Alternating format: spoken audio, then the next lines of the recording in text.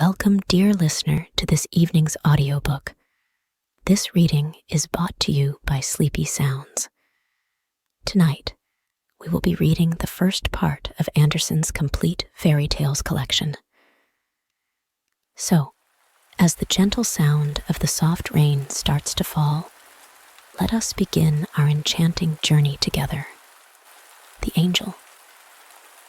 Whenever a good child dies, an angel of God comes down from heaven, takes the dead child in his arms, spreads out his great white wings, and flies with him over all the places which the child had loved during his life.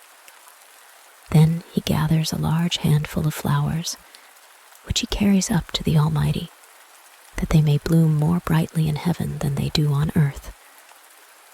And the Almighty presses the flowers to his heart, but he kisses the flower that pleases him best, and it receives a voice, and is able to join the song of the chorus of bliss.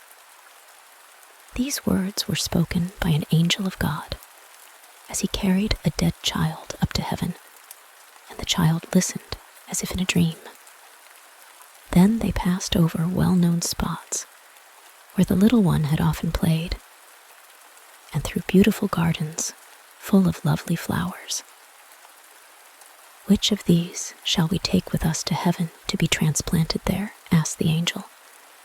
Close by grew a slender, beautiful rose bush, but some wicked hand had broken the stem, and the half-opened rosebuds hung faded and withered on the trailing branches. "Poor rose bush," said the child. "Let us take it with us to heaven, that it may bloom above in God's garden." The angel took up the rose bush. Then he kissed the child, and the little one half opened his eyes. The angel gathered also some beautiful flowers, as well as a few humble buttercups and heartsease. "Now we have flowers enough," said the child. But the angel only nodded. He did not fly upward to heaven. It was night, and quite still in the great town. Here they remained, and the angel hovered over a small, narrow street, in which lay a large heap of straw, ashes, and sweepings from the houses of people who had removed. There lay fragments of plates, pieces of plaster, rags, old hats, and other rubbish not pleasant to see. Amidst all this confusion, the angel pointed to the pieces of a broken flower pot, and to a lump of earth which had fallen out of it. The earth had been kept from falling to pieces by the roots of a withered field flower, which had been thrown amongst the rubbish. "We will take this with us," said the angel. "I will tell you why as we fly along." And as they flew, the angel related the history. Down in that narrow lane, in a low cellar, lived a poor, sick boy.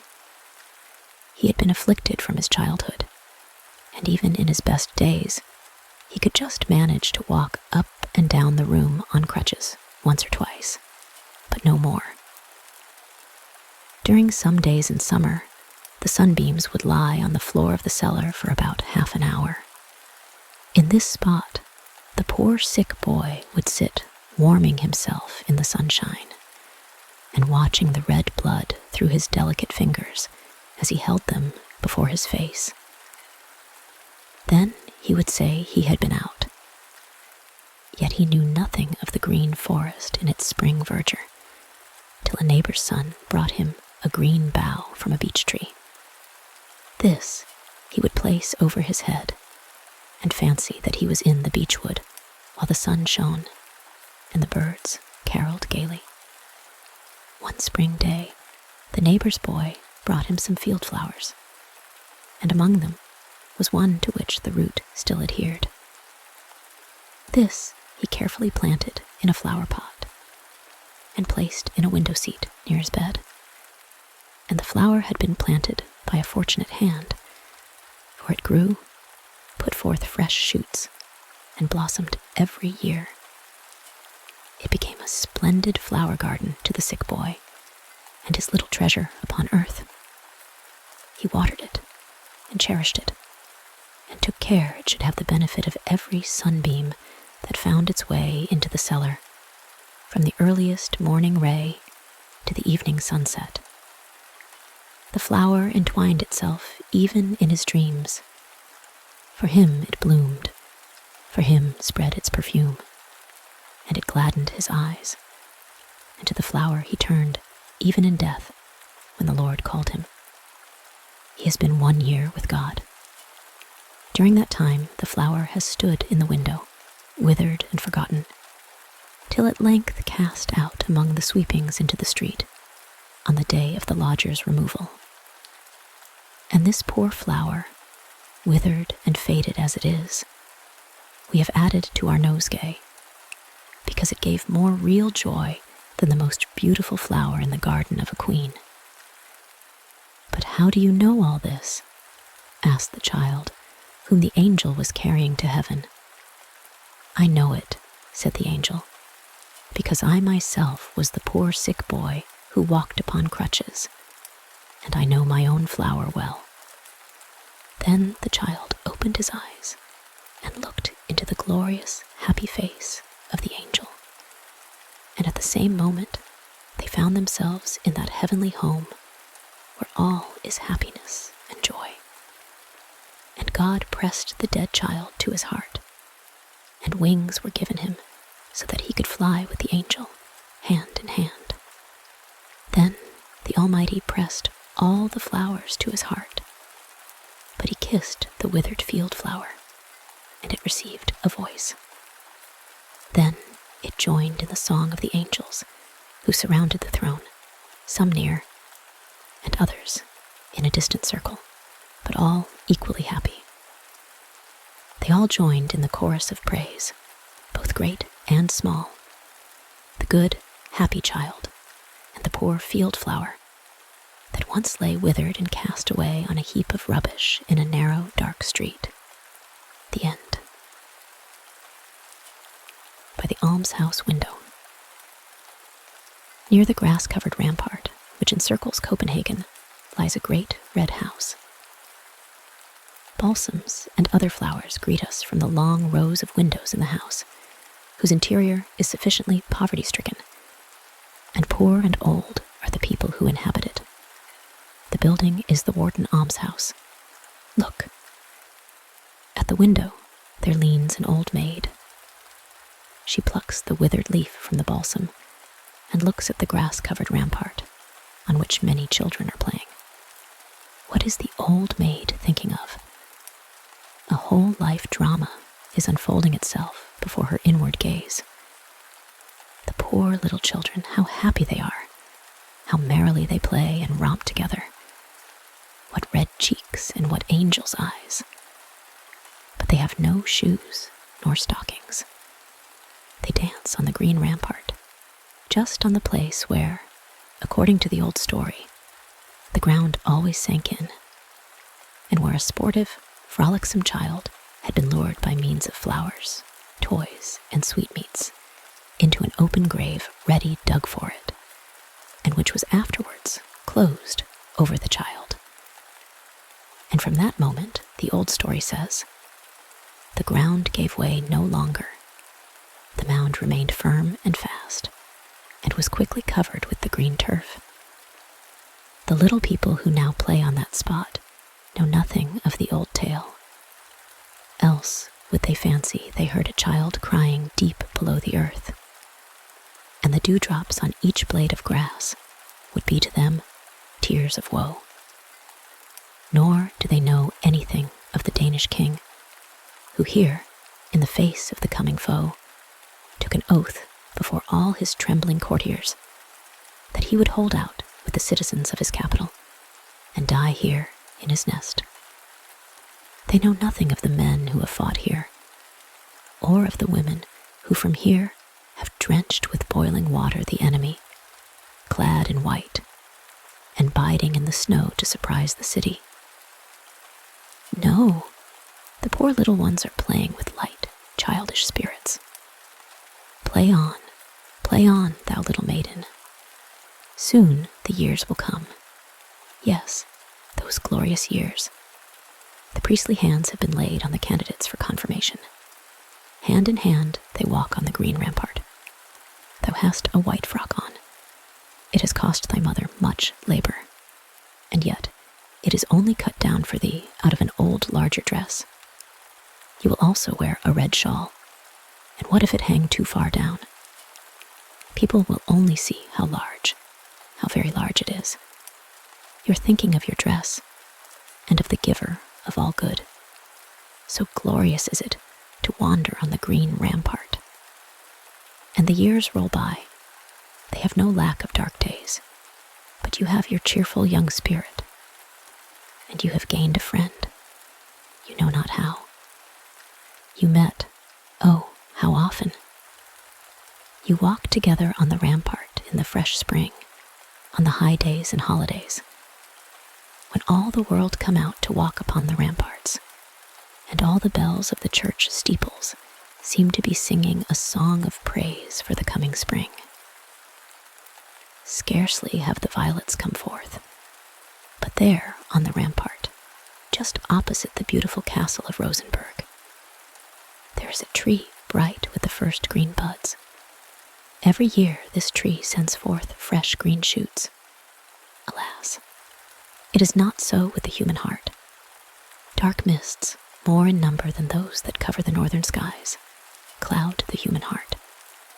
Poor child, thy friend's bridal chamber is a black coffin, and thou becomest an old maid.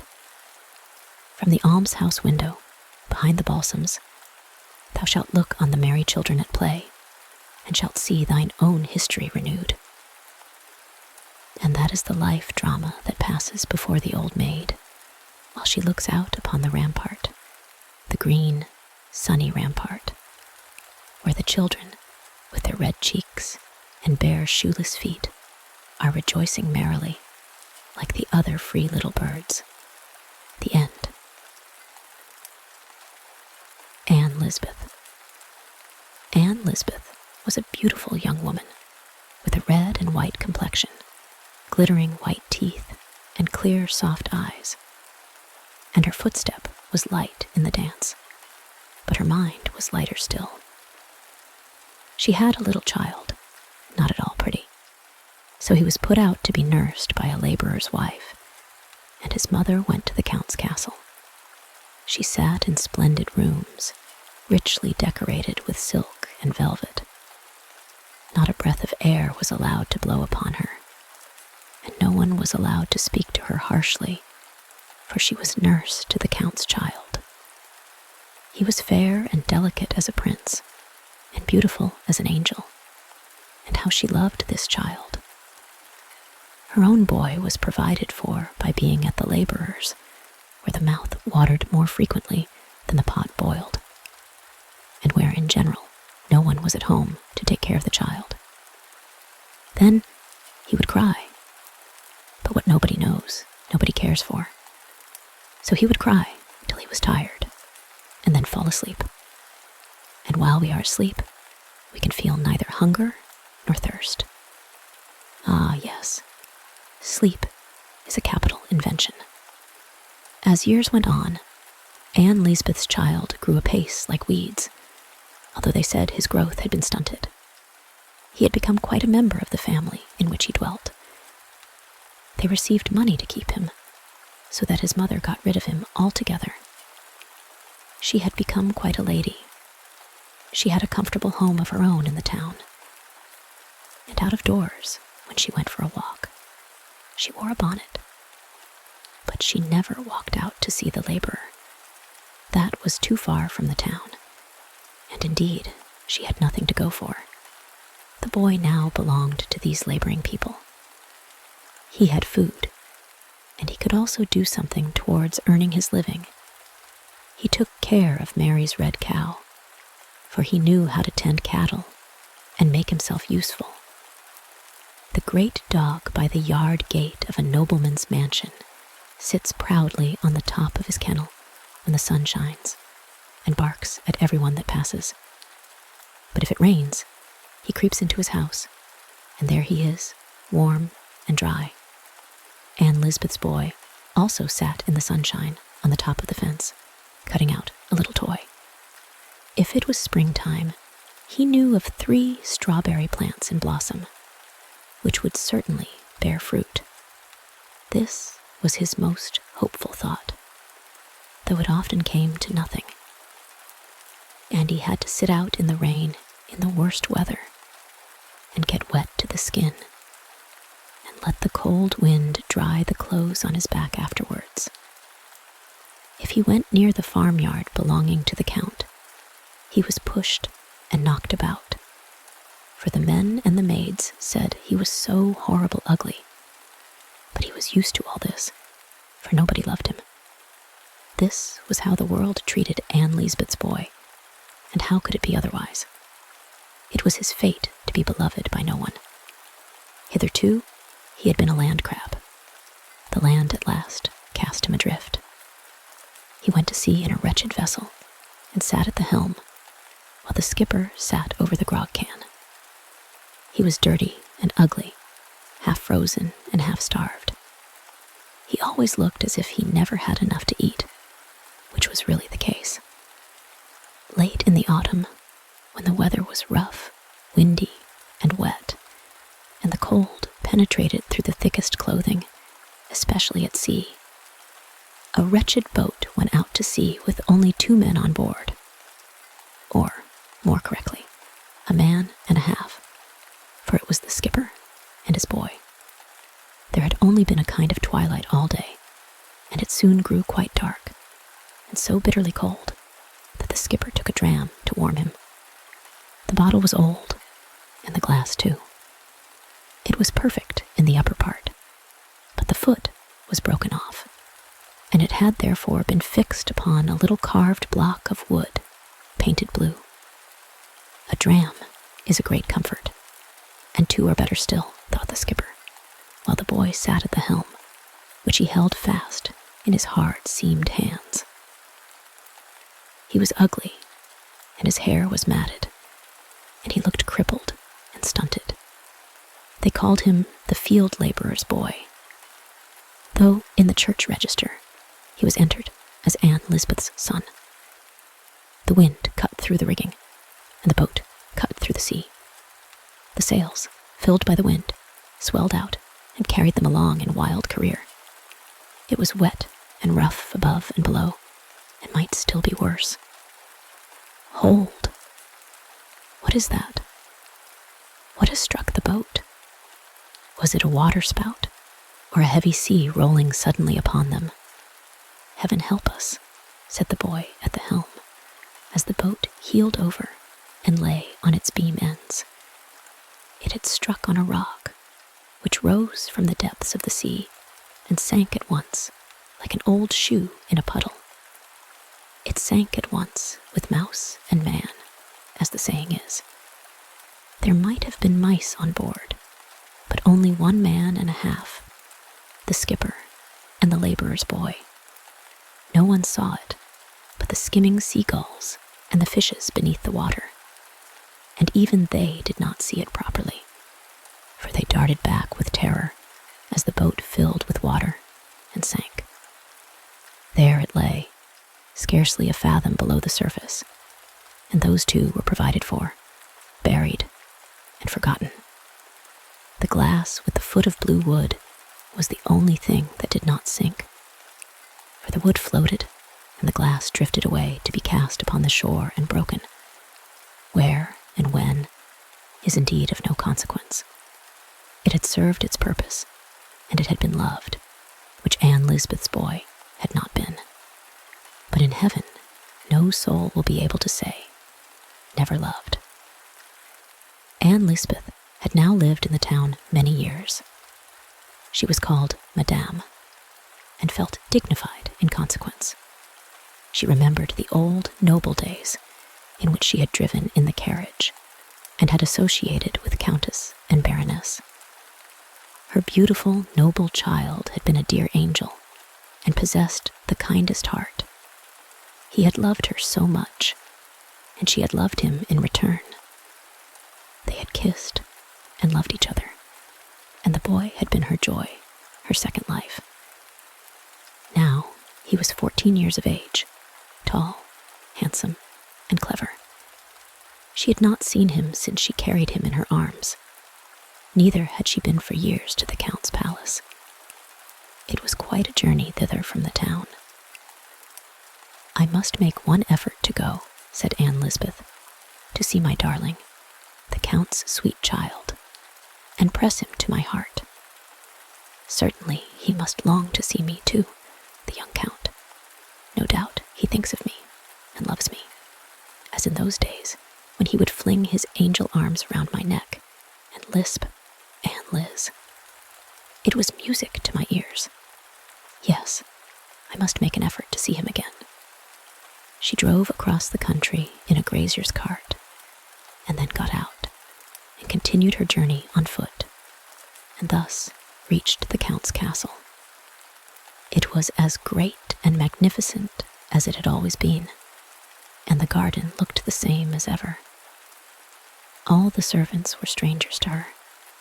Not one of them knew Lisbeth, nor of what consequence she had once been there. But she felt sure the Countess would soon let them know it, and her darling boy too. How she longed to see him. Now that Lisbeth was at her journey's end, she was kept waiting a long time, and for those who wait, time passes slowly. But before the great people went in to dinner, she was called in and spoken to very graciously. She was to go in again after dinner, and then she would see her sweet boy once more. How tall and slender and thin he had grown. But the eyes and the sweet angel mouth were still beautiful. He looked at her, but he did not speak. He certainly did not know who she was. He turned round and was going away, but she seized his hand and pressed it to her lips. "Well, well," he said, and with that he walked out of the room. He who filled her every thought, he whom she loved best, and who was her whole earthly pride. Lisbeth went forth from the castle into the public road, feeling mournful and sad. He whom she had nursed day and night, and even now carried about in her dreams, had been cold and strange, and had not a word or thought respecting her. A great black raven darted down in front of her on the high road, and croaked dismally. "Ah," said she, "what bird of ill omen art thou?" Presently she passed the laborer's hut. His wife stood at the door, and the two women spoke to each other. "You look well," said the woman. "You're fat and plump. You are well off."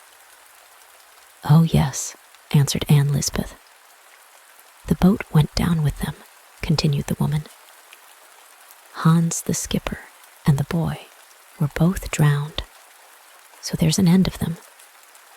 I always thought the boy would be able to help me with a few dollars. He'll never cost you anything more, Lisbeth." "So they were drowned," repeated Lisbeth.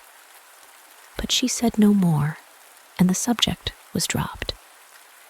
She felt very low-spirited, because her Count child had shown no inclination to speak to her who loved him so well, and who had traveled so far to see him. The journey had cost money too, and she had derived no great pleasure from it.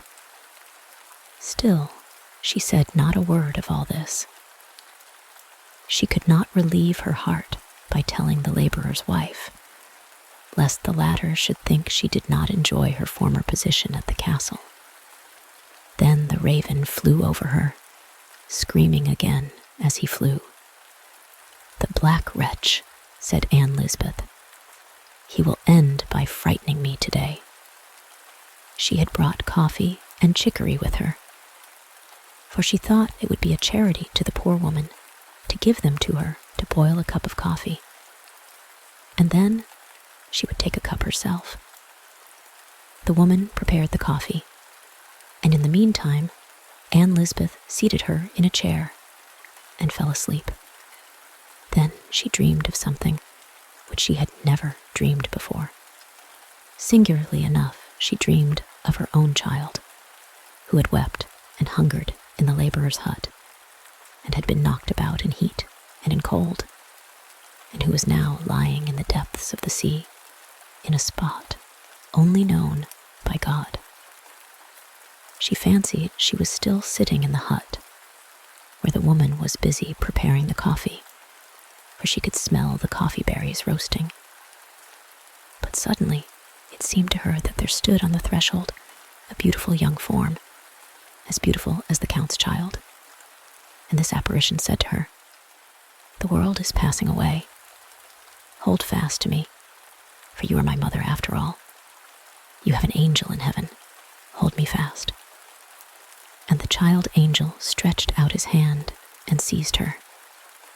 Then there was a terrible crash, as of a world crumbling to pieces, and the angel child was rising from the earth, and holding her by the sleeve so tightly that she felt herself lifted from the ground. But on the other hand, something heavy hung to her feet and dragged her down, and it seemed as if hundreds of women were clinging to her and crying, "If thou art to be saved, we must be saved too. Hold fast, hold fast."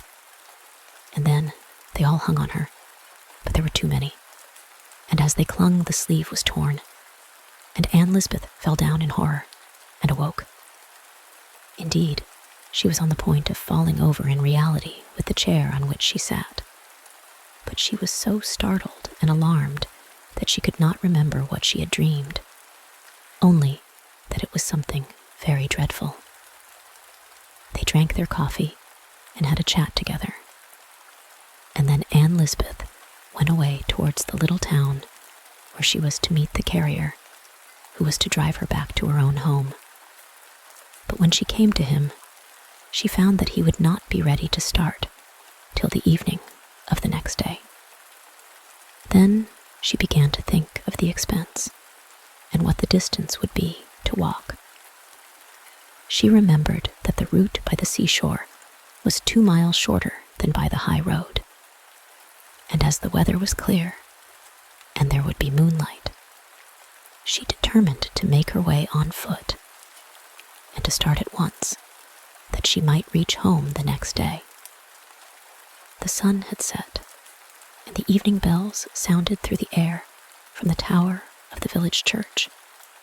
But to her, it was not the bells, but the cry of the frogs in the marshes.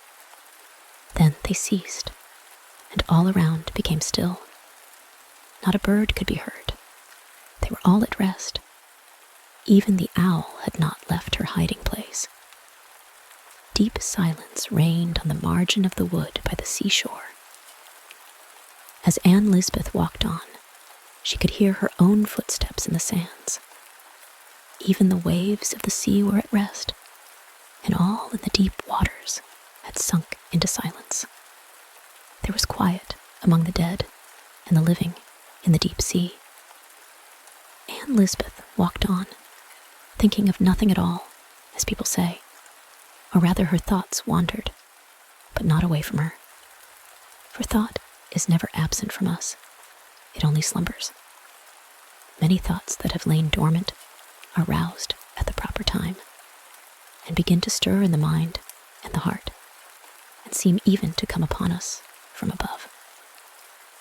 It is written that a good deed bears a blessing for its fruit, and it is also written that the wages of sin is death. Much has been said, and much written, which we pass over, or know nothing of. A light arises within us, and then forgotten things make themselves remembered. And thus it was with Lisbeth. The germ of every vice and every virtue lies in our heart, in yours and in mine. They lie like little grains of seed, till a ray of sunshine, or the touch of an evil hand, or you turn the corner to the right or to the left, and the decision is made. The little seed is stirred. It swells and shoots up, and pours its sap into your blood, directing your course either for good or evil. Troublesome thoughts often exist in the mind, fermenting there, which are not realized by us while the senses are as it were slumbering. But still, they are there. Anne Lisbeth walked on thus, with her senses half asleep, but the thoughts were fermenting within her. From one Shrove Tuesday to another, much may occur to weigh down the heart. It is the reckoning of a whole year. Much may be forgotten, sins against heaven in word and thought, sins against our neighbor, and against our own conscience. We are scarcely aware of their existence, and Anne Lisbeth did not think of any of her errors. She had committed no crime against the law of the land. She was an honorable person, in a good position, that she knew.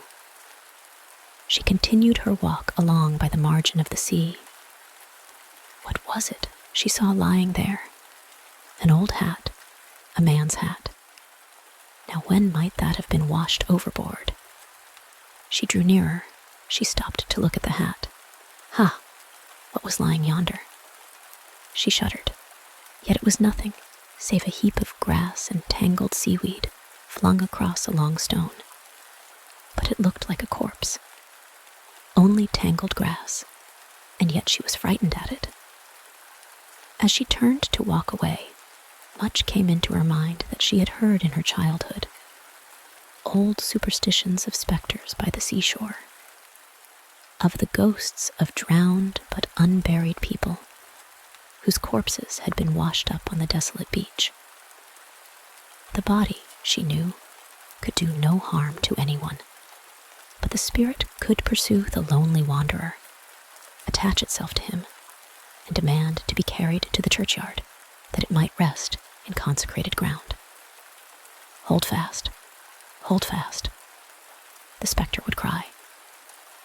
And as Anne Lisbeth murmured these words to herself, the whole of her dream was suddenly recalled to her memory, when the mother had clung to her and uttered these words, when, amid the crashing of worlds, her sleeve had been torn, and she had slipped from the grasp of her child, who wanted to hold her up in that terrible hour. Her child, her own child, which she had never loved, lay now buried in the sea, and might rise up like a spectre from the waters and cry, "Hold fast, carry me to consecrated ground." As these thoughts passed through her mind, fear gave speed to her feet, so that she walked faster and faster. Fear came upon her as if a cold, clammy hand had been laid upon her heart, so that she almost fainted. As she looked across the sea, all there grew darker. A heavy mist came rolling onwards and clung to bush and tree, distorting them into fantastic shapes. She turned and glanced at the moon, which had risen behind her. It looked like a pale, rayless surface, and a deadly weight seemed to hang upon her limbs. Hold, thought she, and then she turned round a second time to look at the moon. A white face appeared quite close to her, with a mist hanging like a garment from its shoulders. "Stop, carry me to consecrated earth," sounded in her ears, in strange, hollow tones. The sound did not come from frogs or ravens. She saw no sign of such creatures. "A grave, dig me a grave," was repeated quite loud. Yes, it was indeed the spectre of her child. The child that lay beneath the ocean, and whose spirit could have no rest until it was carried to the churchyard, and until a grave had been dug for it in consecrated ground. She would go there at once, and there she would dig. She turned in the direction of the church, and the weight on her heart seemed to grow lighter, and even to vanish altogether. But when she turned to go home by the shortest way, it returned. "Stop, stop." And the words came quite clear, though they were like the croak of a frog or the wail of a bird. "A grave, dig me a grave." The mist was cold and damp. Her hands and face were moist and clammy with horror. A heavy weight again seized her and clung to her. Her mind became clear for thoughts that had never before been there. In these northern regions, a beechwood often buds in a single night and appears in the morning sunlight in its full glory of youthful green. So, in a single instant, can the consciousness of the sin that has been committed in thoughts, words, and actions of our past life be unfolded to us. When once the conscience is awakened, it springs up in the heart spontaneously, and God awakens the conscience when we least expect it. Then we can find no excuse for ourselves. The deed is there and bears witness against us. The thoughts seem to become words and to sound far out into the world. We are horrified at the thought of what we have carried within us and at the consciousness that we have not overcome the evil which has its origin in thoughtlessness and pride. The heart conceals within itself the vices as well as the virtues, and they grow in the shallowest ground. Lisbeth now experienced in thought what we have clothed in words. She was overpowered by them, and sank down and crept along for some distance on the ground. A grave, dig me a grave, sounded again in her ears, and she would have gladly buried herself, if in the grave she could have found forgetfulness of her actions. It was the first hour of her awakening, full of anguish and horror. Superstition made her alternately shudder with cold or burn with the heat of fever. Many things, of which she had feared even to speak, came into her mind. Silently, as the cloud shadows in the moonshine, a spectral apparition flitted by her. She had heard of it before. Close by, her galloped 4 snorting steeds, with fire flashing from their eyes and nostrils. They dragged a burning coach, and within it sat the wicked lord of the manor, who had ruled there 100 years before. The legend says that every night at 12 o'clock he drove into his castle yard and out again. He was not as pale as dead men are, but black as a coal. He nodded and pointed to Lisbeth, crying out, "Hold fast, hold fast, and then you may ride again in a nobleman's carriage and forget your child." She gathered herself up and hastened to the churchyard. But black crosses and black ravens danced before her eyes, and she could not distinguish one from the other. The ravens croaked as the raven had done, which she saw in the daytime, but now she understood what they said. "I am the raven mother. I am the raven mother," each raven croaked. And Lisbeth felt that the name also applied to her, and she fancied she should be transformed into a black bird and have to cry as they cried if she did not dig the grave.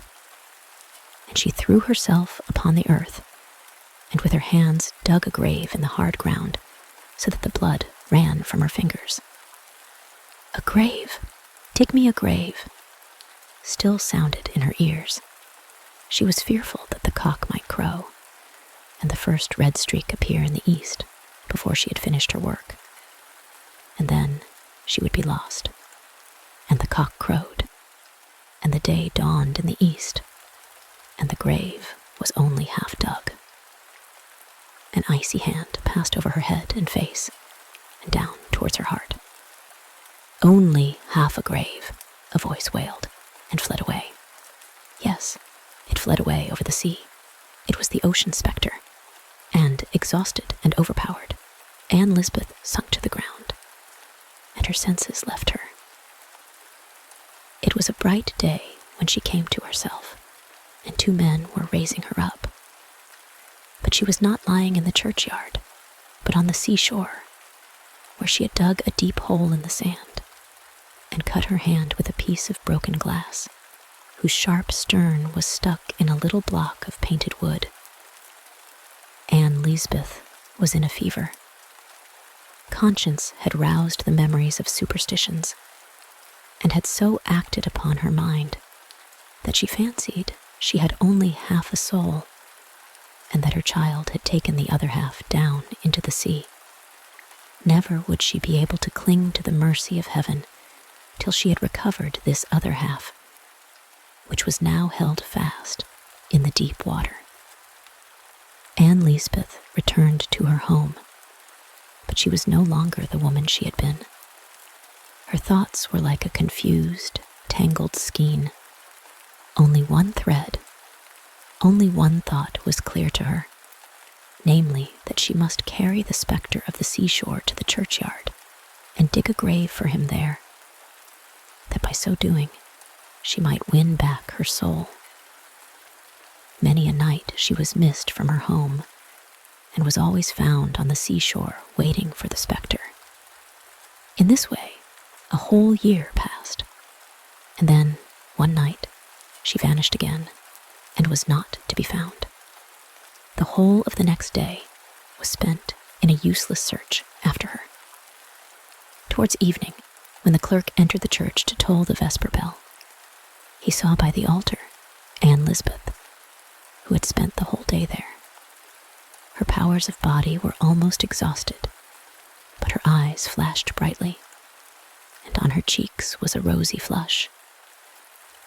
The last rays of the setting sun shone upon her and gleamed over the altar upon the shining clasps of the Bible, which lay open at the words of the prophet Joel. Rend your hearts and not your garments, and turn unto the Lord. That was just a chance, people said. But do things happen by chance?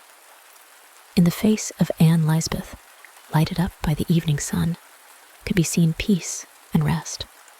She said she was happy now, for she had conquered. The spectre of the shore, her own child, had come to her the night before, and had said to her, "Thou hast dug me only half a grave, but thou hast now, for a year and a day, buried me altogether in thy heart, and it is there a mother can best hide her child." And then he gave her back her lost soul and brought her into the church. "Now, I am in the house of God," she said, "and in that house we are happy." When the sun set, Lisbeth's soul had risen to that region where there's no more pain, and Lisbeth's troubles were at an end. The end. The Conceited Apple-branch. It was the month of May. The wind still blew cold, but from bush and tree, field and flower, came the welcome sound, "Spring is come." Wild flowers in profusion covered the hedges. Under the little apple tree, Spring seemed busy, and told his tale from one of the branches, which hung fresh and blooming, and covered with delicate pink blossoms that were just ready to open. The branch well knew how beautiful it was. This knowledge exists as much in the leaf as in the blood. I was therefore not surprised when a nobleman's carriage, in which sat the young countess, stopped in the road just by. She said that an apple branch was a most lovely object, and an emblem of spring in its most charming aspect. Then the branch was broken off for her, and she held it in her delicate hand and sheltered it with her silk parasol. Then they drove to the castle, in which were lofty halls and splendid drawing rooms. Pure white curtains fluttered before the open windows, and beautiful flowers stood in shining, transparent vases. And in one of them, which looked as if it had been cut out of newly fallen snow, the apple branch was placed among some fresh, light twigs of beech. It was a charming sight. Then the branch became proud, which was very much like human nature. People of every description entered the room, and, according to their position in society, so dared they to express their admiration. Some few said nothing, others expressed too much, and the apple branch very soon got to understand that there was as much difference in the characters of human beings as in those of plants and flowers. Some are all for pomp and parade. Others have a great deal to do to maintain their own importance, while the rest might be spared without much loss to society. So thought the apple-branch, as he stood before the open window, from which he could see out over gardens and fields, where there were flowers and plants enough for him to think and reflect upon, some rich and beautiful, some poor and humble indeed. Poor, despised herbs, said the apple-branch. There is really a difference between them and such as I am. How unhappy they must be if they can feel as those in my position do. There is a difference indeed, and so there ought to be, or we should all be equals. And the apple-branch looked with a sort of pity upon them, especially on a certain little flower that is found in fields and in ditches. No one bound these flowers together in a nosegay. They were too common. They were even known to grow between the paving stones, shooting up everywhere like bad weeds, and they bore the very ugly name of dog flowers or dandelions. Poor, despised plants, said the apple bough. It is not your fault that you are so ugly and that you have such an ugly name. But it is with plants as with men. There must be a difference. A difference, cried the sunbeam, as he kissed the blooming apple branch, and then kissed the yellow dandelion out in the fields. All were brothers, and the sunbeam kissed them, the poor flowers as well as the rich. The apple bough had never thought of the boundless love of God, which extends over all the works of creation, over everything which lives and moves and has its being in him. He had never thought of the good and beautiful, which are so often hidden, but can never remain forgotten by him, not only among the lower creation, but also among men. The sunbeam, the ray of light, knew better. You do not see very far, nor very clearly, he said to the apple branch. Which is the despised plant you so specially pity? The dandelion, he replied. No one ever places it in a nosegay. It is often trodden underfoot. There are so many of them. And when they run to seed, they have flowers like wool, which fly away in little pieces over the roads and cling to the dresses of the people. They are only weeds, but of course, there must be weeds. Oh, I am really very thankful that I was not made like one of these flowers. There came presently across the fields a whole group of children, the youngest of whom was so small that it had to be carried by the others. And when he was seated on the grass among the yellow flowers, he laughed aloud with joy, kicked out his little legs, rolled about, plucked the yellow flowers, and kissed them in childlike innocence. The elder children broke off the flowers with long stems, bent the stalks one round the other to form links, and made first a chain for the neck, then one to go across the shoulders and hang down to the waist, and at last a wreath to wear around the head, so that they looked quite splendid in their garlands of green stems and golden flowers. But the eldest among them gathered carefully the faded flowers, on the stem of which was grouped together the seed, in the form of a white, feathery coronal. These loose, airy wool flowers are very beautiful, and look like fine, snowy feathers or down. The children held them to their mouths, and tried to blow away the whole coronal with one puff of the breath. They had been told by their grandmothers that whoever did so would be sure to have new clothes before the end of the year. The despised flower was by this raised to the position of a prophet or foreteller of events. Do you see, said the sunbeam, do you see the beauty of these flowers? Do you see their powers of giving pleasure? Yes, to children, said the apple bough. By and by, an old woman came into the field, and, with a blunt knife without a handle, began to dig round the roots of some of the dandelion plants and pull them up. With some of these, she intended to make tea for herself, but the rest she was going to sell to the chemist and obtain some money. But beauty is of higher value than all this, said the apple tree branch. Only the chosen ones can be admitted into the realms of the beautiful. There is a difference between plants, just as there is a difference between men. Then the sunbeam spoke of the boundless love of God, as seen in creation, and over all that lives, and of the equal distribution of his gifts, both in time and in eternity.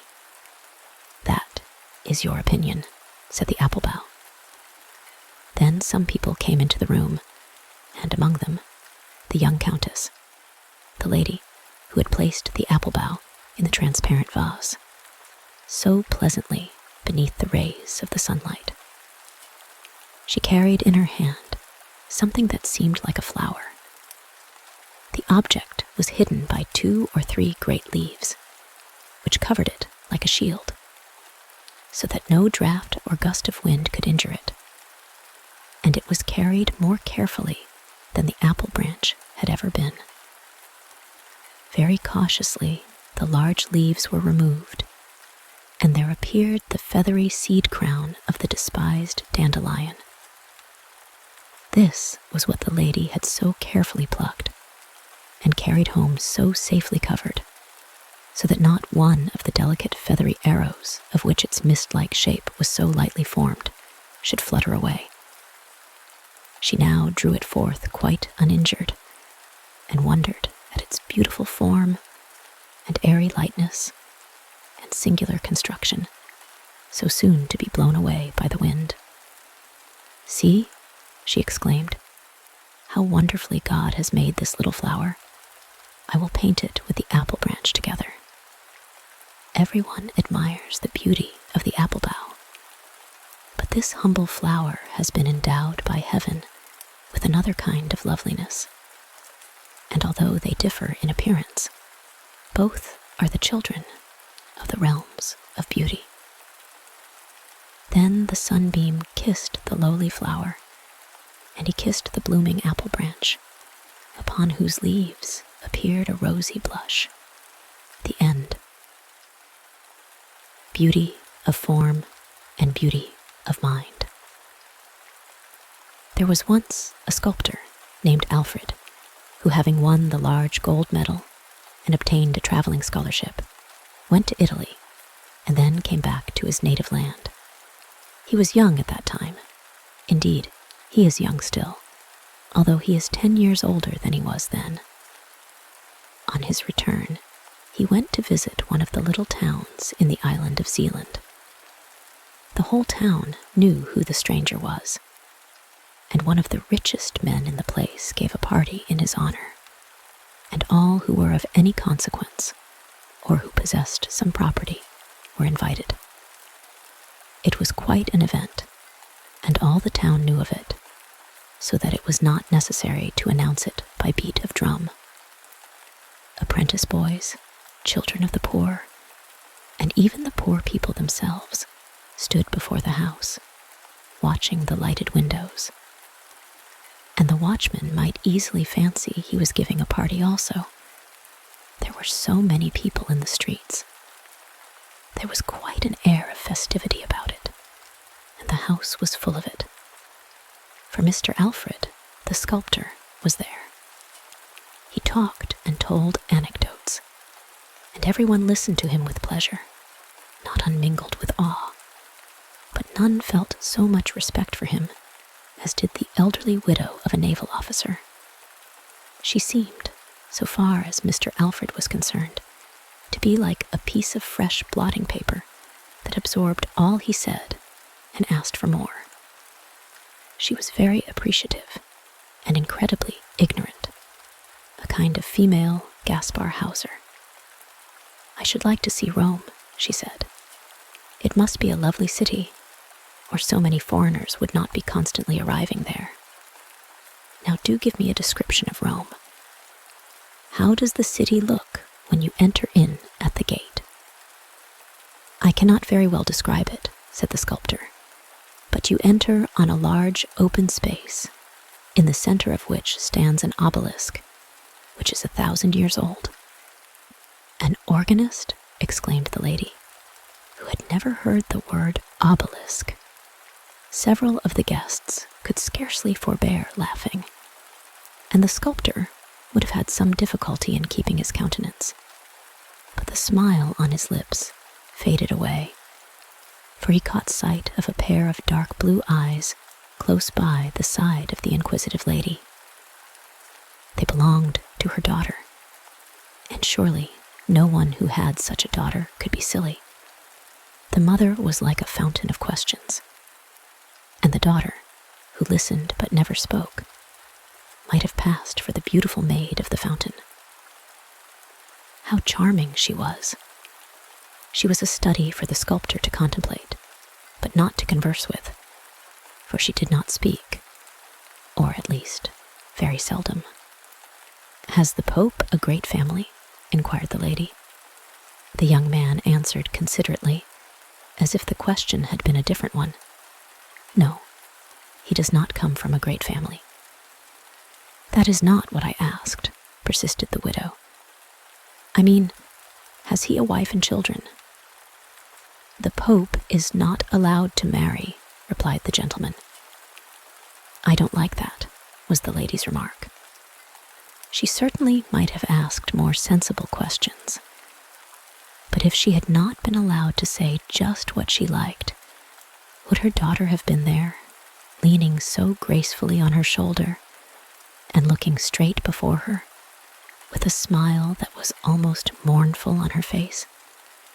Mr. Alfred again spoke of Italy, and of the glorious colors in Italian scenery, the purple hills, the deep blue of the Mediterranean, the azure of southern skies, whose brightness and glory could only be surpassed in the north by the deep blue eyes of a maiden. And he said this with a peculiar intonation, but she, who should have understood his meaning, looked quite unconscious of it, which also was charming. "Beautiful Italy," sighed some of the guests. "Oh, to travel there," said others. "Charming, charming," echoed from every voice. "I may perhaps win $100,000 in the lottery," said the naval officer's widow. "And if I do, we will travel, I and my daughter. And you, Mr. Alfred, must be our guide.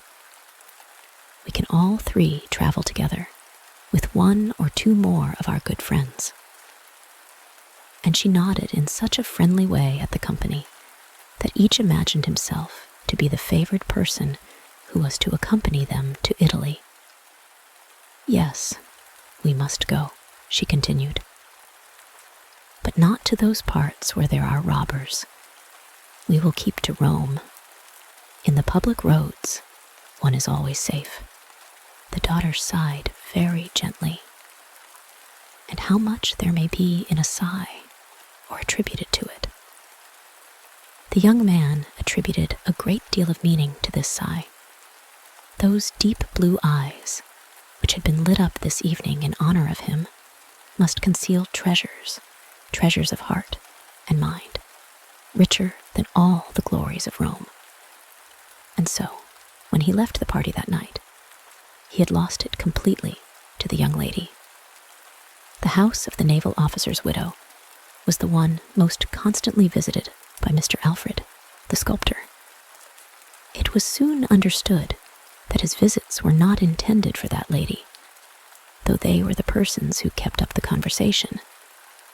He came for the sake of the daughter. They called her Kayla. Her name was really Karen Milena, and these two names had been contracted into the one name Kayla. She was really beautiful, but some said she was rather dull and slept late of a morning. "She has been accustomed to that," her mother said. "She is a beauty, and they are always easily tired. She does sleep rather late, but that makes her eyes so clear. What power seemed to lie in the depths of those dark eyes? The young man felt the truth of the proverb, still waters run deep, and his heart had sunk into their depths. He often talked of his adventures, and the mamma was as simple and eager in her questions as on the first evening they met. It was a pleasure to hear Alfred describe anything.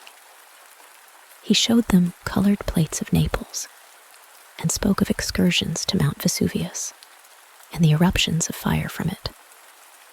The naval officer's widow had never heard of them before. "Good heavens," she said. "So that is a burning mountain. But is it not very dangerous to the people who live near it?" "Whole cities have been destroyed," he replied. "For instance, Herculaneum and Pompeii." "Oh, the poor people. And you saw all that with your own eyes?" "No, I did not see any of the eruptions which are represented in those pictures. But I will show you a sketch of my own, which represents an eruption I once saw." He placed a pencil sketch on the table, and Mamma, who had been overpowered with the appearance of the colored plates, threw a glance at the pale drawing and cried in astonishment. "What, did you see it throw up white fire?" For a moment, Alfred's respect for Kayla's mamma underwent a sudden shock and lessened considerably. But, dazzled by the light which surrounded Kayla, he soon found it quite natural that the old lady should have no eye for color. After all, it was of very little consequence, for Kayla's mamma had the best of all possessions, namely, Kayla herself. Alfred and Kayla were betrothed, which was a very natural result, and the betrothal was announced in the newspaper of the little town. Mamma purchased 30 copies of the paper, that she might cut out the paragraph and send it to friends and acquaintances. The betrothed pair were very happy, and the mother was happy too. She said it seemed like connecting herself with Thorwaldsen. "You are a true successor of Thorwaldsen," she said to Alfred. And it seemed to him as if, in this instance, Mamma had said a clever thing. Kayla was silent, but her eyes shone, her lips smiled. Every movement was graceful. In fact, she was beautiful. That cannot be repeated too often. Alfred decided to take a bust of Kayla, as well as of her mother. They sat to him accordingly, and saw how he molded and formed the soft clay with his fingers. "I suppose it is only on our account that you perform this commonplace work yourself, instead of leaving it to your servant to do all that sticking together." "It is really necessary that I should mold the clay myself," he replied. "Ah, yes, you are always so polite," said Mamma with a smile. And Kayla silently pressed his hand, all soiled as it was with the clay. Then he unfolded to them both the beauties of nature in all her works. He pointed out to them how, in the scale of creation, inanimate matter was inferior to animate nature, the plant above the mineral, the animal above the plant, and man above them all. He strove to show them how the beauty of the mind could be displayed in the outward form, and that it was the sculptor's task to seize upon that beauty of expression and produce it in his works. Kayla stood silent, but nodded in approbation of what he said, while Mama-in-law made the following confession. "It is difficult to follow you, but I go hobbling along after you with my thoughts, though what you say makes my head whirl round and round. Still, I contrive to lay hold on some of it." Kayla's beauty had a firm hold on Alfred. It filled his soul and held a mastery over him. Beauty beamed from Kayla's every feature, glittered in her eyes, lurked in the corners of her mouth, and pervaded every movement of her agile fingers. Alfred, the sculptor, saw this. He spoke only to her, thought only of her, and the two became one. And so it may be said she spoke much, for he was always talking to her, and he and she were one. Such was the betrothal, and then came the wedding, with bridesmaids and wedding presents, all duly mentioned in the wedding speech. Mom-in-law had set up Thorwaldsen's bust at the end of the table, attired in a dressing gown. It was her fancy that he should be a guest. Songs were sung and cheers given, for it was a gay wedding, and they were a handsome pair. Pygmalion loved his Galatea, said one of the songs. Ah, that is some of your mythologies, said Mom-in-law. Next day, the youthful pair started for Copenhagen, where they were to live. Mom-in-law accompanied them to attend to the coarse work, as she always called the domestic arrangements. Kayla looked like a doll in a doll's house, for everything was bright and new and so fine. There they sat, all three. And as for Alfred, a proverb may describe his position. He looked like a swan amongst the geese. The magic of form had enchanted him. He had looked at the casket without caring to inquire what it contained. And that omission often brings the greatest unhappiness into married life. The casket may be injured, the gilding may fall off, and then the purchaser regrets his bargain. In a large party, it is very disagreeable to find a button giving way, with no studs at hand to fall back upon. But it is worse still in a large company to be conscious that your wife and mother-in-law are talking nonsense, and that you cannot depend upon yourself to produce a little ready wit to carry off the stupidity of the whole affair. The young married pair often sat together, hand in hand. He would talk, but she could only now and then let fall a word in the same melodious voice, the same bell-like tones. It was a mental relief when Sophie, one of her friends, came to pay them a visit. Sophie was not pretty. She was, however, quite free from any physical deformity, although Kayla used to say she was a little crooked. But no eye, save an intimate acquaintance, would have noticed it. She was a very sensible girl, yet it never occurred to her that she might be a dangerous person in such a house. Her appearance created a new atmosphere in the doll's house, and air was really required. They all owned that. They felt the want of a change of air, and consequently, the young couple and their mother traveled to Italy. Thank heaven we are at home again within our own four walls, said mom-in-law and daughter both, on their return after a year's absence. There is no real pleasure in traveling, said Mama. To tell the truth, it's very wearisome. I beg pardon for saying so. I was soon very tired of it, although I had my children with me. And besides, it's very expensive work traveling, very expensive. And all those galleries one is expected to see, and the quantity of things you are obliged to run after. It must be done, for very shame.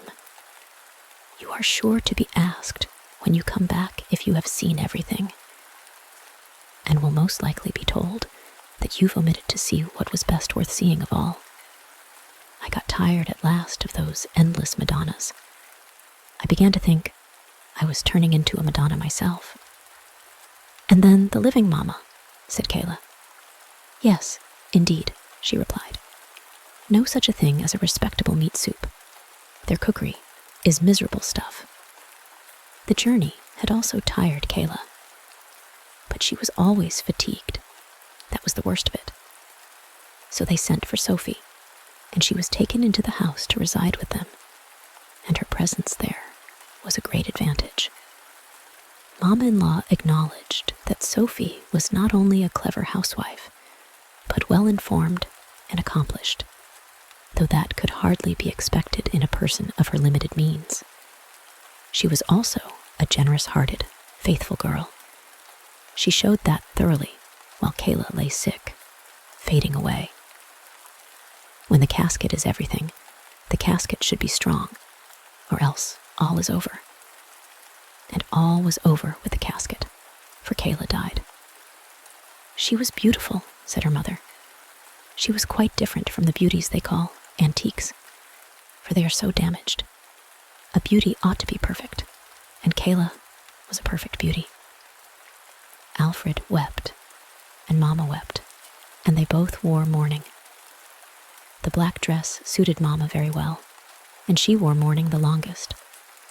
She had also to experience another grief in seeing Alfred marry again, marry Sophie, who was nothing at all to look at.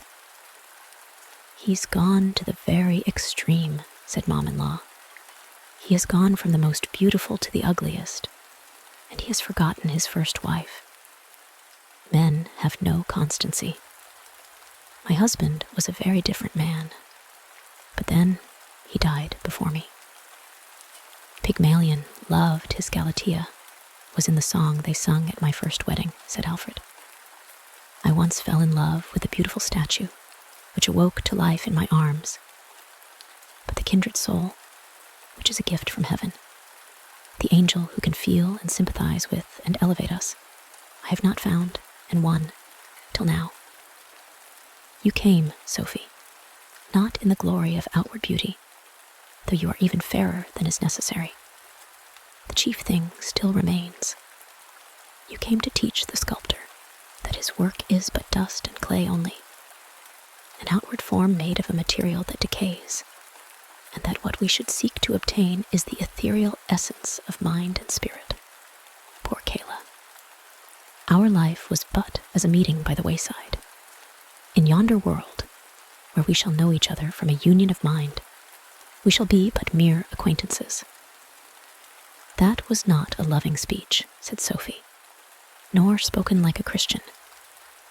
In a future state, where there is neither marrying nor giving in marriage, but where, as you say, souls are attracted to each other by sympathy, there everything beautiful develops itself and is raised to a higher state of existence. Her soul will acquire such completeness that it may harmonize with yours, even more than mine, and you will then once more utter your first rapturous exclamation of your love. Beautiful, most beautiful. The end. The Beetle who went on his travels. There was once an emperor who had a horse shod with gold. He had a golden shoe on each foot. And why was this? He was a beautiful creature, with slender legs, bright, intelligent eyes, and a mane that hung down over his neck like a veil. He had carried his master through fire and smoke in the battlefield, with the bullets whistling round him. He had kicked and bitten and taken part in the fight when the enemy advanced. And, with his master on his back, he had dashed over the fallen foe and saved the golden crown and the emperor's life, which was of more value than the brightest gold. This is the reason of the emperor's horse wearing golden shoes. A beetle came creeping forth from the stable where the farrier had been shoeing the horse. Great ones first, of course, said he, and then the little ones. But size is not always a proof of greatness. He stretched out his thin leg as he spoke. And pray, what do you want? Asked the farrier. Golden shoes, replied the beetle. Why, you must be out of your senses, said the farrier. Golden shoes for you, indeed. Yes, certainly. Golden shoes, replied the beetle. Am I not just as good as that great creature yonder, who is waited upon and brushed, and has food and drink placed before him? And don't I belong to the royal stables? But why does the horse have golden shoes? Asked the farrier. Of course you understand the reason.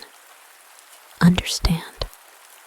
Well, I understand that it is a personal slight to me, cried the beetle. It is done to annoy me, so I intend to go out into the world and seek my fortune. Go along with you, said the farrier. You're a rude fellow, cried the beetle, as he walked out of the stable.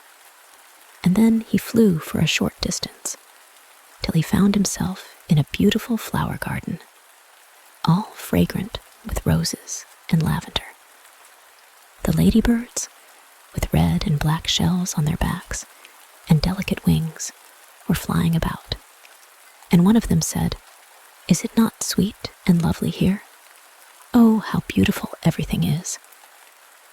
I am accustomed to better things, said the beetle. Do you call this beautiful? Why, there is not even a dung heap. Then he went on, and under the shadow of a large haystack, he found a caterpillar crawling along. How beautiful this world is, said the caterpillar. The sun is so warm, I quite enjoy it. And soon I shall go to sleep, and die, as they call it. But I shall wake up with beautiful wings to fly with, like a butterfly. How conceited you are, said the beetle. Fly about as a butterfly indeed. What of that? I have come out of the emperor's stable, and no one there, not even the emperor's horse, who, in fact, wears my cast-off golden shoes, has any idea of flying, excepting myself. To have wings and fly, why, I can do that already. And so saying, he spread his wings and flew away. I don't want to be disgusted, he said to himself, and yet I can't help it. Soon after, he fell down upon an extensive lawn, and for a time pretended to sleep, but at last fell asleep in earnest. Suddenly, a heavy shower of rain came falling from the clouds.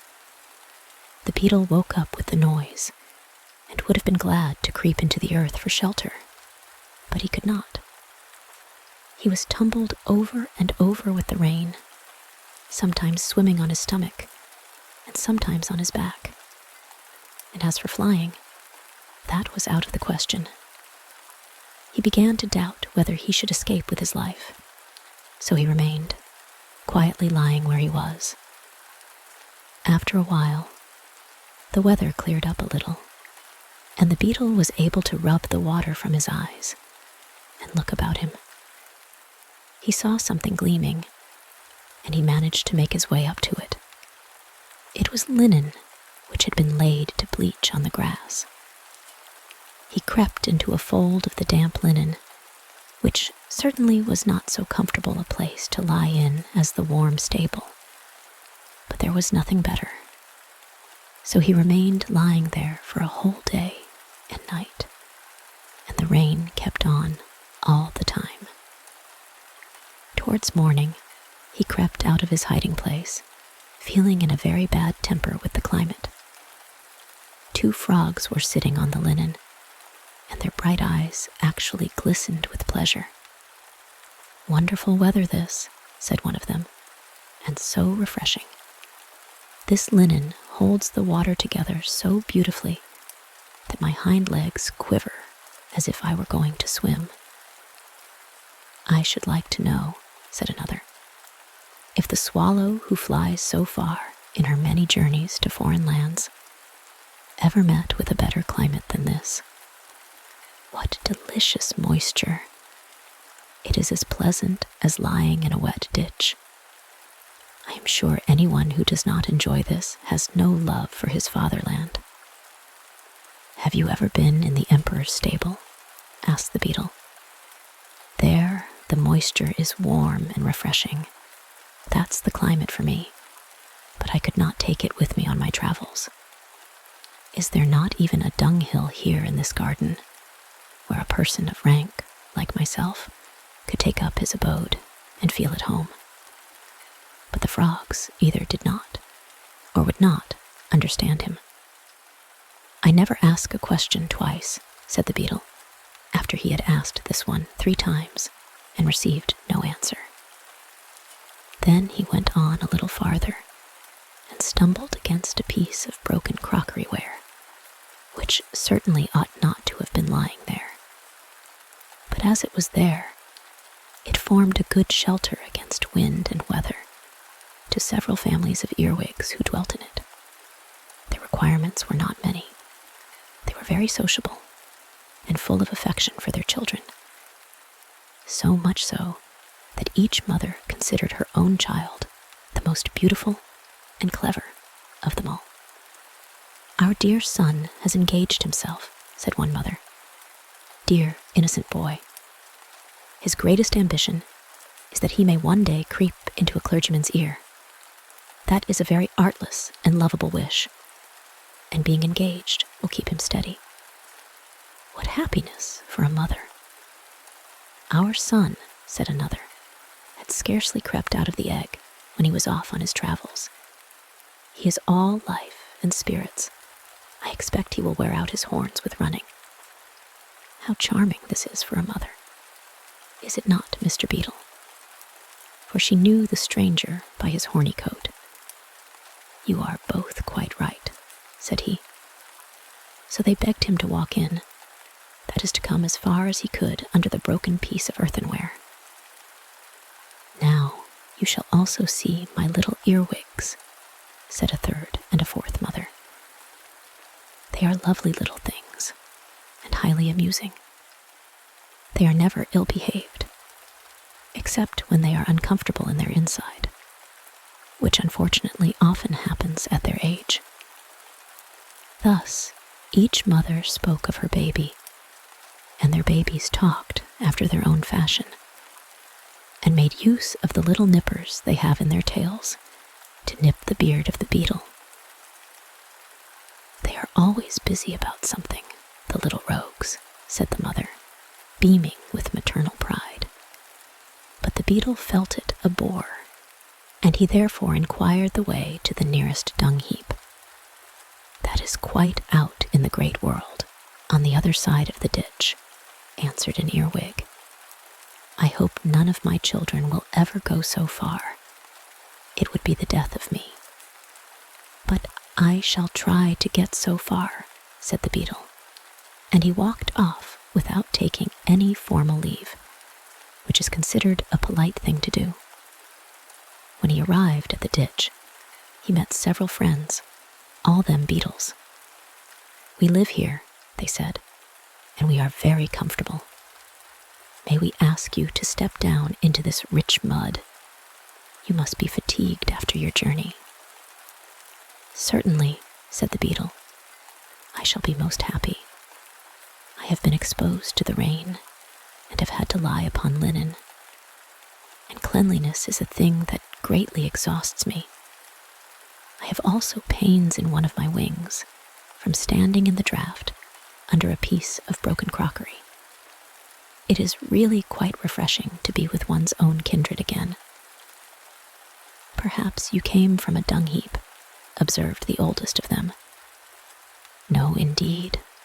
I came from a much grander place," replied the beetle. "I came from the emperor's stable, where I was born, with golden shoes on my feet.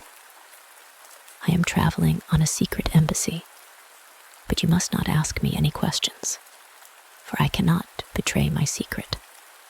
Then the beetle stepped down into the rich mud, where sat 3 young lady beetles, who tittered because they did not know what to say.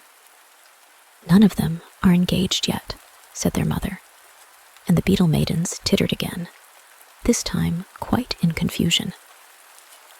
"I have never seen greater beauties, even in the royal stables," exclaimed the beetle, who was now resting himself. "Don't spoil my girls," said the mother, "and don't talk to them, pray, unless you have serious intentions." But of course, the beetle's intentions were serious, and after a while, our friend was engaged. The mother gave them her blessing, and all the other beetles cried, "Hurrah!" Immediately after the betrothal came the marriage, for there was no reason to delay. following day passed very pleasantly, and the next was tolerably comfortable. But on the third, it became necessary for him to think of getting food for his wife, and perhaps for children. "I have allowed myself to be taken in," said our beetle to himself, "and now there's nothing to be done but to take them in return." No sooner said than done. Away he went, and stayed away all day and all night, and his wife remained behind a forsaken widow. "Oh," said the other beetles, "this fellow that we have received into our family is nothing but a complete vagabond. He has gone away and left his wife a burden upon our hands. Well, she can be unmarried again, and remain here with my other daughters," said the mother. "Fie on the villain that forsook her." In the meantime, the beetle, who had sailed across the ditch on a cabbage leaf, had been journeying on the other side. In the morning, 2 persons came up to the ditch.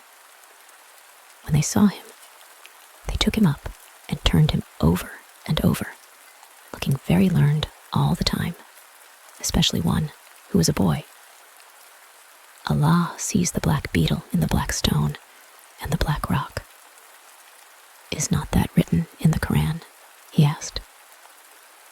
Then he translated the beetle's name into Latin and said a great deal upon the creature's nature and history. The second person, who was older and a scholar, proposed to carry the beetle home, as they wanted just such good specimens as this. Our beetle considered this speech a great insult, so he flew suddenly out of the speaker's hand. His wings were dry now, so they carried him to a great distance, till at last he reached a hothouse, where a sash of the glass roof was partly open. So he quietly slipped in and buried himself in the warm earth. "It is very comfortable here," he said to himself, and soon after fell asleep. Then he dreamed that the emperor's horse was dying, and had left him his golden shoes, and also promised that he should have 2 more. All this was very delightful, and when the beetle woke up, he crept forth and looked around him. What a splendid place the hothouse was! At the back, large palm trees were growing, and the sunlight made the leaves look quite glossy. And beneath them, what a profusion of luxuriant green, and of flowers red like flame, yellow as amber, or white as new-fallen snow. "What a wonderful quantity of plants," cried the beetle. "How good they will taste when they are decayed. This is a capital storeroom. There must certainly be some relations of mine living here. I will just see if I can find anyone with whom I can associate. I'm proud, certainly, but I'm also proud of being so." Then he prowled about in the earth, and thought what a pleasant dream that was about the dying horse, and the golden shoes he had inherited. Suddenly, a hand seized the beetle and squeezed him, and turned him round and round. The gardener's little son and his playfellow had come into the hothouse, and seeing the beetle, wanted to have some fun with him. First, he was wrapped in a vine leaf and put into a warm trousers pocket. He twisted and turned about with all his might, but he got a good squeeze from the boy's hand, as a hint for him to keep quiet. Then the boy went quickly towards a lake that lay at the end of the garden. Here, the beetle was put into an old, broken wooden shoe, in which a little stick had been fastened upright for a mast, and to this mast the beetle was bound with a piece of worsted. Now he was a sailor, and had to sail away. The lake was not very large, but to the beetle it seemed an ocean, and he was so astonished at its size that he fell over on his back and kicked out his legs. Then the little ship sailed away. Sometimes the current of the water seized it, but whenever it went too far from the shore, one of the boys turned up his trousers and went in after it and brought it back to land. But at last, just as it went merrily out again, the two boys were called, and so angrily that they hastened to obey and ran away as fast as they could from the pond, so that the little ship was left to its fate. It was carried away farther and farther from the shore till it reached the open sea. This was a terrible prospect for the beetle, for he could not escape in consequence of being bound to the mast. Then a fly came and paid him a visit. "What beautiful weather," said the fly. "I shall rest here and sun myself. You must have a pleasant time of it." "You speak without knowing the facts," replied the beetle. "Don't you see that I am a prisoner?" "Ah, but I'm not a prisoner," remarked the fly, and away he flew. "Well, now I know the world," said the beetle to himself. "It's an abominable world. I'm the only respectable person in it. First, they refuse me my golden shoes. Then I have to lie on damp linen and to stand in a draught. And to crown all, they fasten a wife upon me. Then, when I have made a step forward in the world and found out a comfortable position, just as I could wish it to be, one of these human boys comes and ties me up and leaves me to the mercy of the wild waves, while the emperor's favorite horse goes prancing about proudly on his golden shoes. This vexes me more than anything. But it is useless to look for sympathy in this world. My career has been very interesting, but what's the use of that if nobody knows anything about it? The world does not deserve to be made acquainted with my adventures, for it ought to have given me golden shoes when the emperor's horse was shod. And I stretched out my feet to be shod too. If I had received golden shoes, I should have been an ornament to the stable. Now I am lost to the stable and to the world. It is all over with me. But all was not yet over. A boat, in which were a few young girls, came rowing up. "Look, yonder is an old wooden shoe sailing along," said one of the younger girls. "And there's a poor little creature bound fast in it," said another. The boat now came close to our beetle's ship, and the young girls fished it out of the water. One of them drew a small pair of scissors from her pocket and cut the worsted without hurting the beetle. And when she stepped on shore, she placed him on the grass. "There," she said, "creep away, or fly, if thou canst. It is a splendid thing to have thy liberty." Away flew the beetle, straight through the open window of a large building. There he sank down, tired and exhausted, exactly on the mane of the emperor's favorite horse, who was standing in his stable. And the beetle found himself at home again. For some time he clung to the mane, that he might recover himself. "Well," he said, "here I am, seated on the emperor's favorite horse, sitting upon him as if I were the emperor himself. But what was it?" the farrier asked me. "Ah, I remember now. That's a good thought. He asked me why the golden shoes were given to the horse. The answer is quite clear to me now. They were given to the horse on my account." And this reflection put the beetle into a good temper. The sun's rays also came streaming into the stable and shone upon him and made the place lively and bright. "Traveling expands the mind very much," said the beetle. "The world is not so bad after all, if you know how to take things as they come." The end. The bell.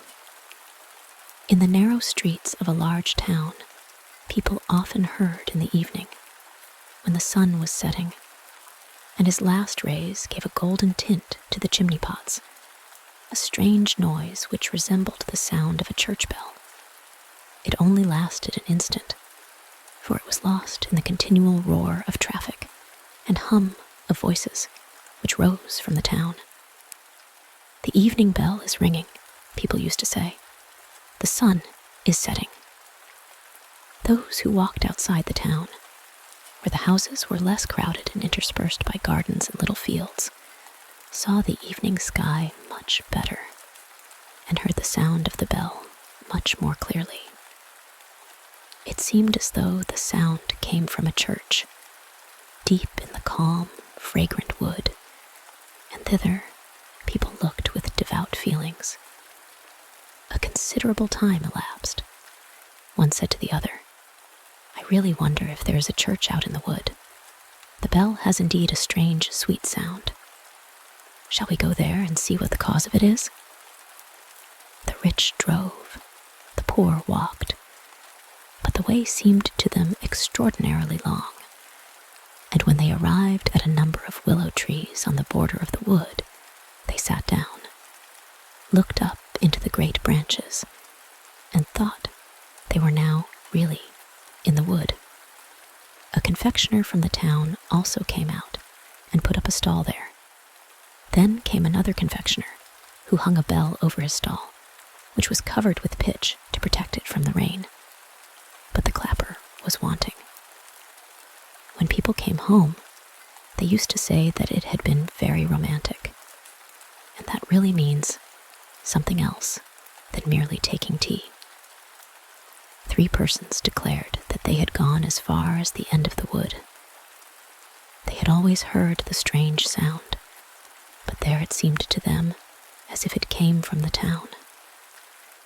One of them wrote verses about the bell, and said that it was like the voice of a mother speaking to an intelligent and beloved child. No tune, he said, was sweeter than the sound of the bell. The emperor of the country heard of it, and declared that he who would really find out where the sound came from should receive the title of bell ringer to the world, even if there was no bell at all. Now, many went out into the wood for the sake of this splendid birth, but only one of them came back with some sort of explanation. None of them had gone far enough, nor had he. And yet he said that the sound of the bell came from a large owl in a hollow tree. It was a wisdom owl, which continually knocked its head against the tree, but he was unable to say with certainty whether its head or the hollow trunk of the tree was the cause of the noise. He was appointed bell ringer to the world, and wrote every year a short dissertation on the owl, but by this means people did not become any wiser than they had been before. It was just Confirmation Day. The clergyman had delivered a beautiful and touching sermon. The candidates were deeply moved by it. It was indeed a very important day for them. They were all at once transformed from mere children to grown-up people. The childish soul was to fly over, as it were, into a more reasonable being. The sun shone most brightly, and the sound of the great unknown bell was heard more distinctly than ever. They had a mind to go thither, all except 3. One of them wished to go home and try on her ball dress, for this very dress and the ball were the cause of her being confirmed this time. Otherwise, she would not have been allowed to go. The second, a poor boy, had borrowed a coat and a pair of boots from the son of his landlord to be confirmed in, and he had to return them at a certain time. The third said that he never went into strange places if his parents were not with him. He had always been a good child, and wished to remain so, even after being confirmed, and they ought not to tease him for this. They, however, did it all the same. These 3, therefore, did not go. The others went on. The sun was shining, the birds were singing, and the confirmed children sang too, holding each other by the hand. for they had no position yet, and they were all equal in the eyes of God. 2 of the smallest soon became tired and returned to the town. 2 little girls sat down and made garlands of flowers. They, therefore, did not go on. When the others arrived at the willow trees, where the confectioner had put up his stall, they said, "Now we are out here. The bell does not in reality exist. It is only something that people imagine." Then suddenly, the sound of the bell was heard so beautifully and solemnly from the wood that 4 or 5 made up their minds to go still further on. The wood was very thickly grown. It was difficult to advance. Wood lilies and anemones grew almost too high. Flowering convolvuli and brambles were hanging like garlands from tree to tree, while the nightingales were singing and the sunbeams played.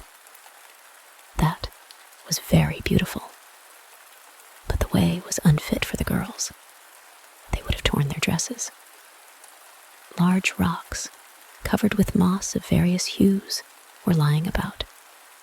The fresh spring water rippled forth with a peculiar sound. "I don't think that can be the bell," said one of the confirmed children. And then he lay down and listened. "We must try to find out if it is." And there he remained and let the others walk on. They came to a hut built of the bark of trees and branches. A large crab-apple tree spread its branches over it, as if it intended to pour all its fruit on the roof, upon which roses were blooming. The long boughs covered the gable, where a little bell was hanging. Was this the one they had heard? All agreed that it must be so, except one who said that the bell was too small and too thin to be heard at such a distance, and that it had quite a different sound to that which had so touched men's hearts. He who spoke was a king's son, and therefore the others said that such a one always wishes to be cleverer than other people. Therefore they let him go alone, and as he walked on, the solitude of the wood produced a feeling of reverence in his breast. But still, he heard the little bell, about which the others rejoiced. And sometimes, when the wind blew in that direction, he could hear the sounds from the confectioner's stall, where the others were singing at tea.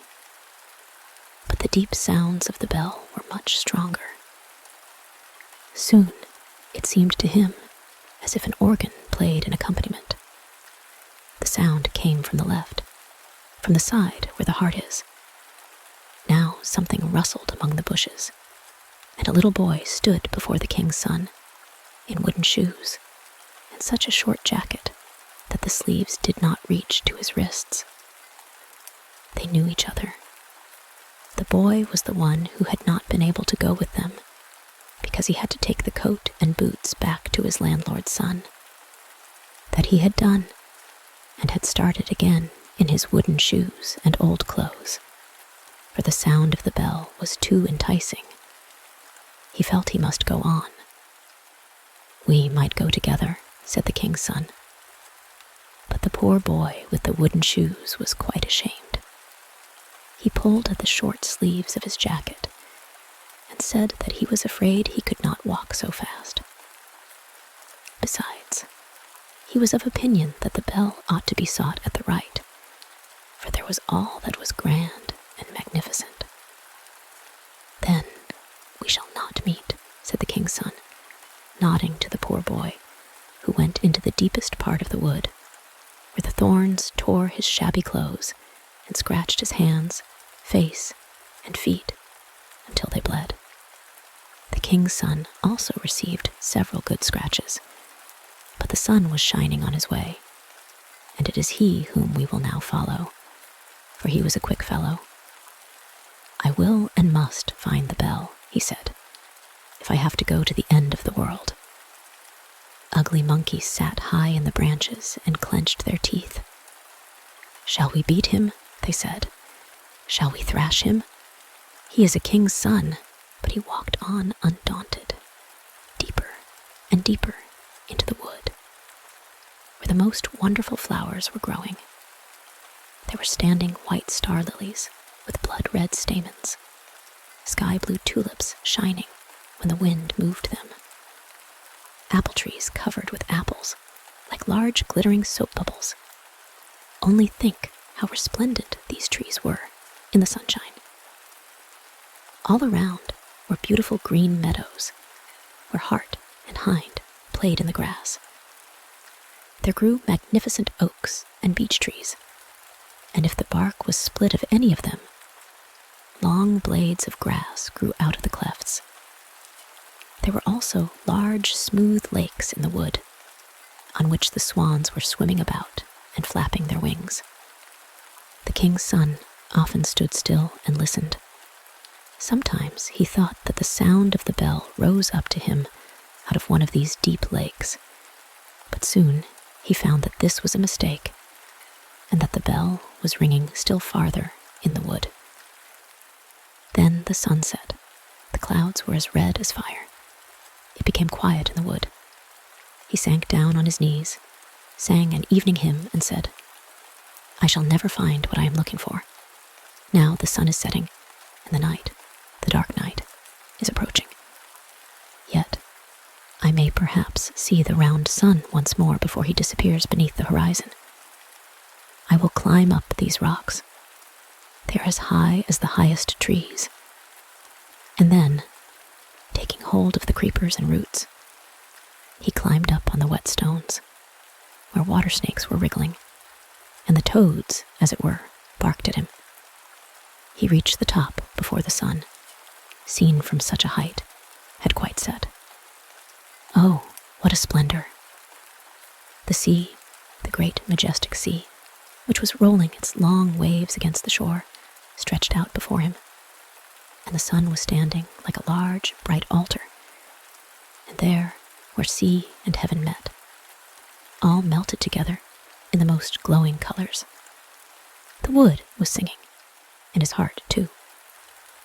The whole of nature was one large, holy church, in which the trees and hovering clouds formed the pillars, the flowers and grass, the woven velvet carpet, and heaven itself was the great cupola. Up there, the flame color vanished as soon as the sun disappeared, but millions of stars were lighted.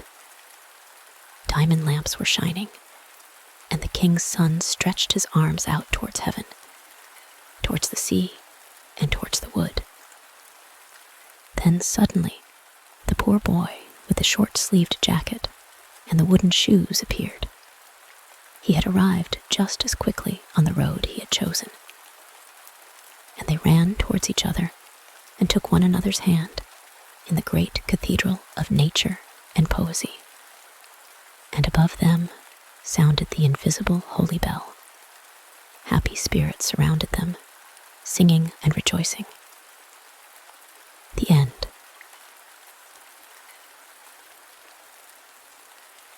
The bell deep. Ding dong, ding dong. It sounds up from the bell deep in the Odense Au. Every child in the old town of Odense, on the island of Funen, knows the Au, which washes the gardens round about the town, and flows on under the wooden bridges from the dam to the watermill. In the Au grow the yellow water lilies and brown, feathery reeds. The dark, velvety flag grows there, high and thick. Old and decayed willows, slanting and tottering, hang far out over the stream beside the monk's meadow and by the bleaching ground. But opposite, there are gardens upon gardens, each different from the rest. Some with pretty flowers and bowers like little dolls' pleasure grounds, often displaying cabbage and other kitchen plants. And here and there the gardens cannot be seen at all, for the great elder trees that spread themselves out by the bank and hang far out over the streaming waters, which are deeper here and there than an oar can fathom. Opposite the old nunnery is the deepest place, which is called the Bell Deep, and there dwells the old water spirit, the Alman.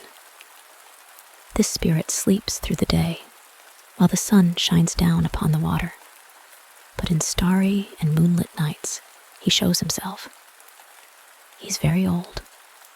Grandmother says that she has heard her own grandmother tell of him. He is said to lead a solitary life, and to have nobody with whom he can converse save the great old church bell. Once the bell hung in the church tower, but now there is no trace left of the tower or of the church, which was called St. Albans. Ding dong, sounded the bell when the tower still stood there. And one evening, while the sun was setting and the bell was swinging away bravely, it broke loose and came flying down through the air, the brilliant metal shining in the ruddy beam. Ding dong, ding dong. Now I'll retire to rest, sang the bell, and flew down into the Odense Au, where it is deepest, and that is why the place is called the Bell Deep. But the bell got neither rest nor sleep. Down in the Alman's haunt it sounds and rings, so that the tones sometimes pierce upward through the waters, and many people maintain that its strains forebode the death of someone. But that is not true, for the bell is only talking with the Oman, who is now no longer alone. And what is the bell telling? It is old, very old, as we have already observed. It was there long before grandmother's grandmother was born, and yet it is but a child in comparison with the Oman, who is quite an old, quiet personage, an oddity, with his hose of eel skin and his scaly jacket with the yellow lilies for buttons, and a wreath of reed in his hair and seaweed in his beard. But he looks very pretty for all that. What the bell tells?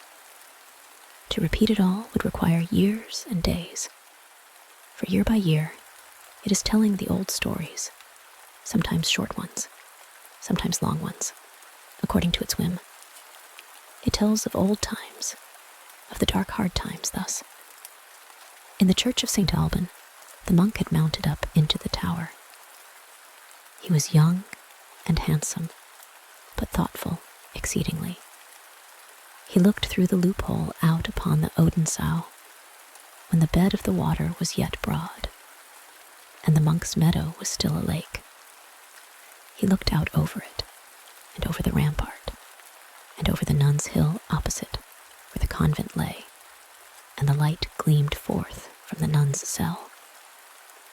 He had known the nun right well, and he thought of her, and his heart beat quicker as he thought. Ding dong, ding dong.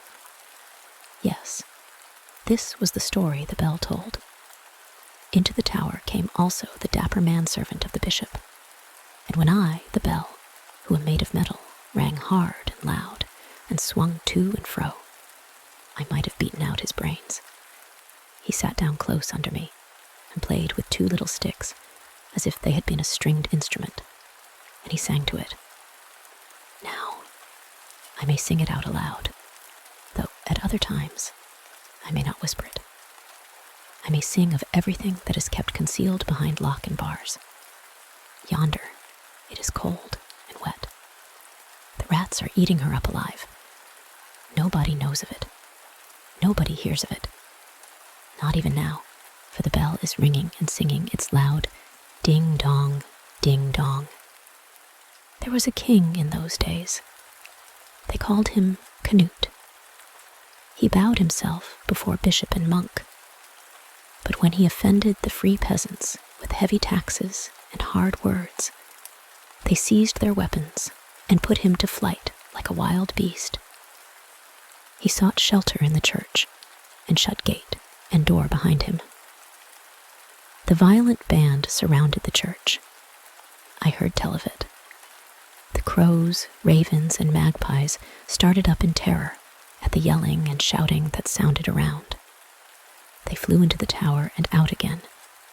They looked down upon the throng below, and they also looked into the windows of the church, and screamed out aloud what they saw there. King Canute knelt before the altar in prayer. His brothers Eric and Benedict stood by him as a guard with drawn swords. But the king's servant, the treacherous Blake, betrayed his master. The throng in front of the church knew where they could hit the king, and one of them flung a stone through a pane of glass, and the king lay there dead. The cries and screams of the savage horde and of the birds sounded through the air, and I joined in it also, for I sang, "Ding dong, ding dong." The church bell hangs high and looks far around and sees the birds around it and understands their language. The wind roars in upon it through windows and loopholes, and the wind knows everything, for he gets it from the air, which encircles all things, and the church bell understands his tongue and rings it out into the world, ding dong, ding dong. But it was too much for me to hear and to know. I was not able any longer to ring it out. I became so tired, so heavy, that the beam broke, and I flew out into the gleaming Au, where the water is deepest, and where the Aumon lives, solitary and alone. And year by year, I tell him what I have heard and what I know. Ding dong, ding dong. Thus it sounds complainingly out of the bell deep in the Odin's Au. That is what grandmother told us. But the schoolmaster says that there was not any bell that rung down there, for that it could not do so, and that no Aumon dwelt yonder, for there was no Aumon at all. And when all the other church bells are sounding sweetly, he says that it is not really the bells that are sounding, but that it is the air itself which sends forth the notes. And grandmother said to us that the bell itself said it was the air who told it to him. Consequently, they are agreed on that point, and this much is sure. Be cautious, cautious, and take good heed to thyself, they both say. The air knows everything. It is around us. It is in us. It talks of our thoughts and of our deeds, and it speaks longer of them than does the bell down in the depths of the Odin's Au, where the Aumon dwells. It rings it out in the vault of heaven, far, far out, forever and ever, till the heaven bells sound, ding dong, ding dong. The end. The bird of popular song. In is wintertime. The earth wears a snowy garment and looks like marble hewn out of the rock. The air is bright and clear.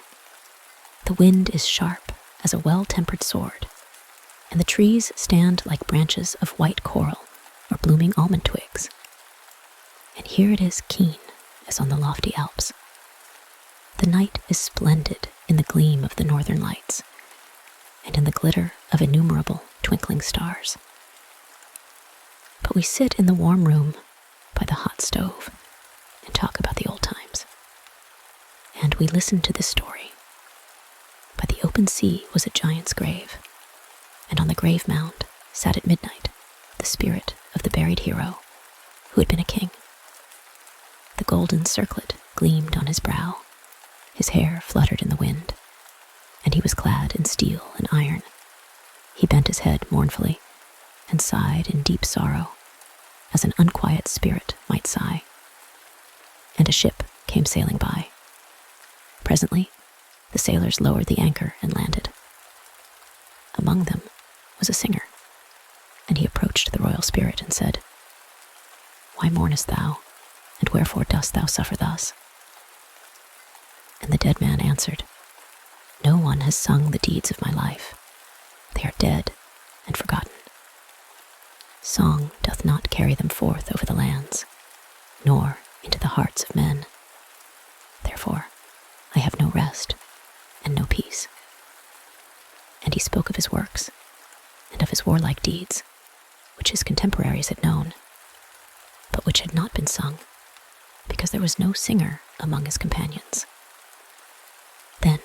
old bard struck the strings of his harp and sang of the youthful courage of the hero, of the strength of the man, and of the greatness of his good deeds. Then the face of the dead one gleamed like the margin of the cloud in the moonlight.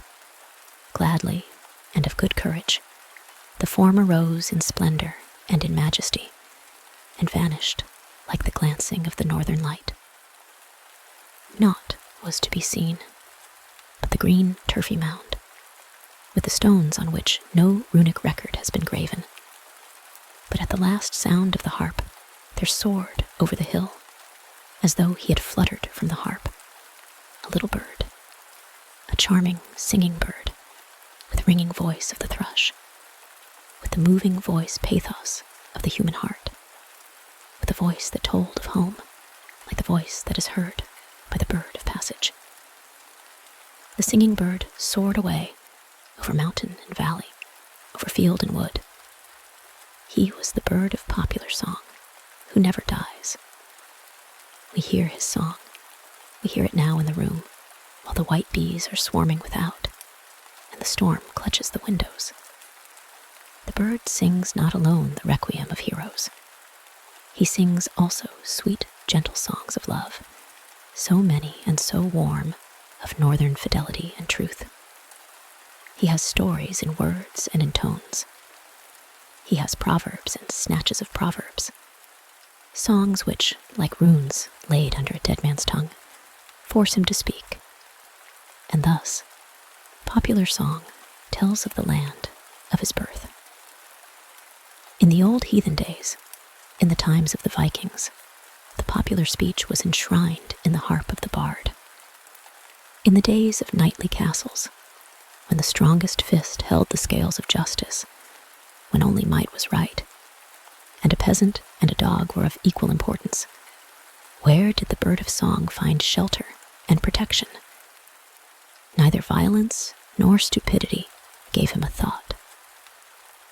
But in the gabled window of the knightly castle, the lady of the castle sat with the parchment roll before her, and wrote down the old recollections in song and legend, while near her stood the old woman from the wood, and the traveling peddler who went wandering through the country. As these told their tales, there fluttered around them, with twittering and song, the bird of popular song, who never dies so long as the earth has a hill upon which his foot may rest. And now he looks in upon us and sings. Without are the night and the snowstorm. He lays the runes beneath our tongues, and we know the land of our home. Heaven speaks to us in our native tongue, in the voice of the bird of popular song. The old remembrances awake. The faded colors glow with a fresh luster, and story and song pour us a blessed draught, which lifts up our minds and our thoughts, so that the evening becomes as a Christmas festival.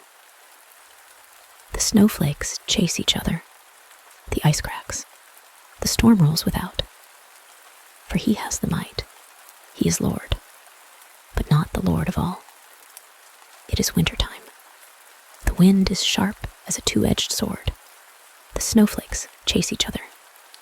It seems as though it had been snowing for days and weeks, and the snow lies like a great mountain over the whole town, like a heavy dream of the winter night. Everything on the earth is hidden away. Only the golden cross of the church, the symbol of faith, arises over the snow grave and gleams in the blue air and in the bright sunshine. And over the buried town fly the birds of heaven, the small and the great. They twitter, and they sing as best they may, each bird with his beak. First comes the band of sparrows. They pipe at every trifle in the streets and lanes, in the nests and the houses. They have stories to tell about the front buildings and the back buildings. We know the buried town, they say. Everything living in it is peep, peep, peep. The black ravens and crows flew on over the white snow. Grub, grub, said. There's something to be got down there. Something to swallow. And that's most important. That's the opinion of most of them down there. And the opinion is goo-goo good. The wild swans come flying on whirring pinions and sing of the noble and the great that will still sprout in the hearts of men, down in the town which is resting beneath its snowy veil.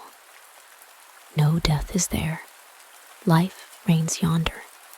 We hear it on the notes that swell onward like the tones of the church organ, which sees us like sounds from the Elf Hill, like the songs of Ossian, like the rushing swoop of the wandering spirit's wings. What harmony! That harmony speaks to our hearts and lifts up our souls. It is the bird of popular song whom we hear. And at this moment, the warm breath of heaven blows down from the sky. There are gaps in the snowy mountains. The sun shines into the clefts. Spring is coming. The birds are returning. And new races are coming with the same home sounds in their hearts. Hear the story of the year. The night of the snowstorm, the heavy dream of the winter night, all shall be dissolved. All shall rise again in the beauteous notes of the bird of popular song who never dies. The end. The Bishop of Borglum and his warriors. Our scene is laid in northern Jutland, in the so-called Wild Moor. We hear what is called the Wester Wow, wow, the peculiar roar of the North Sea as it breaks against the western coast of Jutland. It rolls and thunders, with a sound that penetrates for miles into the land, and we are quite near the roaring. Before us rises a great mound of sand, a mountain we have long seen, and towards which we are wending our way, driving slowly along through the deep sand. On this mountain of sand is a lofty old building, the convent of Borglum. In one of its wings, the larger one, there is still a church. And at this convent, we now arrive in the late evening hour. But the weather is clear in the bright June night around us, and the eye can range far, far over field and moor to the bay of Aalborg, over heath and meadow, and far across the deep blue sea. Now we are there, and roll past between barns and other farm buildings.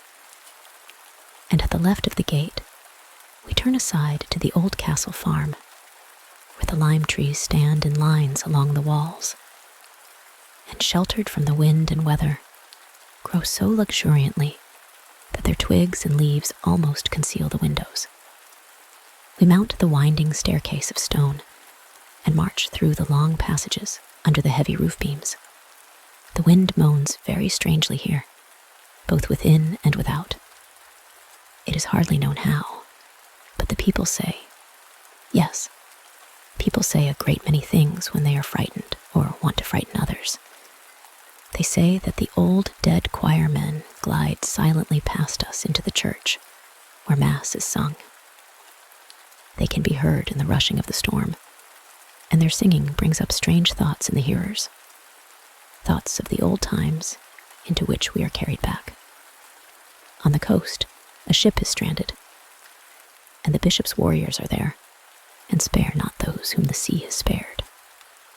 The sea washes away the blood that has flowed from the cloven skulls.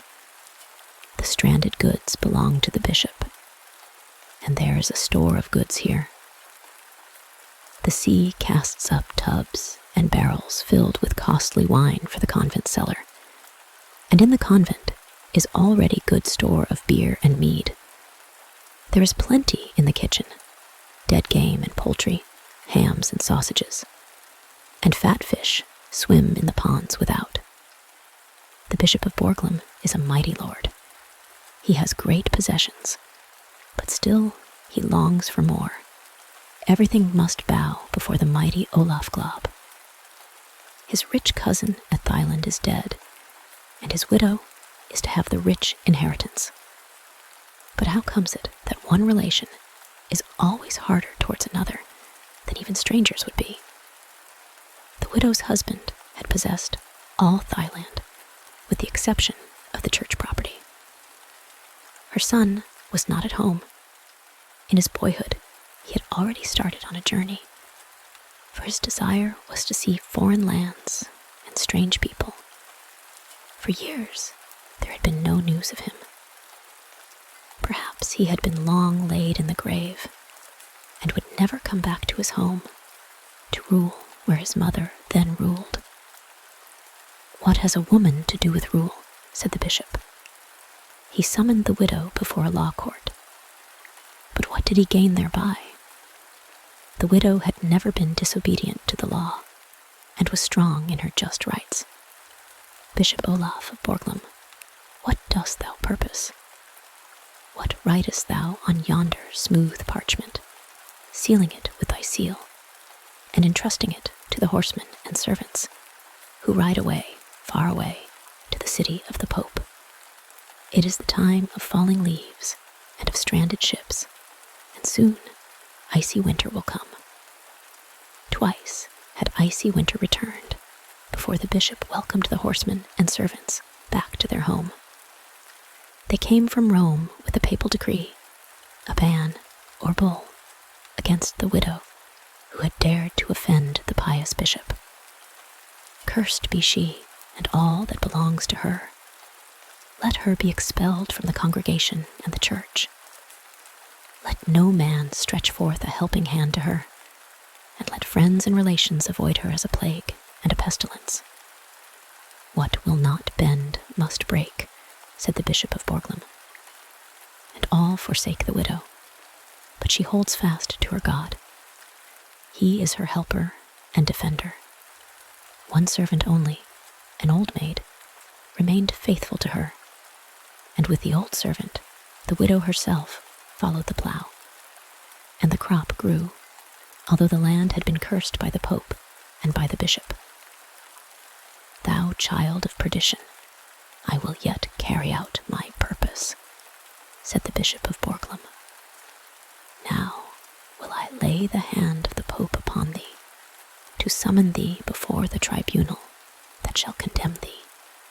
Then did the widow yoke the last 2 oxen that remained to her to a wagon, and mounted up on the wagon with her old servant, and traveled away across the heath out of the Danish land.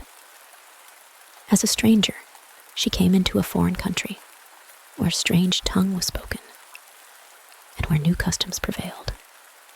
Farther and farther she journeyed, to where green hills rise into mountains, and the vine clothes their sides. Strange merchants drive by her, and they look anxiously after their wagons laden with merchandise. They fear an attack from the armed followers of the robber knights. The 2 poor women, in their humble vehicle, drawn by 2 black oxen, travel fearlessly through the dangerous sunken road and through the darksome forest.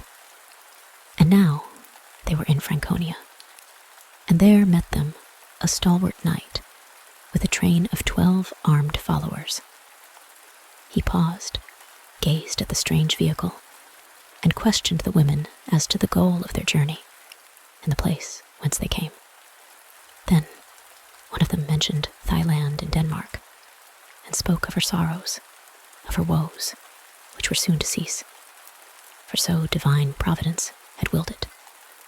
For the stranger knight is the widow's son. He seized her hand, he embraced her, and the mother wept. For years she had not been able to weep, but had only bitten her lips till the blood started. It is the time of falling leaves and of stranded ships, and soon will icy winter come. The sea rolled wine tubs to the shore for the bishop's cellar. In the kitchen, the deer roasted on the spit before the fire. At Borglum, it was warm and cheerful in the heated rooms, while cold winter raged without, when a piece of news was brought to the bishop. Jens Globe of Thailand has come back, and his mother with him. Jens Globe laid a complaint against the bishop. and summoned him before the temporal and the spiritual court. "That will avail him little," said the bishop. "Best leave off thy efforts, Knight Jens." Again, it is the time of falling leaves and stranded ships. Icy winter comes again, and the white bees are swarming and sting the traveler's face till they melt. "Keen weather today," say the people as they step in. Jens Glob stands so deeply wrapped in thought that he singes the skirt of his wide garment. "Thou Borglum bishop," he exclaims, "I shall subdue thee after all. Under the shield of the Pope, the law cannot reach thee, but Jens Glob shall reach thee." Then he writes a letter to his brother-in-law, Olaf Hasse, in Salingland, and prays that night to meet him on Christmas Eve, at Mass, in the church at Wittenberg. The bishop himself is to read the Mass, and consequently will journey from Borglum to Thailand. And this is known to Jens Glob. Moorland and meadow are covered with ice and snow. The marsh will bear horse and rider, the bishop with his priests and armed men. They ride the shortest way through the waving reeds, where the wind moans sadly. "Blow thy brazen trumpet, thou trumpeter clad in foxskin." It sounds merrily in the clear air. So they ride on over heath and moorland, over what is the garden of Fata Morgana in the hot summer, though now icy like all the country, towards the church of Wittenberg. The wind is blowing his trumpet too, blowing it harder and harder. He blows up a storm, a terrible storm, that increases more and more. Towards the church they ride, as fast as they may through the storm. The church stands firm, but the storm careers on over field and moorland, over land and sea. Borglum's bishop reaches the church, but Olaf Hass will scarce do so, however hard he may ride. He journeys with his warriors on the farther side of the bay, in order that he may help Jens Glob, now that the bishop is to be summoned before the judgment seat of the highest. The church is the judgment hall. The altar is the council table. The lights burn clear in the heavy brass candelabra. The storm reads out the accusation and the sentence, roaming in the air over moor and heath and over the rolling waters. No ferry boat can sail over the bay in such weather as this. Olaf Hass makes halt at Ottiswörde. There he dismisses his warriors, presents them with their horses and harness, and gives them leave to ride home and greet his wife. He intends to risk his life alone in the roaring waters, but they are to bear witness for him that it is not his fault if Jens Glob stands without reinforcement in the church at Wittenberg. The faithful warriors will not leave him, but follow him out into the deep waters. 10 of them are carried away, but Olaf Hasse and 2 of the youngest men reach the farther side. They have still 4 miles to ride. It is past midnight. It is Christmas. The wind has abated. The church is lighted up. The gleaming radiance shines through the window frames and pours out over meadow and heath. The Mass has long been finished. Silence reigns in the church, and the wax is heard dropping from the candles to the stone pavement. And now Olaf Hass arrives. In the forecourt, Jens Glob greets him kindly and says, "I have just made an agreement with the bishop." "Sayest thou so?" replied Olaf Hass. "Then neither thou nor the bishop shall quit this church alive." And the sword leaps from the scabbard, and Olaf Hass deals a blow that makes the panel of the church door, which Jens Glob hastily closes between them, fly in fragments. "Hold, brother. First hear what the agreement was that I made. I have slain the bishop and his warriors and priests, They will have no word more to say in the matter, nor will I speak again of all the wrong that my mother has endured. The long wicks of the altar lights glimmer red, but there is a redder gleam upon the pavement, where the bishop lies with cloven skull, and his dead warriors around him, in the quiet of the holy Christmas night. And 4 days afterwards, the bells toll for a funeral in the convent of Borglum. The murdered bishop and the slain warriors and priests are displayed under a black canopy, surrounded by candelabra decked with crape. There lies the dead man, in the black cloak wrought with silver. The crozier in the powerless hand that was once so mighty.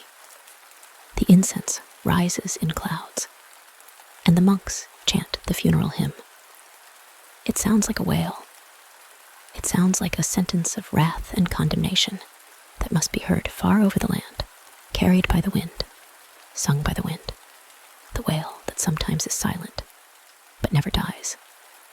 Forever again, it rises in song, singing even into our own time this legend of the Bishop of Borglum and his hard nephew. It is heard in the dark night by the frightened husbandman, driving by in the heavy sandy road past the convent of Borglum. It is heard by the sleepless listener in the thickly walled rooms at Borglum. And not only to the ear of superstition is the sighing and the tread of hurrying feet audible in the long echoing passages leading to the convent door that has long been locked.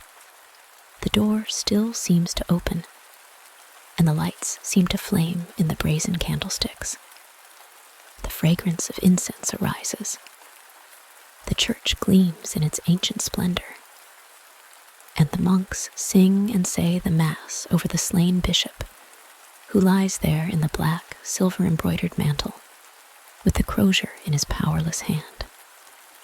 And on his pale, proud forehead gleams the red wound like fire, and there burn the worldly mind and the wicked thoughts.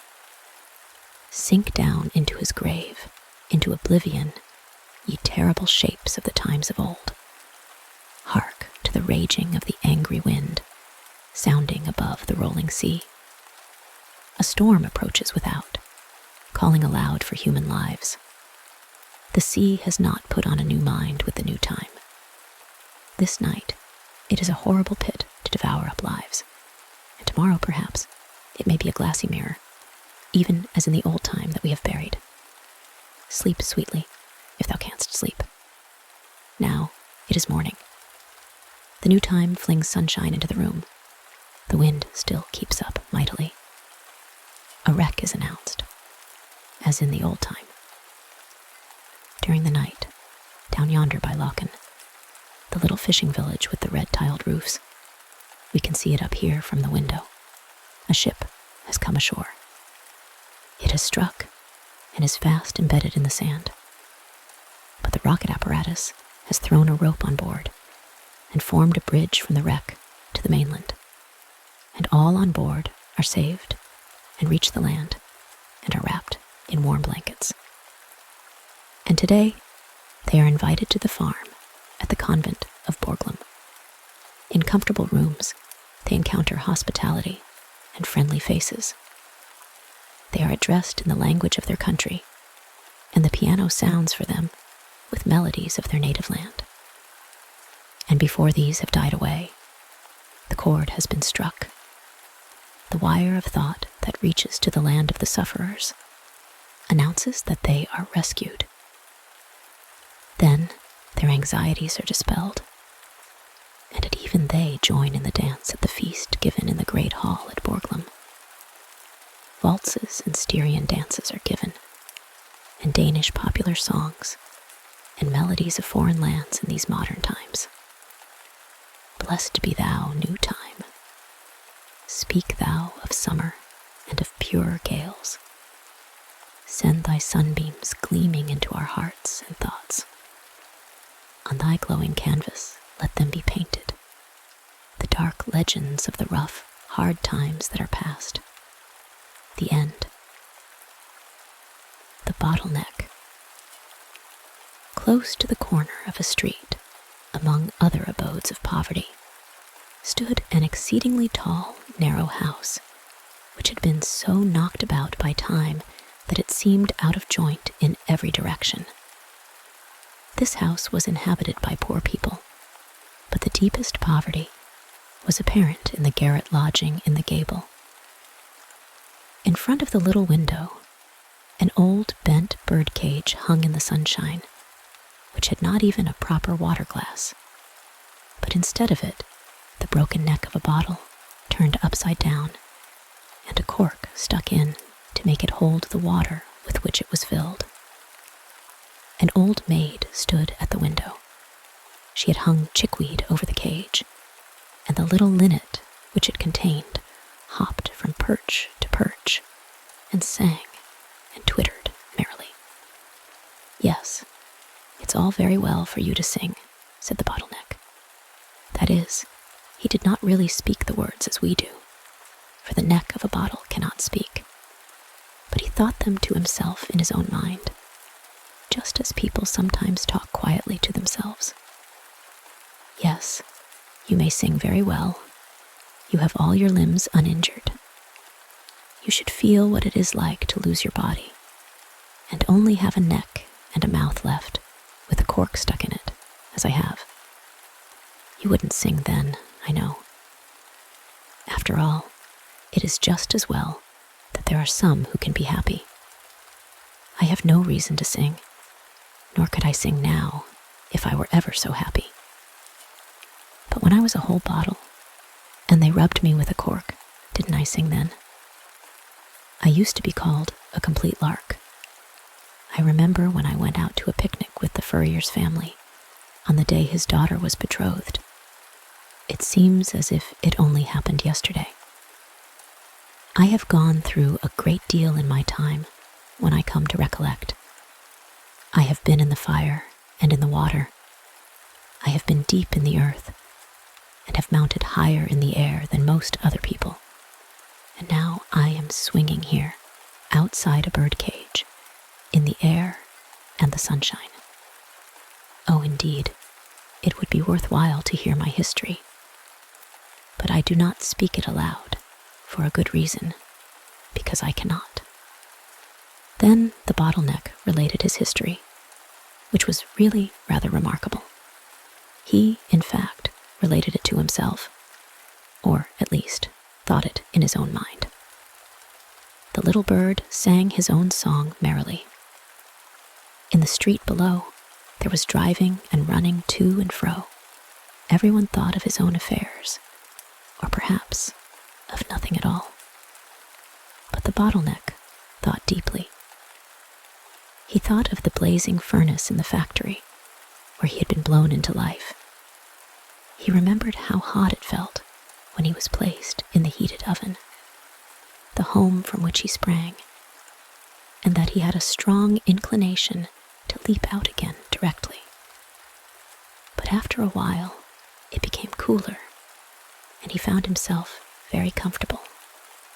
He had been placed in a row, with a whole regiment of his brothers and sisters, all brought out of the same furnace. Some of them had certainly been blown into champagne bottles, and others into beer bottles, which made a little difference between them. In the world, it often happens that a beer bottle may contain the most precious wine, and a champagne bottle be filled with blacking, but even in decay, it may always be seen whether a man has been well born. Nobility remains noble, as a champagne bottle remains the same, even with blacking in its interior. When the bottles were packed, our bottle was packed amongst them. It little expected then to finish its career as a bottleneck, or to be used as a water glass to a bird's cage, which is, after all, a place of honor, for it is to be of some use in the world. The bottle did not behold the light of day again until it was unpacked with the rest in the wine merchant's cellar, and, for the first time, rinsed with water. which caused some very curious sensations. There it lay empty, and without a cork, and it had a peculiar feeling, as if it wanted something, it knew not what. At last, it was filled with rich and costly wine. A cork was placed in it, and sealed down. Then, it was labeled first quality, as if it had carried off the first prize at an examination. Besides, the wine and the bottle were both good. And while we are young, is the time for poetry. There were sounds of song within the bottle, of things it could not understand, of green, sunny mountains, where the vines grow and where the merry vine dressers laugh, sing, and are merry. Ah, how beautiful is life! All these tones of joy and song in the bottle were like the working of a young poet's brain, who often knows not the meaning of the tones which are sounding within him. One morning, the bottle found a purchaser in the furrier's apprentice, who was told to bring one of the best bottles of wine. It was placed in the provision basket with ham and cheese and sausages. The sweetest fresh butter and the finest bread were put into the basket by the furrier's daughter herself, for she packed it. She was young and pretty. Her brown eyes laughed, and a smile lingered round her mouth, as sweet as that in her eyes. She had delicate hands, beautifully white, and her neck was whiter still. It could easily be seen that she was a very lovely girl, and as yet she was not engaged. The provision basket lay in the lap of the young girl as the family drove out to the forest, and the neck of the bottle peeped out from between the folds of the white napkin. There was the red wax on the cork, and the bottle looked straight at the young girl's face, and also at the face of the young sailor who sat near her. He was a young friend, the son of a portrait painter. He had lately passed his examination with honor as mate, and the next morning he was to sail in his ship to a distant coast. There had been a great deal of talk on this subject while the basket was being packed, and during this conversation the eyes and the mouth of the furrier's daughter did not wear a very joyful expression. The young people wandered away into the green wood and talked together. What did they talk about? The bottle could not say, for he was in the provision basket. It remained there a long time, but when at last it was brought forth, it appeared as if something pleasant had happened, for everyone was laughing. The furrier's daughter laughed too, but she said very little, and her cheeks were like two roses. Then her father took the bottle and the corkscrew into his hands. What a strange sensation it was to have the cork drawn for the first time. The bottle could never after that forget the performance of that moment. Indeed, there was quite a convulsion within him as the cork flew out, and a gurgling sound as the wine was poured forth into the glasses.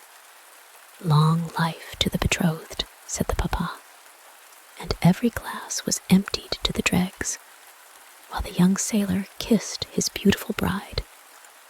"Happiness and blessing to you both," said the old people father and mother, and the young man filled the glasses again. "Safe return, and a wedding this day next year," he cried. And when the glasses were empty, he took the bottle, raised it on high, and said, "Thou hast been present here on the happiest day of my life. Thou shalt never be used by others." So saying, he hurled it high in the air. The furrier's daughter thought she should never see it again, but she was mistaken. It fell among the rushes on the borders of a little woodland lake. The bottleneck remembered well how long it lay there unseen. "I gave them wine, and they gave me muddy water," he had said to himself, "but I suppose it was all well meant." He could no longer see the betrothed couple, nor the cheerful old people. But for a long time, he could hear them rejoicing and singing. At length, there came by 2 peasant boys, who peeped in among the reeds and spied out the bottle. Then they took it up and carried it home with them, so that once more it was provided for. At home in their wooden cottage, these boys had an elder brother, a sailor, who was about to start on a long voyage. He had been there the day before to say farewell, and his mother was now very busy packing up various things for him to take with him on his voyage. In the evening, his father was going to carry the parcel to the town to see his son once more and take him a farewell greeting from his mother. A small bottle had already been filled with herb tea, mixed with brandy, and wrapped in a parcel. But when the boys came in, they brought with them a larger and stronger bottle, which they had found. This bottle would hold so much more than the little one, and they all said the brandy would be so good for complaints of the stomach, especially as it was mixed with medical herbs. The liquid, which they now poured into the bottle, was not like the red wine with which it had once been filled. These were bitter drops, but they are of great use sometimes for the stomach. The new large bottle was to go, not the little one, so the bottle once more started on its travels. It was taken on board, for Peter Jensen was one of the crew, the very same ship in which the young mate was to sail. But the mate did not see the bottle. Indeed, if he had, he would not have known it, or supposed it was the one out of which they had drunk to the felicity of the betrothed, and to the prospect of a marriage on his own happy return. Certainly the bottle no longer poured forth wine, but it contained something quite as good. And so it happened that whenever Peter Jensen brought it out, his messmates gave it the name of the apothecary, for it contained the best medicine to cure the stomach, and he gave it out quite willingly, as long as a drop remained. Those were happy days, and the bottle would sing when rubbed with a cork, and it was called a great lark, Peter Jensen's lark. Long days and months rolled by, during which the bottle stood empty in a corner, when a storm arose. Whether on the passage out or home, it could not tell, for it had never been ashore. It was a terrible storm. Great waves arose, darkly heaving and tossing the vessel to and fro. The mainmast was split asunder. The ship sprang a leak, and the pumps became useless, while all around was black as night. At the last moment, when the ship was sinking, the young mate wrote on a piece of paper, "We are going down. God's will be done." Then he wrote the name of his betrothed, his own name, and that of the ship. Then he put the leaf in an empty bottle that happened to be at hand, corked it down tightly, and threw it into the foaming sea. He knew not that it was the very same bottle from which the goblet of joy and hope had once been filled for him, and now it was tossing on the waves with his last greeting and a message from the dead. The ship sank, and the crew sank with her, but the bottle flew on like a bird, for it bore within it a loving letter from a loving heart. And as the sun rose and set, the bottle felt as at the time of its first existence, when in the heated glowing stove it had a longing to fly away. It outlived the storms and the calm. It struck against no rocks, was not devoured by sharks, but drifted on for more than a year, sometimes towards the north, sometimes towards the south, just as the current carried it. It was in all other ways its own master, but even of that one may get tired. The The written leaf, the last farewell of the bridegroom to his bride, would only bring sorrow when once it reached her hands. But where were those hands, so soft and delicate, which had once spread the tablecloth on the fresh grass in the green wood on the day of her betrothal? Ah, yes. Where was the furrier's daughter? And where was the land which might lie nearest to her home? The bottle knew not. It traveled onward, and at last, all this wandering about became wearisome. At all events, it was not its usual occupation, but it had to travel, till at length it reached land, a foreign country. Not a word spoken in this country could the bottle understand. It was a language it had never before heard, and it is a great loss not to be able to understand a language. The bottle was fished out of the water and examined on all sides. The little letter contained within it was discovered, taken out, and turned and twisted in every direction. But the people could not understand what was written upon it. They could be quite sure that the bottle had been thrown overboard from a vessel, and that something about it was written on this paper. But what was written? That was the question. So the paper was put back into the bottle, and then both were put away in a large cupboard of one of the great houses of the town. Whenever any strangers arrived, the paper was taken out and turned over and over, so that the address, which was only written in pencil, became almost illegible, and at last no one could distinguish any letters on it at all. For a whole year, the bottle remained standing in the cupboard, and then it was taken up to the loft, where it soon became covered with dust and cobwebs. Ah, how often then it thought of those better days, of the times when in the fresh, green wood it had poured forth rich wine, or, while rocked by the swelling waves, it had carried in its bosom a secret, a letter, a last parting sigh. For full 20 years it stood in the loft, and it might have stayed there longer, but that the house was going to be rebuilt. The bottle was discovered when the roof was taken off. They talked about it, but the bottle did not understand what they said. A language is not to be learnt by living in a loft, even for 20 years. If I had been downstairs in the room, thought the bottle, I might have learnt it. It was now washed and rinsed, which process was really quite necessary, and afterwards it looked clean and transparent, and felt young again in its old age. But the paper which it had carried so faithfully was destroyed in the washing. They filled the bottle with seeds, though it scarcely knew what had been placed in it. Then they corked it down tightly and carefully wrapped it up. There not even the light of a torch or lantern could reach it, much less the brightness of the sun or moon. And yet, thought the bottle, men go on a journey that they may see as much as possible, and I can see nothing.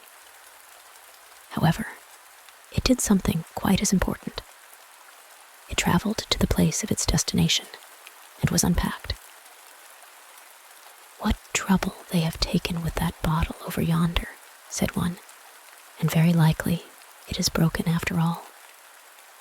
But the bottle was not broken, and better still, it understood every word that was said. This language it had heard at the furnaces and at the wine merchants, in the forest and on the ship. It was the only good old language it could understand. It had returned home, and the language was as a welcome greeting. For very joy, it felt ready to jump out of people's hands, and scarcely noticed that its cork had been drawn, and its contents emptied out, till it found itself carried to a cellar, to be left there and forgotten. There's no place like home, even if it's a cellar. It never occurred to him to think that he might lie there for years. He felt so comfortable. For many long years, he remained in the cellar, till at last, some people came to carry away the bottles, and ours amongst the number. Out in the garden, there was a great festival. Brilliant lamps hung in festoons from tree to tree, and paper lanterns, through which the light shone till they looked like transparent tulips. It was a beautiful evening, and the weather mild and clear. The stars twinkled, and the new moon, in the form of a crescent, was surrounded by the shadowy disk of the whole moon, and looked like a gray globe with a golden rim. It was a beautiful sight for those who had good eyes. The illumination extended even to the most retired of the garden walks, at least not so retired that anyone need lose himself there. In the borders were placed bottles, each containing a light, and among them the bottle with which we are acquainted, and whose fate it was, one day, to be only a bottleneck, and to serve as a water glass to a bird's cage. Everything here appeared lovely to our bottle, for it was again in the green wood, amid joy and feasting. Again, it heard music and song, and the noise and murmur of a crowd, especially in that part of the garden where the lamps blazed, and the paper lanterns displayed their brilliant colors. It stood in a distant walk, certainly, but a place pleasant for contemplation, and it carried a light, and was at once useful and ornamental. In such an hour, it is easy to forget that one has spent 20 years in a loft, and a good thing it is to be able to do so. Close before the bottle passed a single pair, like the bridal pair, the mate and the furrier's daughter, who had so long ago wandered in the wood. It seemed to the bottle as if he were living that time over again. Not only the guests, but other people were walking in the garden, who were allowed to witness the splendor and the festivities. Among the latter came an old maid who seemed to be quite alone in the world. She was thinking, like the bottle, of the green wood, and of a young betrothed pair who were closely connected with herself. She was thinking of that hour, the happiest of her life, in which she had taken part, when she had herself been one of that betrothed pair. Such hours are never to be forgotten, let a maiden be as old as she may. But she did not recognize the bottle, neither did the bottle notice the old maid. And so we often pass each other in the world when we meet, as did these two, even while together in the same town. The bottle was taken from the garden, and again sent to a wine merchant, where it was once more filled with wine, and sold to an aeronaut, who was to make an ascent in his balloon on the following Sunday. A great crowd assembled to witness the sight. Military music had been engaged, and many other preparations made. The bottle saw it all from the basket, in which he lay close to a live rabbit. The rabbit was quite excited, because he knew that he was to be taken up and let down again in a parachute. The bottle, however, knew nothing of the up or the down. He saw only that the balloon was swelling larger and larger till it could swell no more, and began to rise and be restless. Then the ropes which held it were cut through, and the aerial ship rose in the air with the aeronaut and the basket containing the bottle and the rabbit, while the music sounded and all the people rejoiced. Hurrah! This is a wonderful journey up into the air, thought the bottle. It is a new way of sailing, and here, at least, there is no fear of striking against anything. Thousands of people gazed at the balloon, and the old maid who was in the garden saw it also, for she stood at the open window of the garret, by which hung the cage containing the linnet, who then had no water glass, but was obliged to be contented with an old cup. In the window-sill stood a myrtle in a pot, and this had been pushed a little on one side, that it might not fall out, for the old maid was leaning out of the window, that she might see.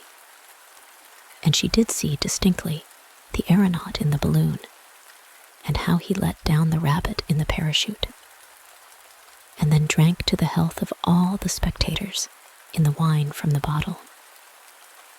After doing this, he hurled it high into the air. How little she thought that this was the very same bottle which her friend had thrown aloft in her honor on that happy day of rejoicing in the green wood in her youthful days. The bottle had no time to think when raised so suddenly, and before it was aware, it reached the highest point it had ever attained in its life. Steeples and roofs lay far, far beneath it, and the people looked as tiny as possible. Then it began to descend much more rapidly than the rabbit had done, made somersaults in the air, and felt itself quite young and unfettered, although it was half full of wine.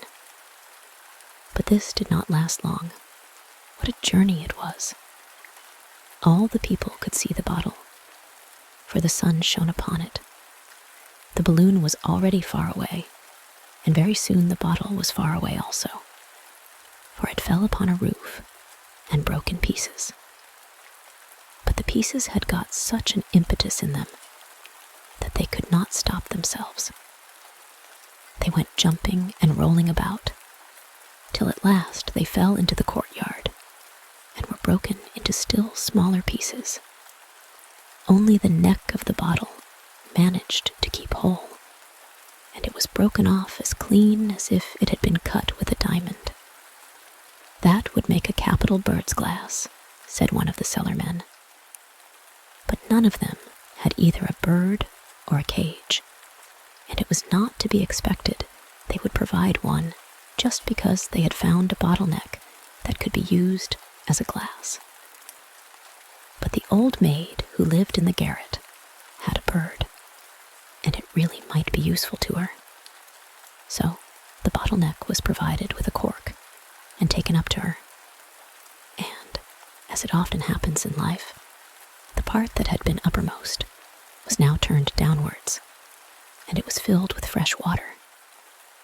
Then they hung it in the cage of the little bird, who sang and twittered more merrily than ever.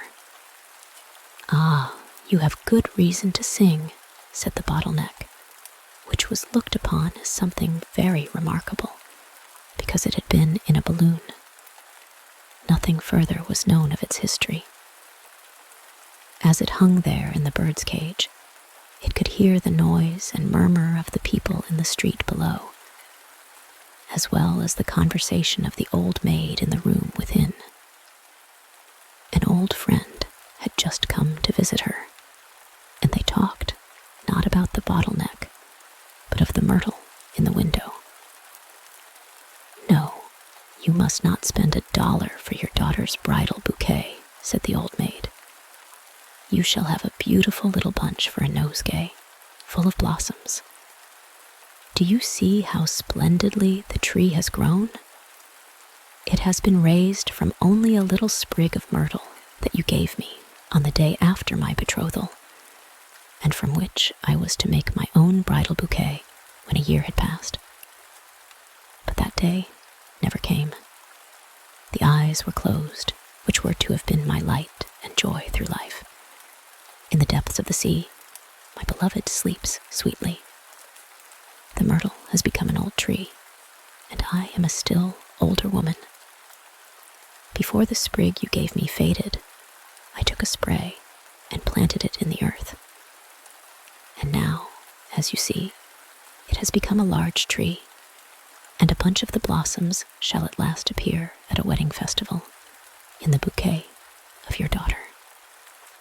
There were tears in the eyes of the old maid as she spoke of the beloved of her youth and of their betrothal in the wood. Many thoughts came into her mind, but the thought never came that quite close to her, in that very window, was a remembrance of those olden times, the neck of the bottle, which had, as it were, shouted for joy when the cork flew out with a bang on the betrothal day. But the bottleneck did not recognize the old maid. He had not been listening to what she had related, perhaps because he was thinking so much about her. The end.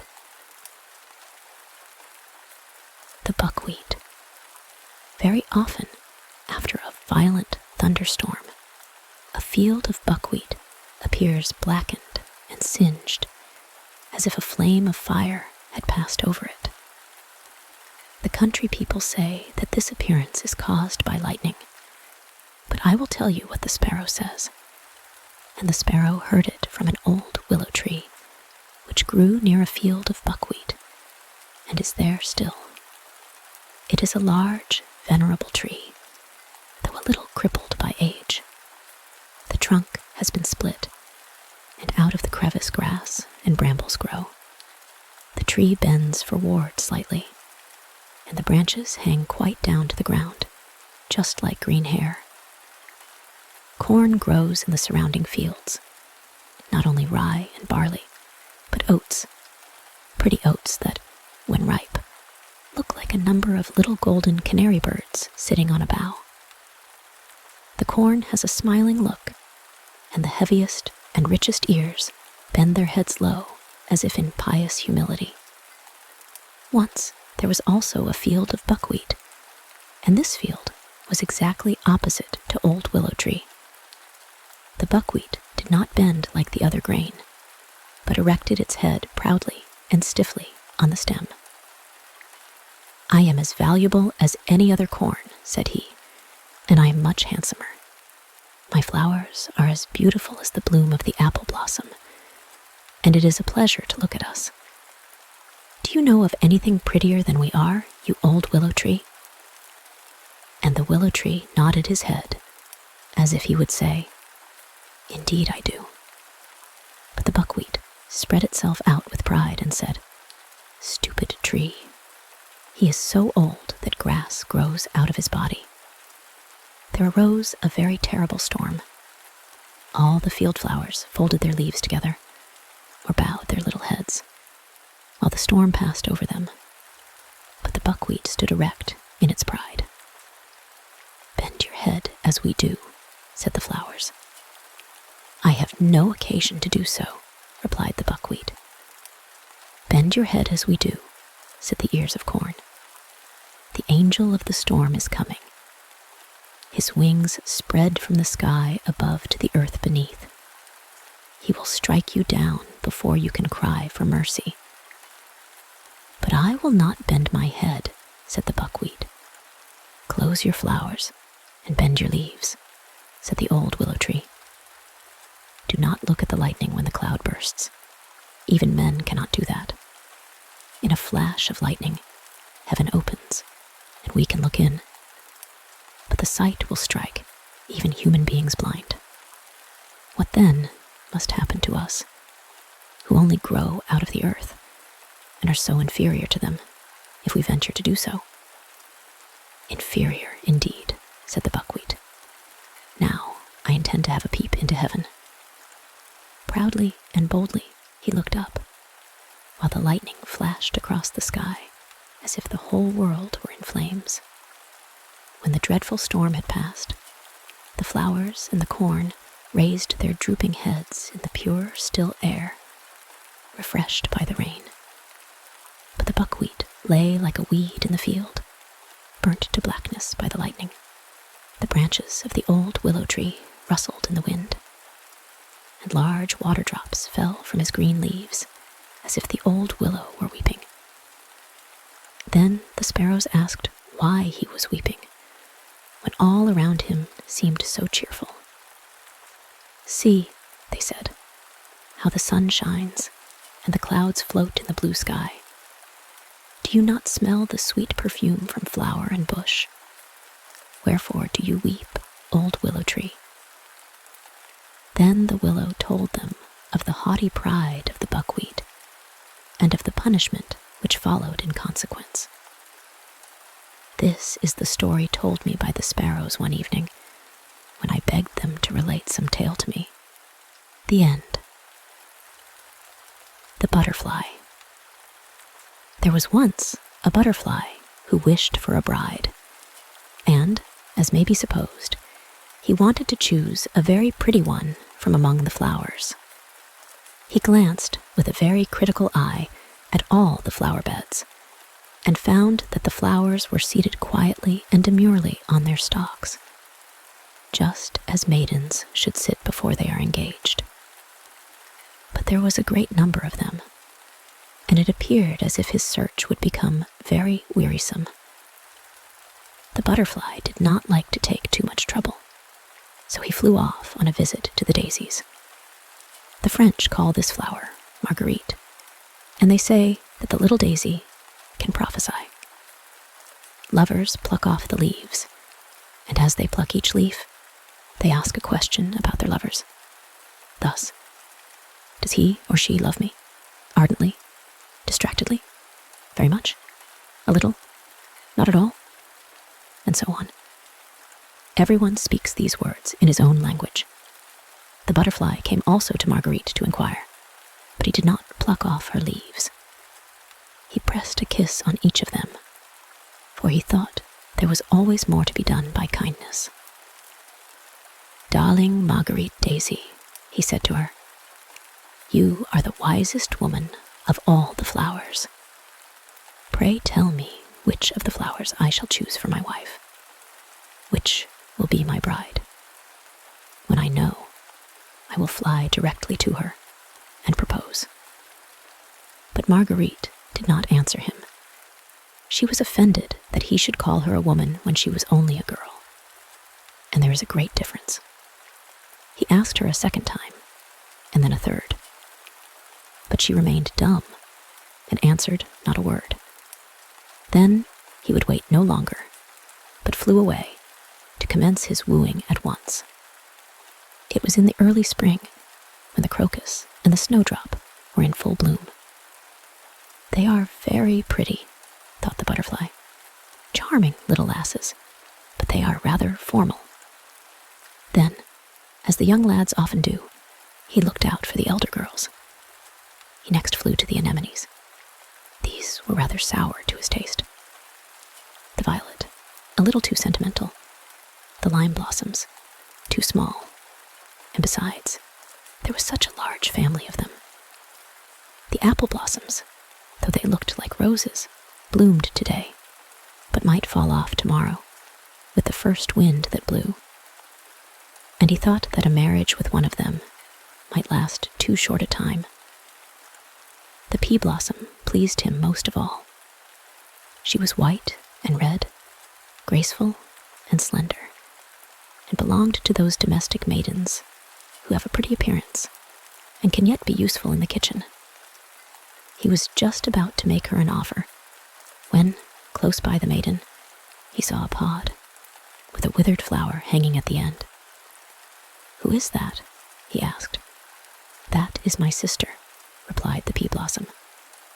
"Oh, indeed, and you will be like her some day," said he. And he flew away directly, for he felt quite shocked.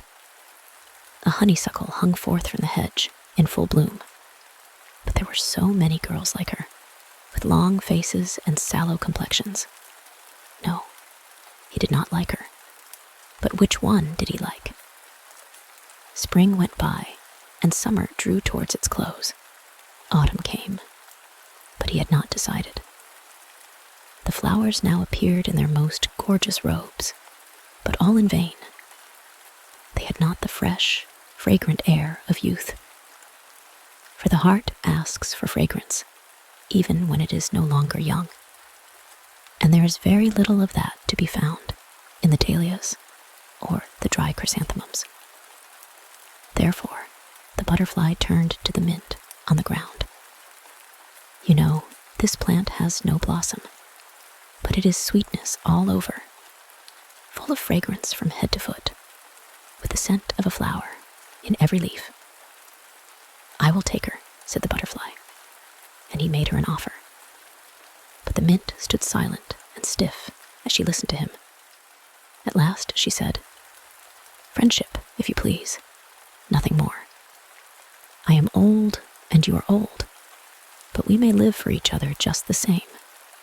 As to marrying, no, don't let us appear ridiculous at our age." And so it happened that the butterfly got no wife at all. He had been too long choosing, which is always a bad plan. And the butterfly became what is called an old bachelor. It was late in the autumn, with rainy and cloudy weather. The cold wind blew over the bowed backs of the willows, so that they creaked again. It was not the weather for flying about in summer clothes, but fortunately, the butterfly was not out in it. He had got a shelter by chance. It was in a room heated by a stove, and as warm as summer. He could exist here, he said, well enough. "But it is not enough merely to exist," said he. "I need freedom, sunshine, and a little flower for a companion." Then he flew against the window pane, and was seen and admired by those in the room, who caught him and stuck him on a pin in a box of curiosities. They could not do more for him. "Now I am perched on a stalk, like the flowers," said the butterfly. "It is not very pleasant, certainly. I should imagine it is something like being married. For here I am stuck fast." And with this thought, he consoled himself a little. "That seems very poor consolation," said one of the plants in the room, that grew in a pot. "Ah," thought the butterfly, "one can't very well trust these plants in pots. They have too much to do with mankind." The end. A cheerful temper. From my father, I received the best inheritance, namely, a good temper. And who was my father? That has nothing to do with the good temper, but I will say he was lively, good-looking round, and fat. He was both in appearance and character, a complete contradiction to his profession. And pray, what was his profession, and his standing in respectable society? Well, perhaps, if in the beginning of a book these were written and printed, many, when they read it, would lay the book down and say, "It seems to me a very miserable title. I don't like things of this sort." And yet my father was not a skin dresser, nor an executioner. On the contrary, his employment placed him at the head of the grandest people of the town, and it was his place by right. He had to precede the bishop, and even the princes of the blood. He always went first. He was a hearse driver. There, now, the truth is out. And I will own that when people saw my father perched up in front of the omnibus of death, dressed in his long, wide black cloak, and his black-edged, three-cornered hat on his head, and then glanced at his round, jocund face, round as the sun, they could not think much of sorrow or the grave. That face said, "It is nothing. It will all end better than people think." So I have inherited from him not only my good temper, but a habit of going often to the churchyard, which is good, when done in a proper humor. And then, also, I take in the Intelligencer, just as he used to do. I am not very young. I have neither wife, nor children, nor a library. But, as I said, I read the Intelligencer, which is enough for me. It is to me a delightful paper, and so it was to my father. It is of great use, for it contains all that a man requires to know. The names of the preachers at the church, and the new books which are published, where houses, servants, clothes, and provisions may be obtained. And then, what a number of subscriptions to charities, and what innocent verses. Persons seeking interviews and engagements, all so plainly and naturally stated. Certainly, a man who takes in the Intelligencer may live merrily and be buried contentedly, and by the end of his life will have such a capital stock of paper that he can lie on a soft bed of it, unless he prefers wood shavings for his resting place. The newspaper and the churchyard were always exciting objects to me. My walks to the latter were like bathing places to my good humor. Everyone can read the newspaper for himself, but come with me to the churchyard while the sun shines and the trees are green, and let us wander among the graves. Each of them is like a closed book with the back uppermost, on which we can read the title of what the book contains, but nothing more. I had a great deal of information from my father, and I have noticed a great deal myself. I keep it in my diary, in which I write for my own use and pleasure a history of all who lie here, and a few more beside. Now we are in the churchyard. Here, behind the white iron railings, once a rose tree grew. It is gone now, but a little bit of evergreen from a neighboring grave stretches out its green tendrils and makes some appearance. There rests a very unhappy man, and yet, while he lived, he might be said to occupy a very good position. He had enough to live upon, and something to spare. But owing to his refined tastes, the least thing in the world annoyed him.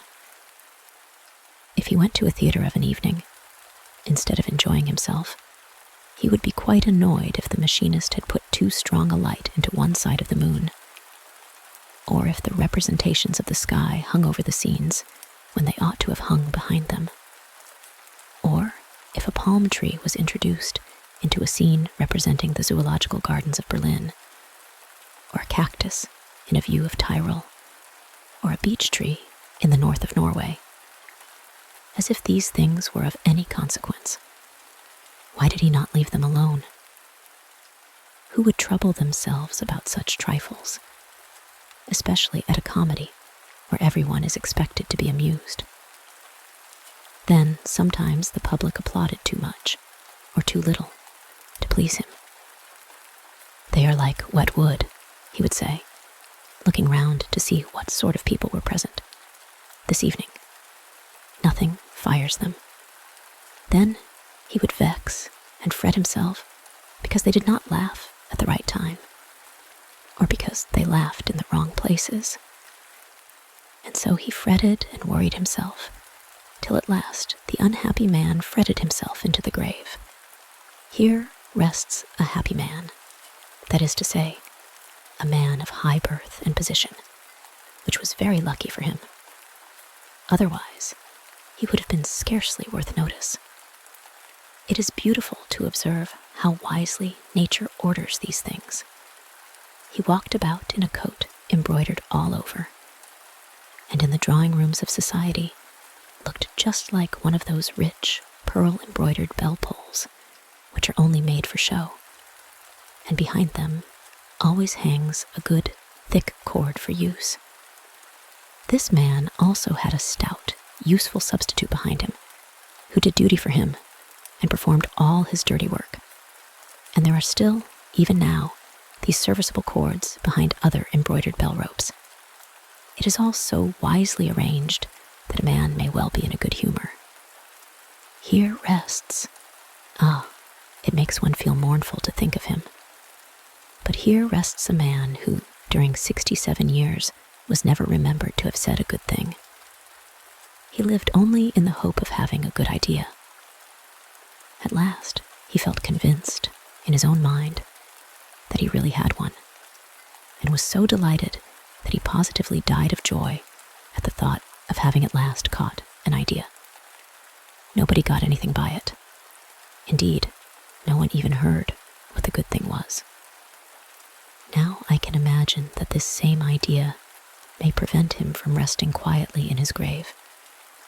For suppose that to produce a good effect, it is necessary to bring out his new idea at breakfast, and that he can only make his appearance on earth at midnight, as ghosts are believed generally to do. Why then this good idea would not suit the hour, and the man would have to carry it down again with him into the grave. That must be a troubled grave. The woman who lies here was so remarkably stingy that during her life she would get up in the night and mew, that her neighbors might think she kept a cat. What a miser she was! Here rests a young lady of a good family who would always make her voice heard in society, and when she sang "Mi manca la voce," it was the only true thing she ever said in her life. Here lies a maiden of another description. She was engaged to be married, but her story is one of everyday life. We will leave her to rest in the grave. Here rests a widow who, with music in her tongue, carried gall in her heart. She used to go round among the families near and search out their faults, upon which she preyed with all the envy and malice of her nature. This is a family grave. The members of this family held so firmly together in their opinions that they would believe in no other.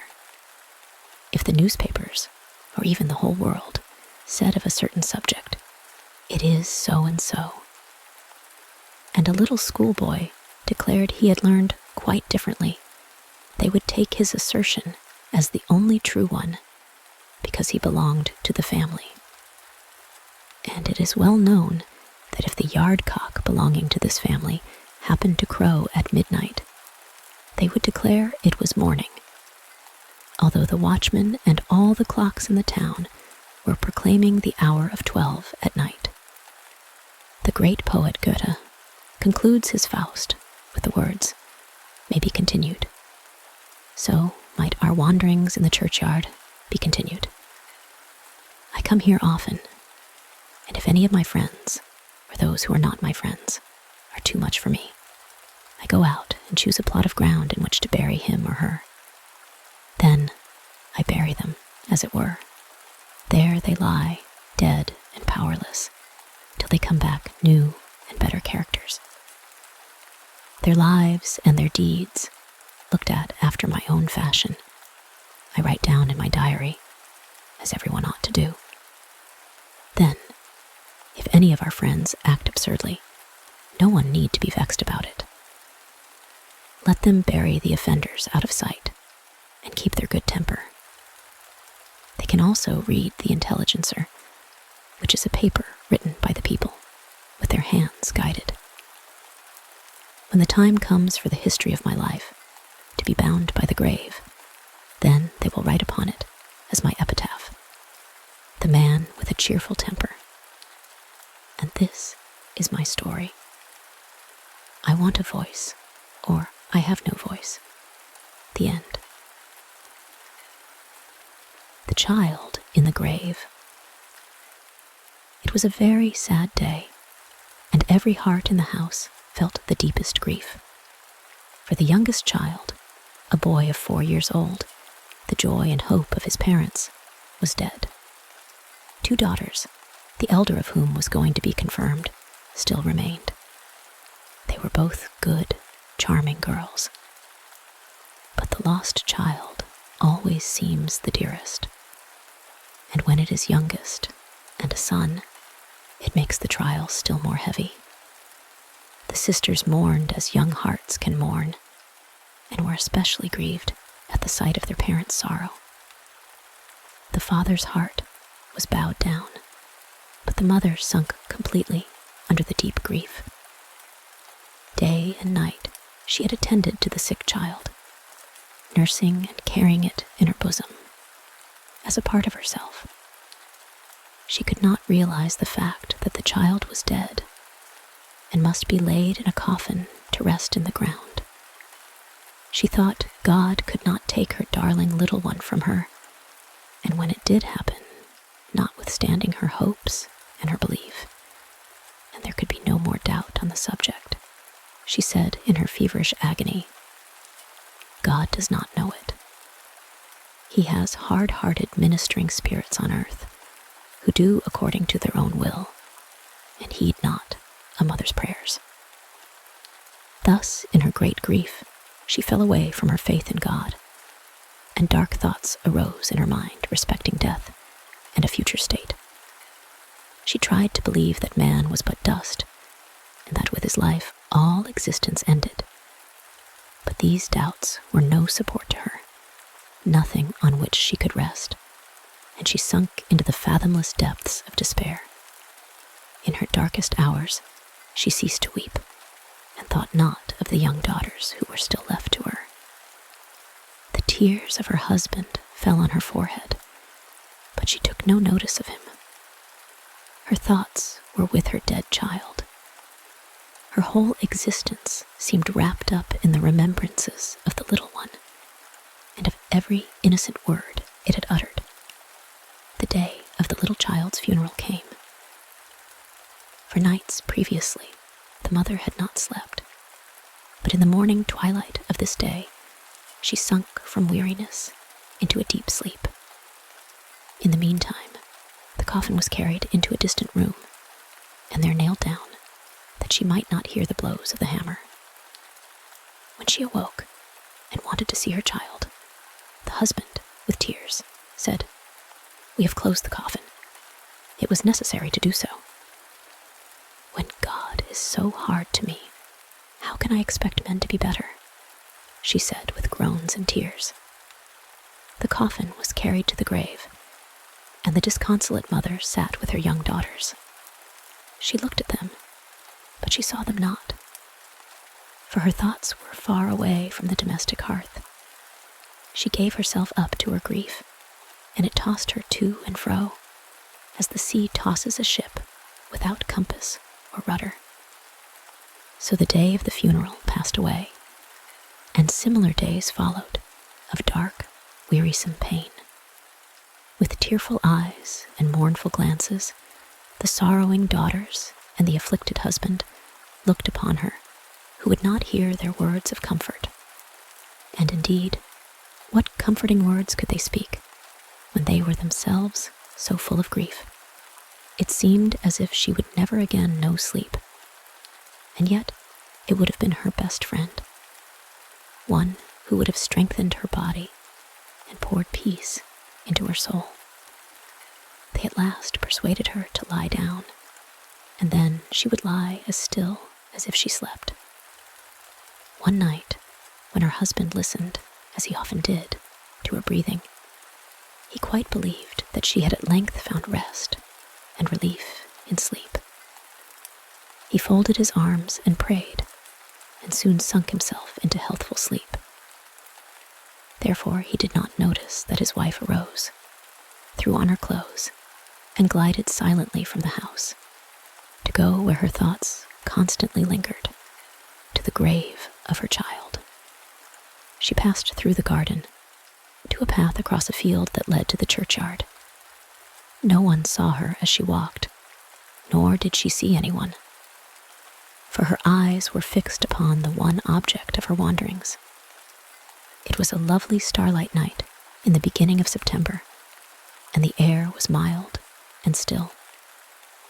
She entered the churchyard and stood by the little grave, which looked like a large nosegay of fragrant flowers. She sat down and bent her head low over the grave, as if she could see her child through the earth that covered him, her little boy, whose smile was so vividly before her, and the gentle expression of whose eyes, even on his sickbed, she could not forget. How full of meaning that glance had been, as she leaned over him, holding in hers the pale hand which he had no longer strength to raise. As she had sat by his little cot, so now she sat by his grave. And here she could weep freely, and her tears fell upon it. "Thou wouldst gladly go down and be with thy child," said a voice quite close to her, a voice that sounded so deep and clear that it went to her heart. She looked up, and by her side stood a man wrapped in a black cloak, with a hood closely drawn over his face. But her keen glance could distinguish the face under the hood. It was stern, yet awakened confidence, and the eyes beamed with youthful radiance. "Down to my child," she repeated, and tones of despair and entreaty sounded in the words. "Darest thou to follow me?" asked the form. "I am death." She bowed her head in token of assent. Then, suddenly, it appeared as if all the stars were shining with the radiance of the full moon on the many-colored flowers that decked the grave. The earth that covered it was drawn back like a floating drapery. She sunk down, and the specter covered her with a black cloak. Night closed around her, the night of death.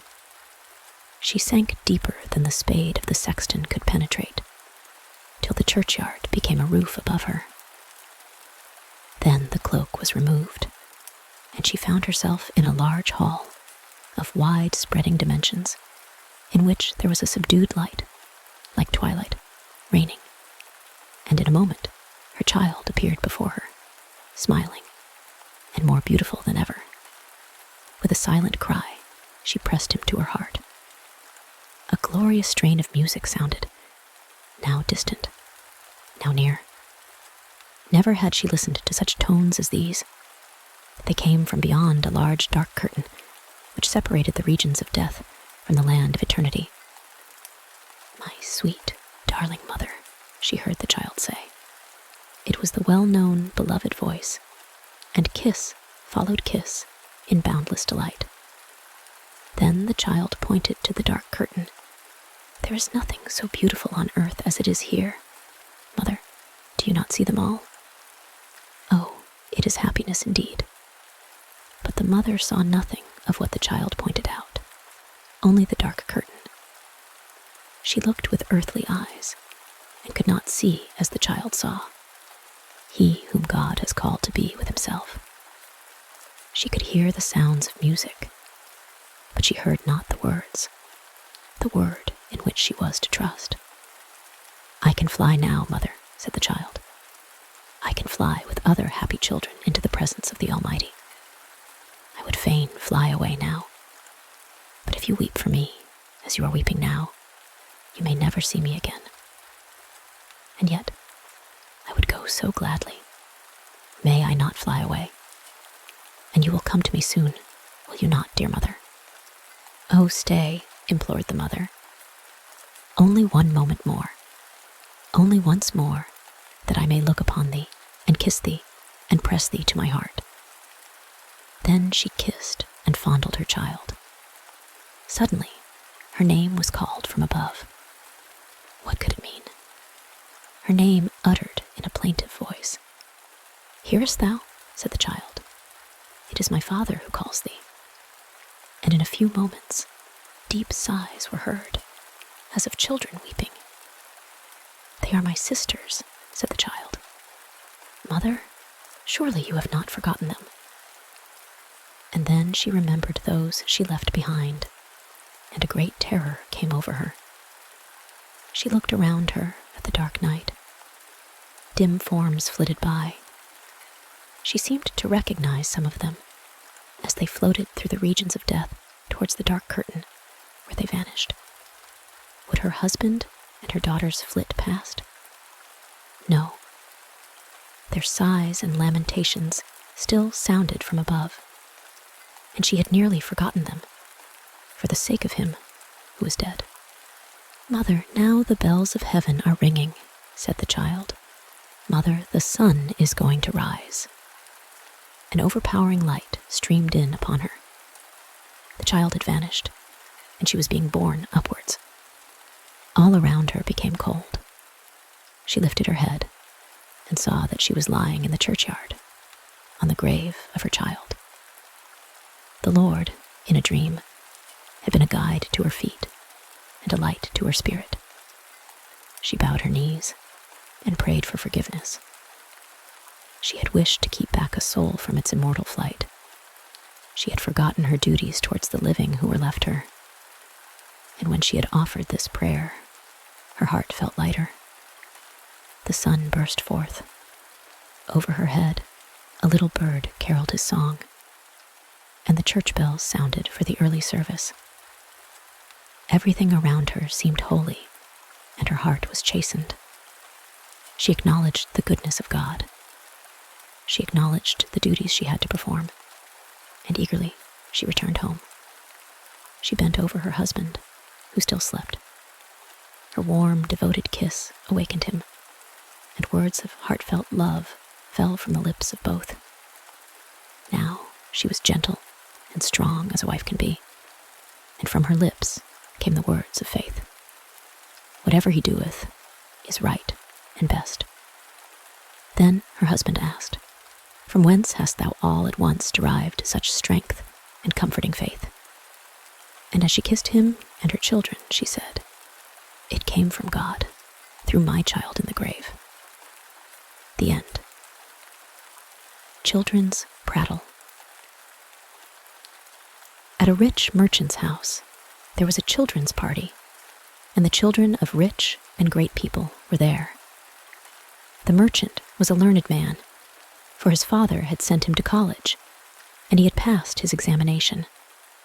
His father had been at first only a cattle dealer, but always honest and industrious, so that he had made money, and his son, the merchant, had managed to increase his store.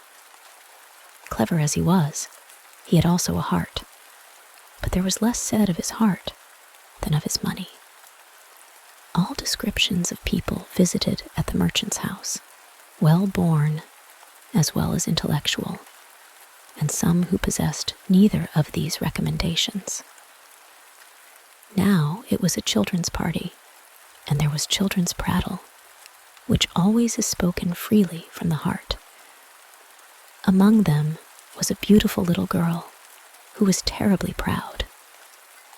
But this had been taught her by the servants, and not by her parents, who were far too sensible people.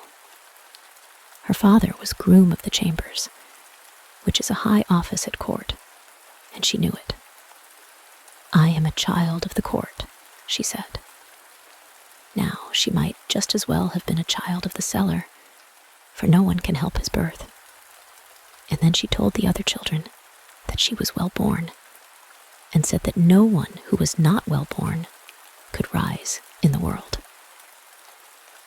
It was no use to read and be industrious, for if a person was not well born, he could never achieve anything. And those whose names end with sen, said she, can never be anything at all. We must put our arms akimbo and make the elbow quite pointed, so as to keep these sen people at a great distance. And then she stuck out her pretty little arms and made the elbows quite pointed to show how it was to be done. And her little arms were very pretty, for she was a sweet-looking child. But the little daughter of the merchant became very angry at this speech, for her father's name was Peterson, and she knew that the name ended in sen. And therefore she said as proudly as she could, "But my papa can buy $100 worth of bonbons and give them away to children." "Can your papa do that?" "Yes, and my papa," said the little daughter of the editor of a paper.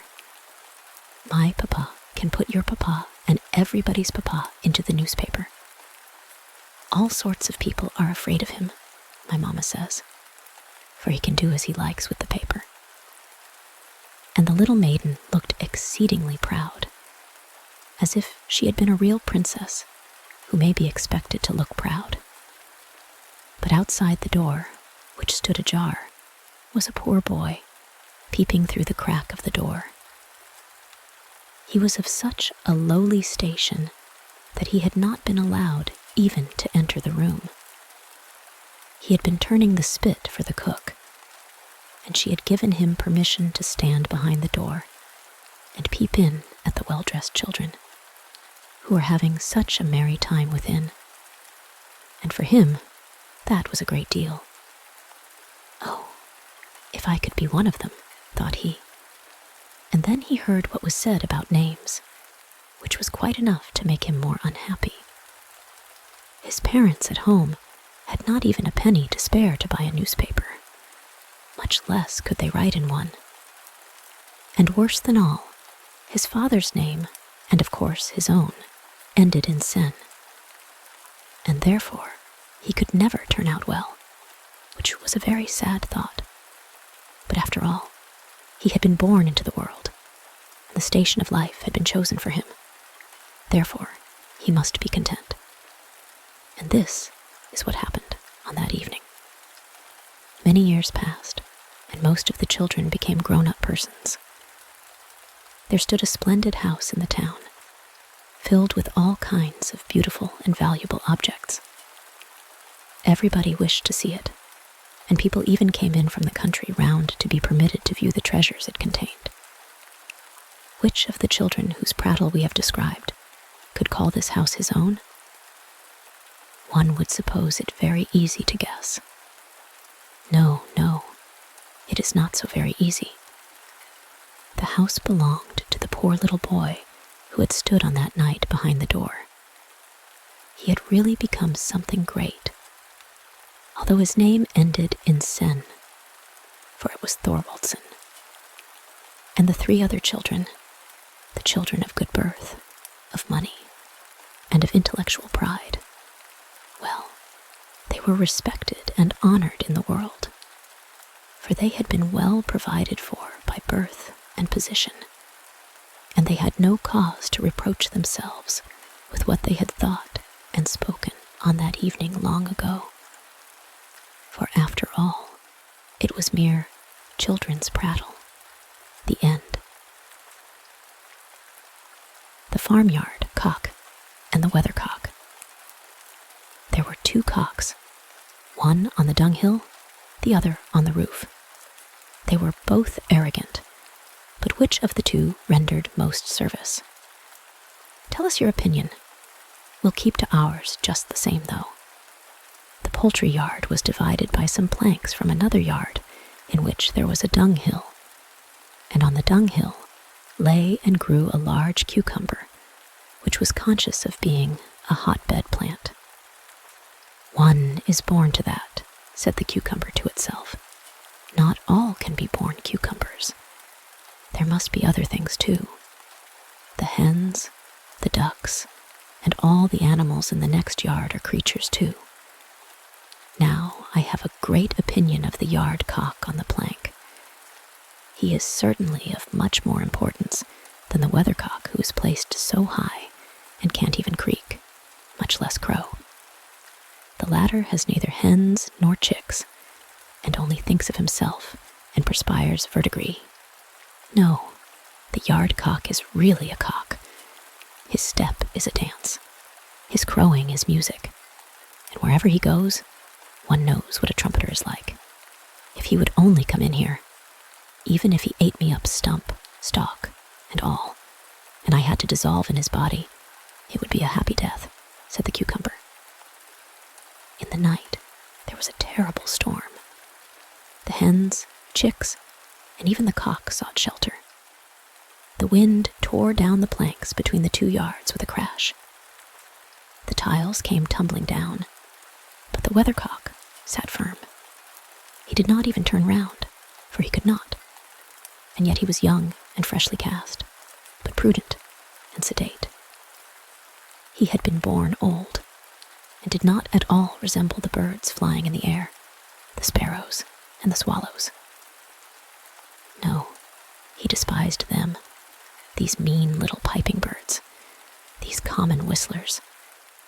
He admitted that the pigeons, large and white and shining like mother-o'-pearl, looked like a kind of weathercock, but they were fat and stupid, and all their thoughts and endeavors were directed to filling themselves with food. And besides, they were tiresome things to converse with.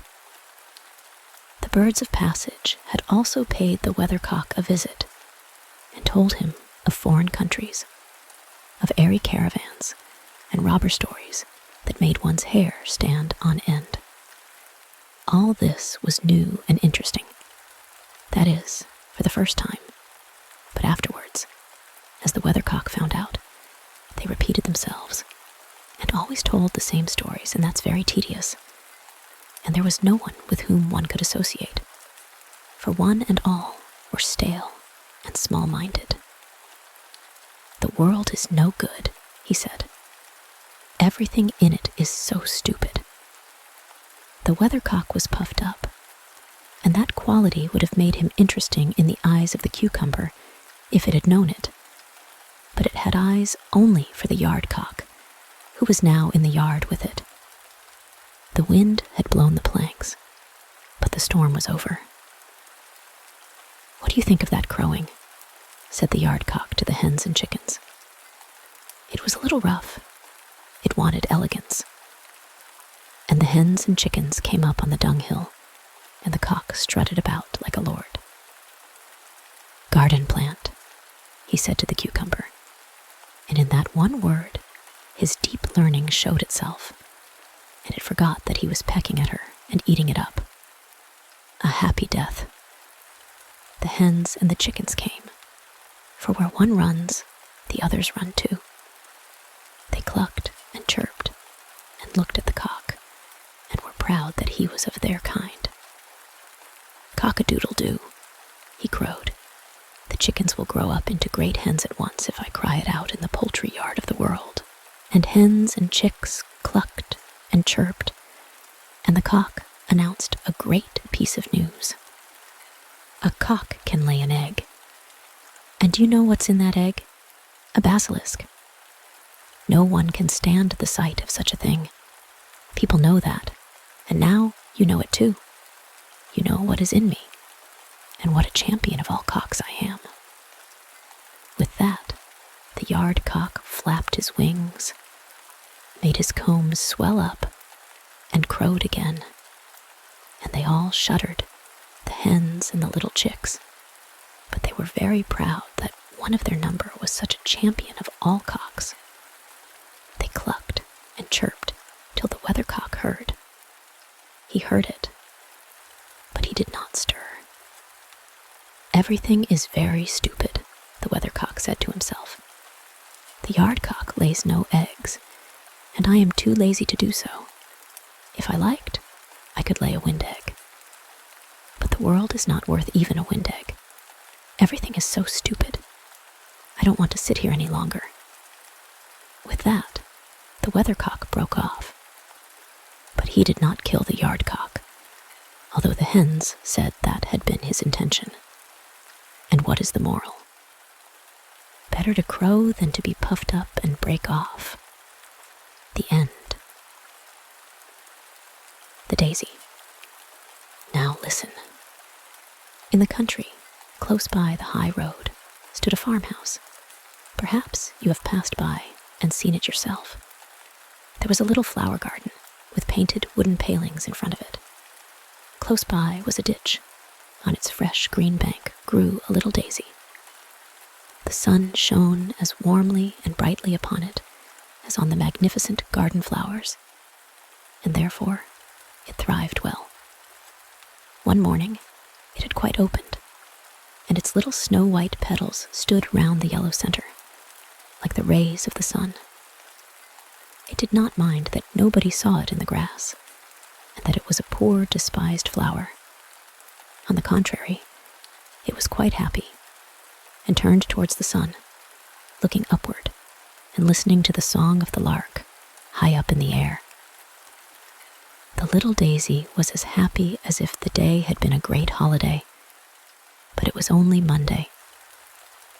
All the children were at school, and while they were sitting on the forms and learning their lessons, it sat on its thin green stalk and learnt from the sun and from its surroundings how kind God is. And it rejoiced that the song of the little lark expressed so sweetly and distinctly its own feelings. With a sort of reverence, the daisy looked up to the bird that could fly and sing, but it did not feel envious. "I can see and hear," it thought, The sun shines upon me, and the forest kisses me. How rich I am. In the garden close by grew many large and magnificent flowers. And, strange to say, the less fragrance they had, the haughtier and prouder they were. The peonies puffed themselves up in order to be larger than the roses, but size is not everything. The tulips had the finest colors, and they knew it well, too, for they were standing bolt upright like candles, that one might see them the better. In their pride, they did not see the little daisy, which looked over to them and thought, "How rich and beautiful they are. I am sure the pretty bird will fly down and call upon them. Thank God that I stand so near and can at least see all the splendor." And while the daisy was still thinking, the lark came flying down, crying tweet, but not to the peonies and tulips. No, into the grass to the poor daisy. Its joy was so great that it did not know what to think. The little bird hopped round it and sang, "How beautifully soft the grass is, and what a lovely little flower with its golden heart and silver dress is growing here." The yellow center in the daisy did indeed look like gold, while the little petals shone as brightly as silver. How happy the daisy was! No one has the least idea. The bird kissed it with its beak, sang to it, and then rose again up to the blue sky.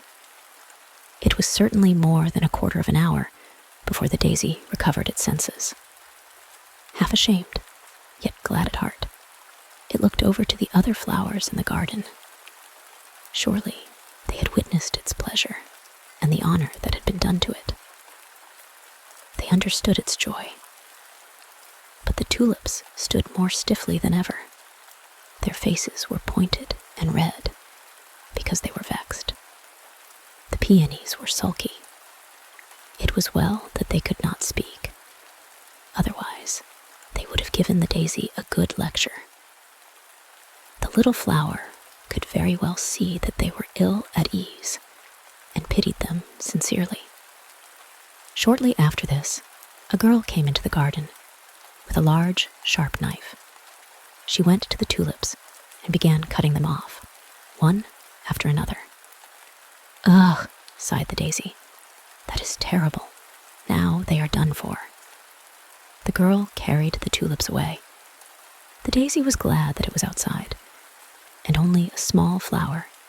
It felt very grateful. At sunset, it folded its petals and fell asleep, and dreamt all night of the sun and the little bird. On the following morning, when the flower once more stretched forth its tender petals, like little arms, towards the air and light, the daisy recognized the bird's voice. But what it sang sounded so sad.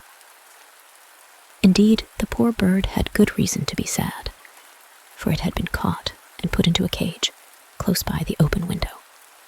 It sang of the happy days when it could merrily fly about, of fresh green corn in the fields, and of the time when it could soar almost up to the clouds. The poor lark was most unhappy as a prisoner in a cage. The little daisy would have liked so much to help it, but what could be done? Indeed, that was very difficult for such a small flower to find out. It entirely forgot how beautiful everything around it was, how warmly the sun was shining, and how splendidly white its own petals were. It could only think of the poor captive bird, for which it could do nothing.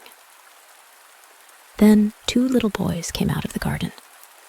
One of them had a large, sharp knife, like that with which the girl had cut the tulips. They came straight towards the little daisy, which could not understand what they wanted.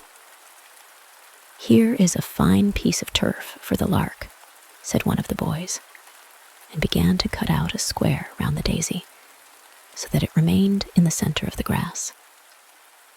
"Pluck the flower off," said the other boy, and the daisy trembled for fear, for to be pulled off meant death to it and it wished so much to live, as it was to go with the square of turf into the poor captive lark's cage.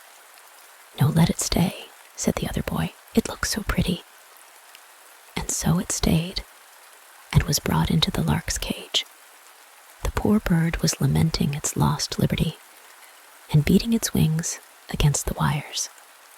And the little daisy could not speak or utter a consoling word, much as it would have liked to do so. So the forenoon passed. "I have no water," said the captive lark. "They have all gone out and forgotten to give me anything to drink. My throat is dry and burning. I feel as if I had fire and ice within me, and the air is so oppressive. Alas, I must die and part with the warm sunshine, the fresh green meadows, and all the beauty that God has created." And it thrust its beak into the piece of grass to refresh itself a little. Then it noticed the little daisy and nodded to it and kissed it with its beak and said, "You must also fade in here, poor little flower. You and the piece of grass are all they have given me in exchange for the whole world, which I enjoyed outside. Each little blade of grass shall be a green tree for me, each of your white petals a fragrant flower. Alas, you only remind me of what I have lost." "I wish I could console the poor lark," thought the daisy. It could not move one of its leaves, but the fragrance of its delicate petals streamed forth, and was much stronger than such flowers usually have. The bird noticed it, although it was dying with thirst, and in its pain tore up the green blades of grass, but did not touch the flower.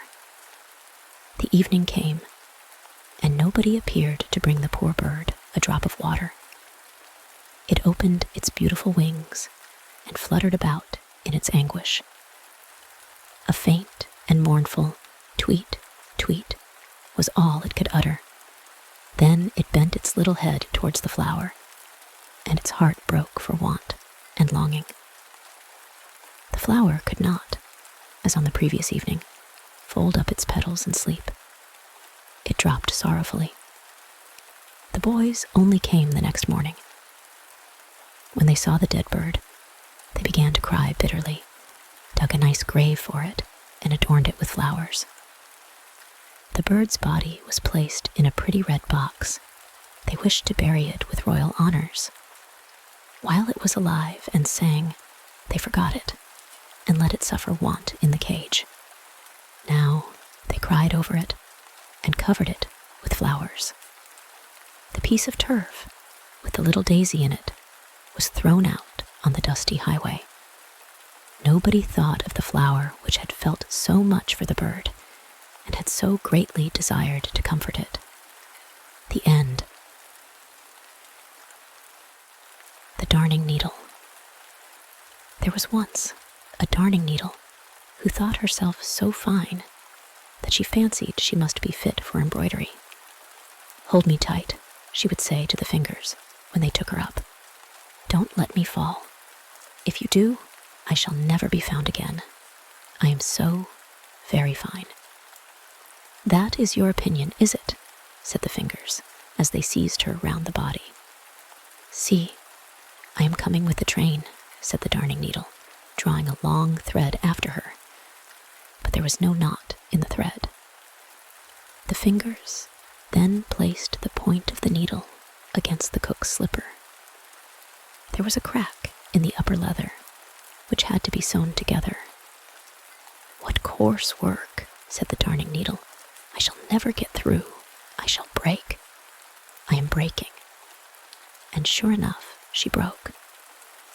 "Did I not say so?" said the darning needle. "I know I am too fine for such work as that." "This needle is quite useless for sewing now," said the fingers, but they still held it fast. And the cook dropped some sealing wax on the needle and fastened her handkerchief with it in front. "So now I am a breastpin," said the darning needle. "I knew very well I should come to honor some day, merit is sure to rise. And she laughed, quietly to herself, for of course, no one ever saw a darning needle laugh. And there she sat as proudly as if she were in a stagecoach, and looked all around her. "May I be allowed to ask if you are made of gold?" she inquired of her neighbor, a pin. "You have a very pretty appearance, and a curious head, although you are rather small. You must take pains to grow, for it is not everyone who has sealing wax dropped upon him." And as she spoke, the darning needle drew herself up so proudly that she fell out of the handkerchief right into the sink, which the cook was cleaning. "Now I am going on a journey," said the needle, as she floated away with the dirty water. "I do hope I shall not be lost." But she really was lost in a gutter. "I am too fine for this world," said the darning needle, as she lay in the gutter. "But I know who I am, and that is always some comfort." So the darning needle kept up her proud behavior, and did not lose her good humor. Then there floated over her all sorts of things, chips and straws and pieces of old newspaper. "See how they sail," said the darning needle. "They do not know what is under them. I am here, and here I shall stick. See, there goes a chip, thinking of nothing in the world but himself. Only a chip. There's a straw going by now. How he turns and twists about. Don't be thinking too much of yourself, or you may chance to run against a stone. There swims a piece of newspaper. What is written upon it has been forgotten long ago, and yet it gives itself airs. I sit here patiently and quietly. I know who I am, so I shall not move." One day, something lying close to the darning needle glittered so splendidly that she thought it was a diamond. Yet, it was only a piece of broken bottle. The darning needle spoke to it, because it sparkled, and represented herself as a breastpin. "I suppose you are really a diamond?" she said. "Why, yes, something of the kind," he replied. And so each believed the other to be very valuable. And then they began to talk about the world, and the conceited people in it. "I have been in a lady's work box," said the darning needle, and this lady was the cook. She had on each hand 5 fingers, and anything so conceited as these 5 fingers I have never seen. And yet they were only employed to take me out of the box and to put me back again. Were they not high-born? "High-born," said the darning needle. "No, indeed, but so haughty. They were 5 brothers, all born fingers. They kept very proudly together, though they were of different lengths. The one who stood first in the rank was named the thumb. He was short and thick, and had only one joint in his back, and could therefore make but one bow. But he said that if he were cut off from a man's hand, that man would be unfit for a soldier. Sweet Tooth, his neighbor, dipped himself into sweet or sour, pointed to the sun and moon, and formed the letters when the fingers wrote. Long Man, the middle finger, looked over the heads of all the others. Gold Band, the next finger, wore a golden circle round his waist. And little Playman did nothing at all, and seemed proud of it. They were boasters, and boasters they will remain, and therefore I left them. And now we sit here and glitter, said the piece of broken bottle. At the same moment, more water streamed into the gutter, so that it overflowed, and the piece of bottle was carried away. So he is promoted, said the darning needle, while I remain here. I am too fine, but that is my pride, and what do I care? And so she sat there in her pride, and had many such thoughts as these. I could almost fancy that I came from a sunbeam. I am so fine. It seems as if the sunbeams were always looking for me under the water. Ah, I am so fine that even my mother cannot find me. Had I still my old eye, which was broken off, I believe I should weep. But no, I would not do that. It is not genteel to cry. One day, a couple of street boys were paddling in the gutter, for they sometimes found old nails, farthings, and other treasures. It was dirty work, but they took great pleasure in it. "Hello," said one, as he pricked himself with the darning needle. "Here's a fellow for you." "I am not a fellow. I am a young lady," said the darning needle. But no one heard her. The sealing wax had come off, and she was quite black. But black makes a person look slender, so she thought herself even finer than before. "Here comes an eggshell sailing along," said one of the boys. So they stuck the darning needle into the eggshell. "White walls, and I am black myself," said the darning needle. "That looks well. Now I can be seen, but I hope I shall not be seasick, or I shall break again."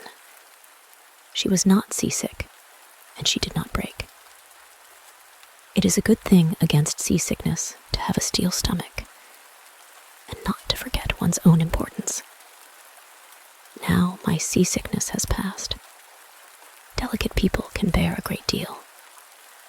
Crack went the eggshell as a wagon passed over it. "Good heavens, how it crushes," said the darning needle. "I shall be sick now. I am breaking." But she did not break, though the wagon went over her as she lay at full length. And there let her lie. The end. Delaying is not forgetting. There was an old mansion surrounded by a marshy ditch with a drawbridge, which was but seldom let down. Not all guests are good people. Under the roof were loopholes to shoot through, and to pour down boiling water or even molten lead on the enemy, should he approach. Inside the house, the rooms were very high and had ceilings of beams, and that was very useful considering the great deal of smoke which rose up from the chimney fire, where the large, damp logs of wood smoldered. On the walls hung pictures of knights in armor and proud ladies in gorgeous dresses. The most stately of all walked about alive. She was called Metamogin. She was the mistress of the house. To her belonged the castle. Towards the evening, robbers came. They killed 3 of her people, and also the yard dog, and attached Mrs. Meta to the kennel by the chain, while they themselves made good cheer in the hall, and drank the wine and the good ale out of her cellar. Mrs. Meta was now on the chain. She could not even bark. But lo, the servant of one of the robbers secretly approached her. They must not see it, otherwise they would have killed him. "Mrs. Metamogin," said the fellow, "do you still remember how my father, when your husband was still alive, had to ride on the wooden horse? You prayed for him, but it was no good. He was to ride until his limbs were paralyzed. But you stole down to him, as I steal now to you. You yourself put little stones under each of his feet, that he might have support. Nobody saw it, or they pretended not to see it. For you were then the young, gracious mistress. My father has told me this, and I have not forgotten it. Now I will free you, Mrs. Metamogin." Then they pulled the horses out of the stable and rode off in rain and wind to obtain the assistance of friends. Thus the small service done to the old man was richly rewarded, said Metamogin. "Delaying is not forgetting," said the fellow. The robbers were hanged. There was an old mansion. It is still there. It did not belong to Mrs. Metamogin. It belonged to another old noble family, We are now in the present time. The sun is shining on the gilt knob of the tower. Little wooded islands lie like bouquets on the water, and wild swans are swimming round them. In the garden grow roses. The mistress of the house is herself the finest rose petal. She beams with joy, the joy of good deeds. However, not done in the wide world, but in her heart. And what is preserved there is not forgotten. Delaying is not forgetting. Now she goes from the mansion to a little peasant hut in the field. Therein lives a poor paralyzed girl. The window of her little room looks northward. The sun does not enter here. The girl can only see a small piece of field which is surrounded by a high fence. But today, the sun shines here. The warm, beautiful sun of God is within the little room. It comes from the south through the new window, where formerly the wall was. The paralyzed girl sits in the warm sunshine and can see the wood and the lake. The world had become so large, so beautiful, and only through a single word from the kind mistress of the mansion. The word was so easy, the deed so small, she said. The joy it afforded me was infinitely great and sweet. And therefore she does many a good deed, thinks of all in the humble cottages and in the rich mansions, where there are also afflicted ones. It is concealed and hidden, but God does not forget it. Delayed is not forgotten. An old house stood there. It was in the large town with its busy traffic. There are rooms and halls in it, but we do not enter them. We remain in the kitchen, where it is warm and light, clean and tidy. The copper utensils are shining, the table as if polished with beeswax. The sink looks like a freshly scoured meat board. All this a single servant has done, and yet she has time to spare, as if she wished to go to church. She wears a bow on her cap, a black bow that signifies mourning. But she has no one to mourn, neither father nor mother, neither relations nor sweetheart. She is a poor girl. One day she was engaged to a poor fellow. They loved each other dearly. One day he came to her and said, "We both have nothing. The rich widow over the way in the basement has made advances to me. She will make me rich, but you are in my heart. What do you advise me to do?" "I advise you to do what you think will turn out to your happiness," said the girl. "Be kind and good to her, but remember this, from the hour we part, we shall never see each other again." Years passed. Then one day she met the old friend and sweetheart in the street. He looked ill and miserable, and she could not help asking him, "How are you?" "Rich and prospering in every respect," he said. "The woman is brave and good, but you are in my heart. I have fought the battle. It will soon be ended. We shall not see each other again now until we meet before God." A week has passed. This morning his death was in the newspaper. That is the reason of the girl's mourning. Her old sweetheart is dead and has left a wife and 3 stepchildren, as the paper says. It sounds as if there is a crack, but the metal is pure. The black bow signifies mourning. The girl's face points to the same in a still higher degree. It is preserved in the heart and will never be forgotten. Delaying is not forgetting. These are 3 stories, you see. 3 leaves on the same stalk. Do you wish for some more trefoil leaves? In the little heart book are many more of them. Delaying is not forgetting. The end. The drop of water. Of course, you know what is meant by a magnifying glass, one of those round spectacle glasses that make everything look 100 times bigger than it is. When anyone takes one of these, and holds it to his eye and looks at a drop of water from the pond yonder. He sees above 1,000 wonderful creatures that are otherwise never discerned in the water. But there they are, and it is no delusion. It almost looks like a great plateful of spiders jumping about in a crowd. And how fierce they are. They tear off each other's legs and arms and bodies, before and behind. And yet, they are merry and joyful in their way. Now, there once was an old man whom all the people called Cribble Crabble, for that was his name. He always wanted the best of everything, and when he could not manage it otherwise, he did it by magic. There he sat one day, and held his magnifying glass to his eye, and looked at a drop of water that had been taken out of a puddle by the ditch. But what a cribbling and crabbling was there! All the thousands of little creatures hopped and sprang and tugged at one another, and ate each other up. "That is horrible," said old Cribble Crabble. "Can one not persuade them to live in peace and quietness, so that each one may mind his own business?"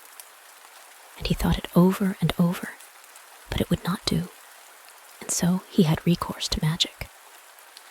"I must give them color, that they may be seen more plainly," said he, and he poured something like a little drop of red wine into the drop of water. But it was witch's blood from the lobes of the ear, the finest kind, at 9d a drop. And now the wonderful little creatures were pink all over. It looked like a whole town of naked wild men. "What have you there?" asked another old magician, who had no name, and that was the best thing about him. "Yes, if you can guess what it is," said Cribble Crabble, "I'll make you a present of it." But it is not so easy to find out if one does not know. And the magician, who had no name, looked through the magnifying glass. It looked really like a great town reflected there, in which all the people were running about without clothes. It was terrible, but it was still more terrible to see how one beat and pushed the other, and bit and hacked and tugged and mauled him. Those at the top were being pulled down, and those at the bottom were struggling upwards. "Look, look, his leg is longer than mine. Bah, away with it. There's one who has a little bruise. It hurts him, but it shall hurt him still more." And they hacked away at him, and they pulled at him, and ate him up because of the little bruise. And there was one sitting as still as any little maiden, and wishing only for peace and quietness. But now she had to come out, and they tugged at her, and pulled her about, and ate her up. "That's funny," said the magician. "Yes, but what do you think it is?" said Cribble Crabble. "Can you find that out?" "Why, one can see that easily enough," said the other. "That's Paris, or some other great city, for they're all alike. It's a great city." "It's a drop of puddle water," said Cribble Crabble. The end. The Dryad. We are traveling to Paris to the exhibition. Now we are there. That was a journey, a flight without magic. We flew on the wings of steam over the sea and across the land. Yes, our time is the time of fairy tales. We are in the midst of Paris, in a great hotel. Blooming flowers ornament the staircases, and soft carpets the floors. Our room is a very cozy one, and through the open balcony door we have a view of a great square. Spring lives down there. It has come to Paris, and arrived at the same time with us. It has come in the shape of a glorious young chestnut tree, with delicate leaves newly opened. How the tree gleams, dressed in its spring garb, before all the other trees in the place. One of these latter had been struck out of the list of living trees. It lies on the ground, with roots exposed. On the place where it stood, the young chestnut tree is to be planted and to flourish. It still stands towering aloft on the heavy wagon which has brought it this morning a distance of several miles to Paris. For years it had stood there in the protection of a mighty oak tree, under which the old venerable clergyman had often sat, with children listening to his stories.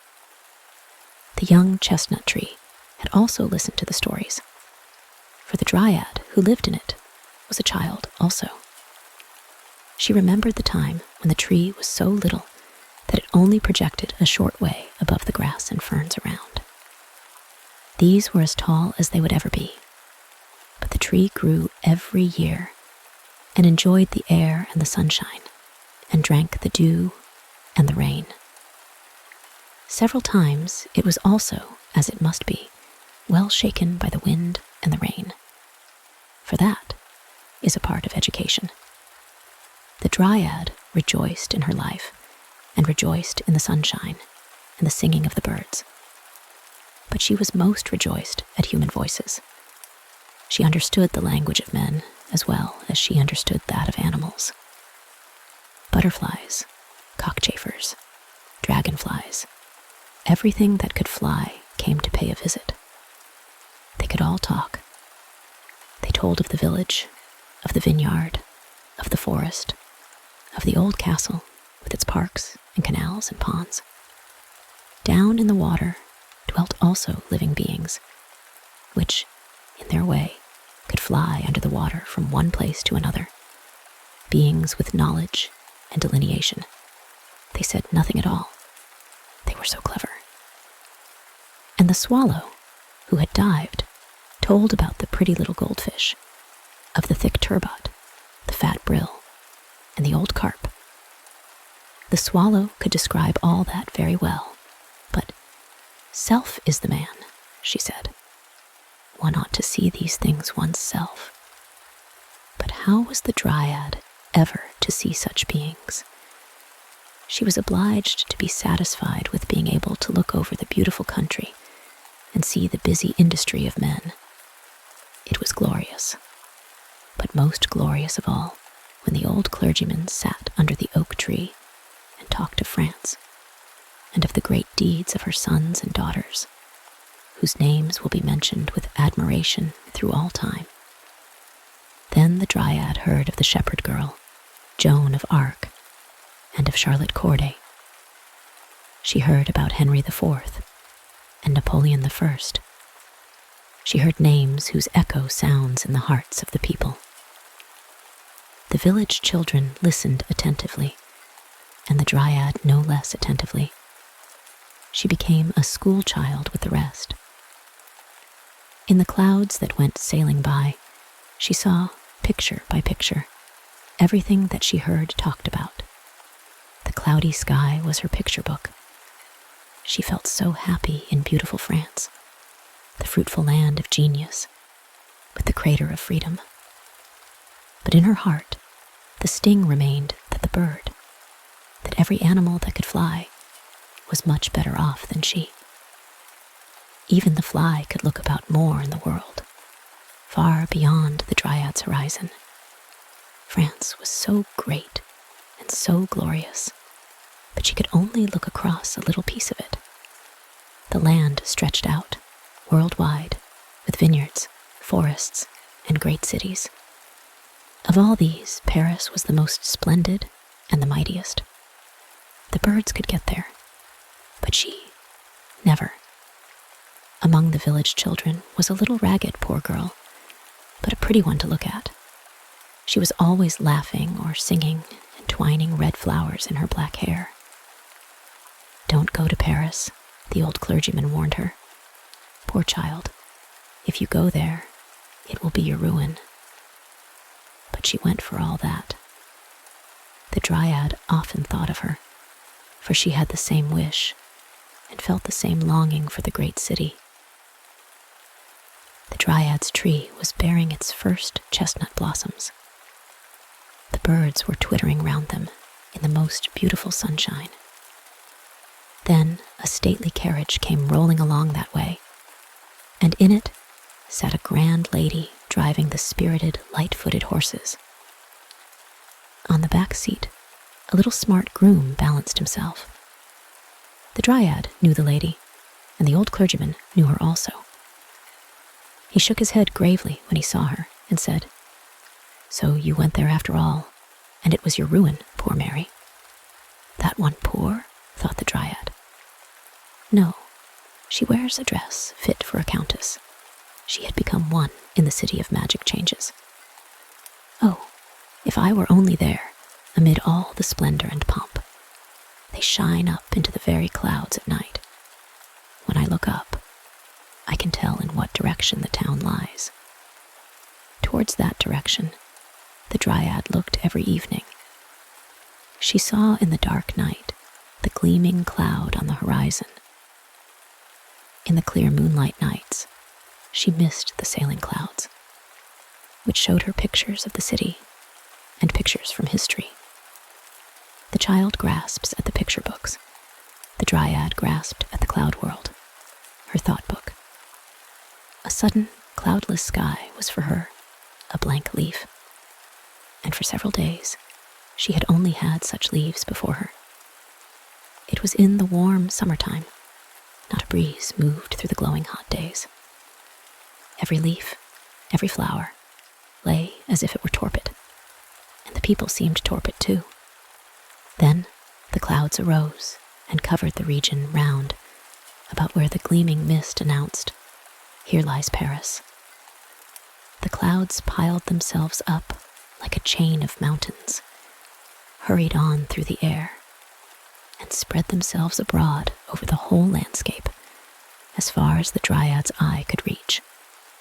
Like enormous blue-black blocks of rock, the clouds lay piled over one another. Gleams of lightning shot forth from them. "These also are the servants of the Lord God," the old clergyman had said. And there came a bluish, dazzling flash of lightning, a lighting up as if of the sun itself, which could burst blocks of rock asunder. The lightning struck and split to the roots the old venerable oak. The crown fell asunder.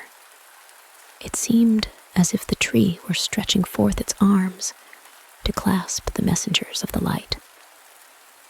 No bronze cannon can sound over the land at the birth of a royal child, as the thunder sounded at the death of the old oak. The rain streamed down. A refreshing wind was blowing. The storm had gone by, and there was quite a holiday glow on all things. The old clergyman spoke a few words for honorable remembrance, and a painter made a drawing as a lasting record of the tree. "Everything passes away," said the Dryad, "passes away like a cloud, and never comes back." The old clergyman, too, did not come back. The green roof of his school was gone, and his teaching chair had vanished. The children did not come, but autumn came, and winter came, and then spring also. In all this change of seasons, the Dryad looked toward the region where at night Paris gleamed with its bright mist far on the horizon. Forth from the town rushed engine after engine, train after train, whistling and screaming at all hours in the day. In the evening, towards midnight, at daybreak, and all the day through, came the trains. Out of each one and into each one streamed people from the country of every king. A new wonder of the world had summoned them to Paris. In what form did this wonder exhibit itself? "A splendid blossom of art and industry," said one, "has unfolded itself in the Champ de Mars, a gigantic sunflower, from whose petals one can learn geography and statistics, and can become as wise as a Lord Mayor, and raise oneself to the level of art and poetry, and study the greatness and power of the various lands." "A fairy tale flower," said another, "a many-colored lotus plant, which spreads out its green leaves like a velvet carpet over the sand, The opening spring has brought it forth. The summer will see it in all its splendor. The autumn winds will sweep it away, so that not a leaf, not a fragment of its root shall remain. In front of the military school extends in time of peace the arena of war. A field without a blade of grass, a piece of sandy steppe, as if cut out of the desert of Africa, where Fata Morgana displays her wondrous airy castles and hanging gardens. In the Champ de Mars, however, these were to be seen more splendid, more wonderful than in the East, for human art had converted the airy, deceptive scenes into reality. The Aladdin's palace of the present has been built, it was said. Day by day, hour by hour, it unfolds more of its wonderful splendor. The endless halls shine in marble and many colors. Master Bloodless here moves his limbs of steel and iron in the great circular hall of machinery. Works of art in metal, in stone, in Gobelin tapestry, announce the vitality of mind that is stirring in every land. Halls of paintings, splendor of flowers, everything that mind and skill can create in the workshop of the artisan has been placed here for show. Even the memorials of ancient days, out of old graves and turf moors, have appeared at this general meeting. The overpowering great variegated whole must be divided into small portions and pressed together like a plaything, if it is to be understood and described. Like a great table on Christmas Eve, the Champ de Mars carried a wonder castle of industry and art, and around this, knickknacks from all countries had been ranged, knickknacks on a grand scale, for every nation found some remembrance of home. Here stood the royal palace of Egypt, there the caravanserai of the desert land. The Bedouin had quitted his sunny country and hastened by on his camel. Here stood the Russian stables, with the fiery, glorious horses of the steppe. Here stood the simple, straw-thatched dwelling of the Danish peasant, with the Dannebrog flag, next to Gustavus Vasa's wooden house from Dullard, with its wonderful carvings. American huts, English cottages, French pavilions, kiosks, theaters, churches, all strewn around, and between them, the fresh green turf, the clear springing water, blooming bushes, rare trees, hothouses, in which one might fancy one's self-transported into the tropical forest. Whole gardens brought from Damascus, and blooming under one roof. What colors, what fragrance. Artificial grottos surrounded bodies of fresh or salt water, and gave a glimpse into the empire of the fishes. The visitors seemed to wander at the bottom of the sea, among fishes and polypi. All this, they said, the Champ de Mars offers. And around the great, richly spread table, the crowd of human beings moves like a busy swarm of ants, on foot or in little carriages, for not all feet are equal to such a fatiguing journey. Hither they swarm from morning till late in the evening. Steamer after steamer, crowded with people, glides down the Seine. The number of carriages is continually on the increase. The swarm of people on foot and on horseback grows more and more dense. Carriages and omnibuses are crowded, stuffed and embroidered with people. All these tributary streams flow in one direction, towards the exhibition. On every entrance, the flag of France is displayed. Around the world's bazaar wave the flags of all nations. There is a humming and a murmuring from the hall of the machines. From the towers, the melody of the chimes is heard. With the tones of the organs in the churches, mingle the hoarse nasal songs from the cafes of the East. It is a kingdom of Babel, a wonder of the world. In very truth, it was. That's what all the reports said, and who did not hear them? the Dryad knew everything that is told here of the new wonder in the city of cities. "Fly away, ye birds. Fly away to sea, and then come back and tell me," said the Dryad. The wish became an intense desire, became the one thought of a life. Then, in the quiet, silent night, while the full moon was shining, the Dryad saw a spark fly out of the moon's disk and fall like a shooting star.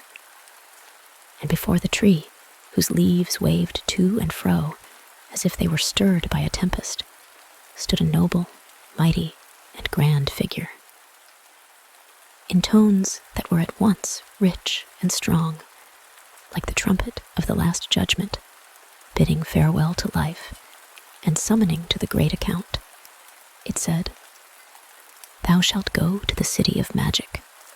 Thou shalt take root there and enjoy the mighty rushing breezes, the air, and the sunshine there. But the time of thy life shall then be shortened.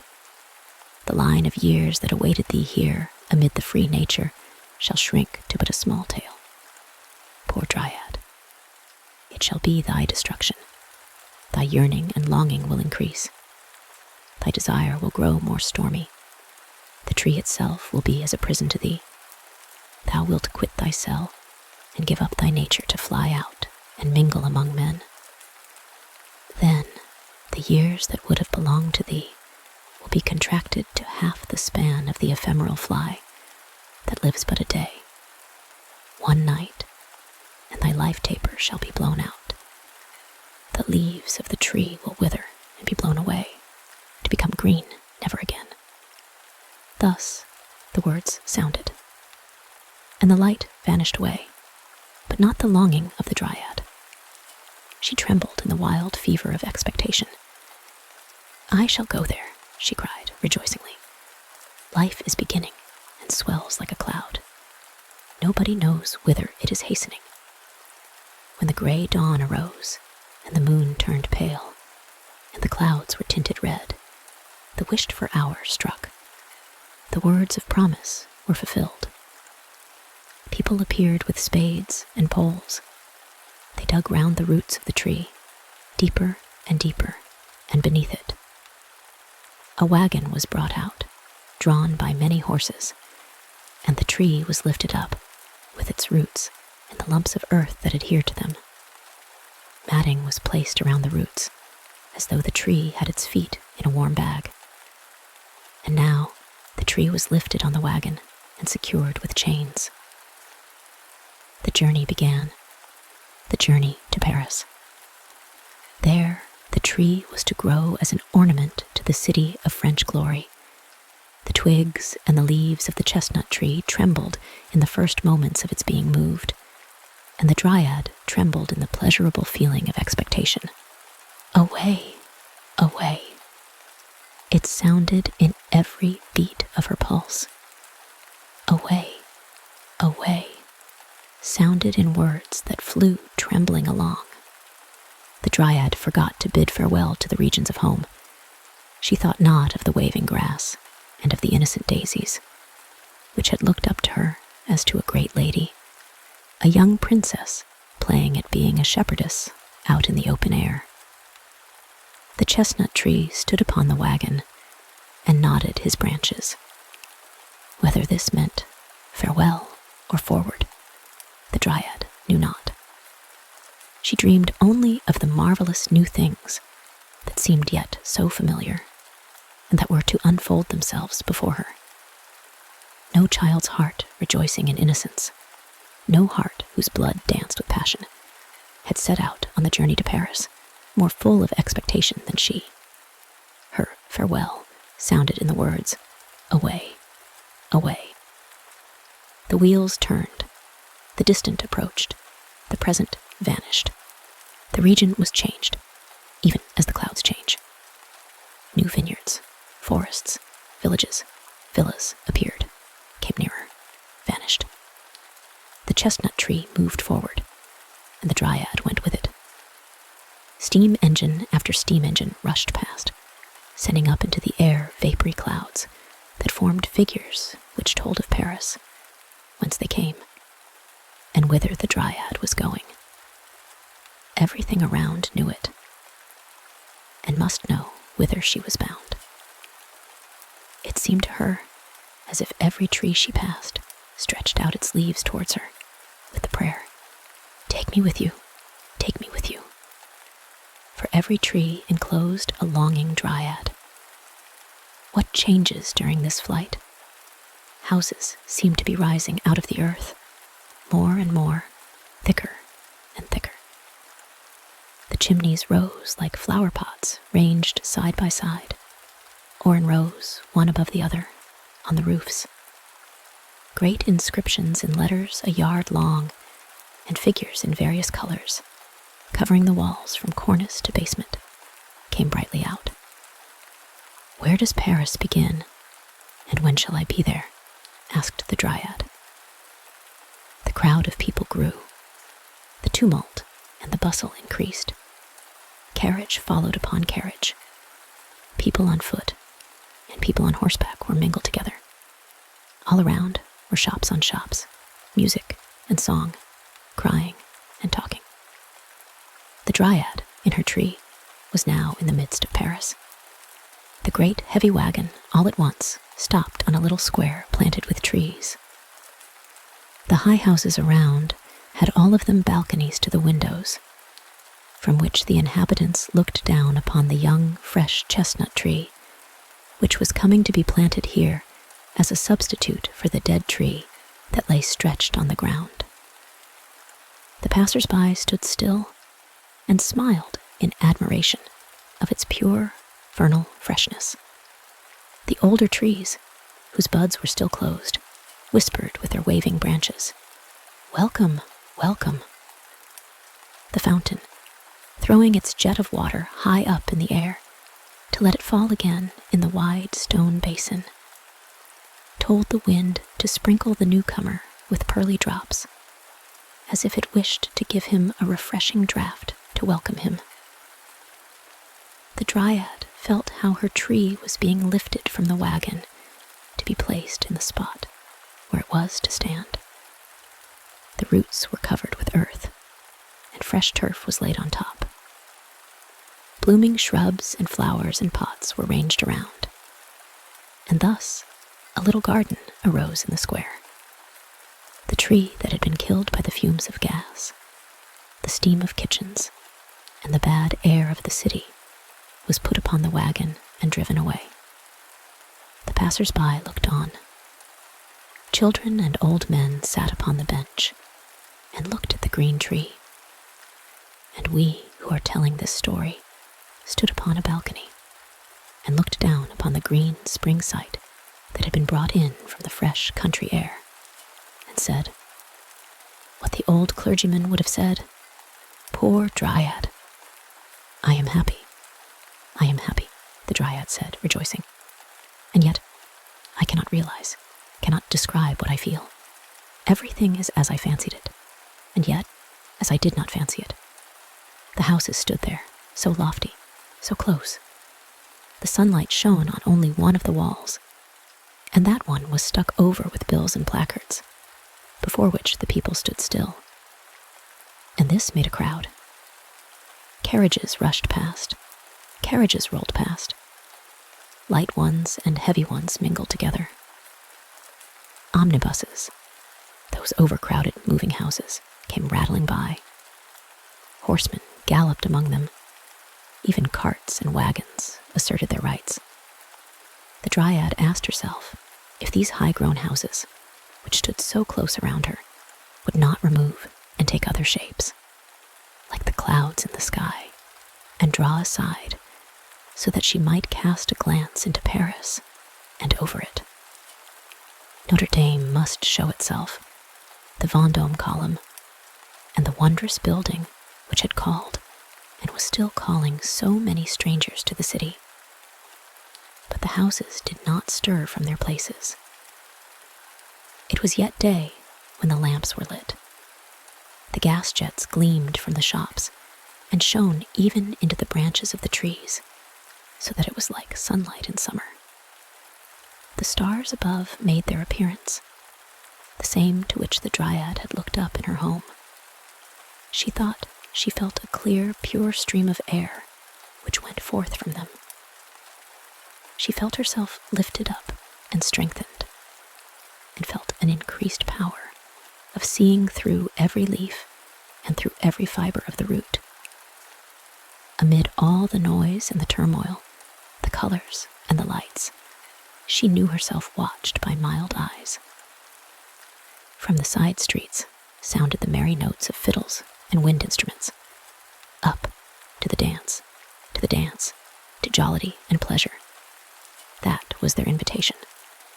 Such music it was that horses, carriages, trees, and houses would have danced if they had known how. The charm of intoxicating delight filled the bosom of the Dryad. "How glorious, how splendid it is," she cried rejoicingly.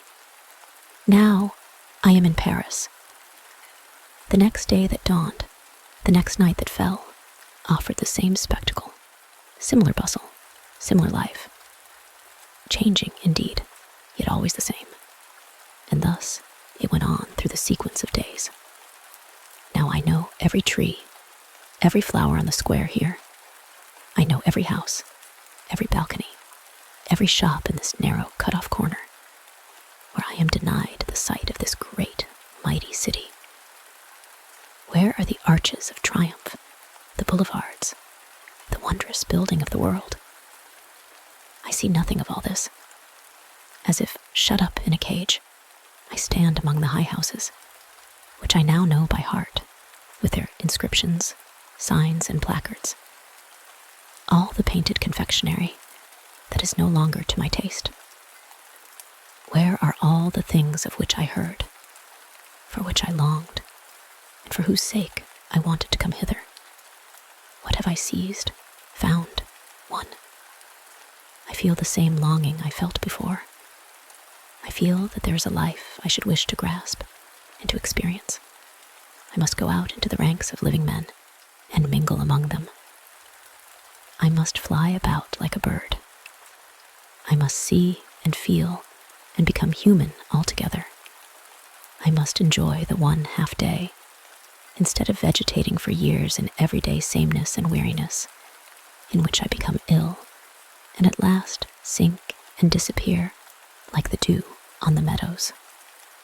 I will gleam like the cloud, gleam in the sunshine of life, look out over the whole like the cloud, and pass away like it, no one knoweth whither. Thus sighed the Dryad, and she prayed. A rustling went through the leaves of the tree. There was a trembling in each of the leaves. It seemed as if fire streamed through it. A gust of wind shook its green crown, and from the midst of that crown, a female figure came forth. In the same moment, she was sitting beneath the brightly illuminated leafy branches, young and beautiful to behold, like poor Mary, to whom the clergyman had said, "The great city will be thy destruction." The Dryad sat at the foot of the tree, at her house door, which she had locked, and whose key had thrown away. So young, so fair. The stars saw her and blinked at her. The gas lamps saw her and gleamed and beckoned to her. How delicate she was, and yet how blooming. A child, and yet a grown maiden. Her dress was fine as silk, green as the freshly opened leaves on the crown of the tree. In her nut-brown hair clung a half-opened chestnut blossom. She looked like the goddess of spring. For one short minute she sat motionless. Then she sprang up, and light as a gazelle, she hurried away. She ran and sprang like the reflection from the mirror that, carried by the sunshine, is cast, now here, now there. Could anyone have followed her with his eyes, he would have seen how marvelously her dress and her form changed, according to the nature of the house, or the place whose light happened to shine upon her. She reached the boulevards. Here, a sea of light streamed forth from the gas flames of the lamps, the shops, and the cafes. Here stood, in a row, young and slender trees, each of which concealed its Dryad and gave shade from the artificial sunlight. The whole vast pavement was one great festive hall, where covered tables stood laden with refreshments of all kinds, from champagne and chartreuse down to coffee and beer. Here was an exhibition of flowers, statues, books, and colored stuffs. From the crowd close by the lofty houses, she looked forth over the terrific stream beyond the rows of trees. Yonder heaved a stream of rolling carriages, cabriolets, coaches, omnibuses, cabs, and among them riding gentlemen and marching troops. To cross to the opposite shore was an undertaking fraught with danger to life and limb. Now lanterns shed their radiance abroad. Now the gas had the upper hand. Suddenly, a rocket rises. Whence? Whither? Here are sounds of soft Italian melodies. Yonder, Spanish songs are sung, accompanied by the rattle of the castanets. But strongest of all, and predominating over the rest, the street organ tunes of the moment, the exciting can-can music, which Orpheus never knew, and which was never heard by the Belle Helene. Even the barrow was tempted to hop upon one of its wheels. The Dryad danced, floated, flew, changing her color every moment, like a hummingbird in the sunshine.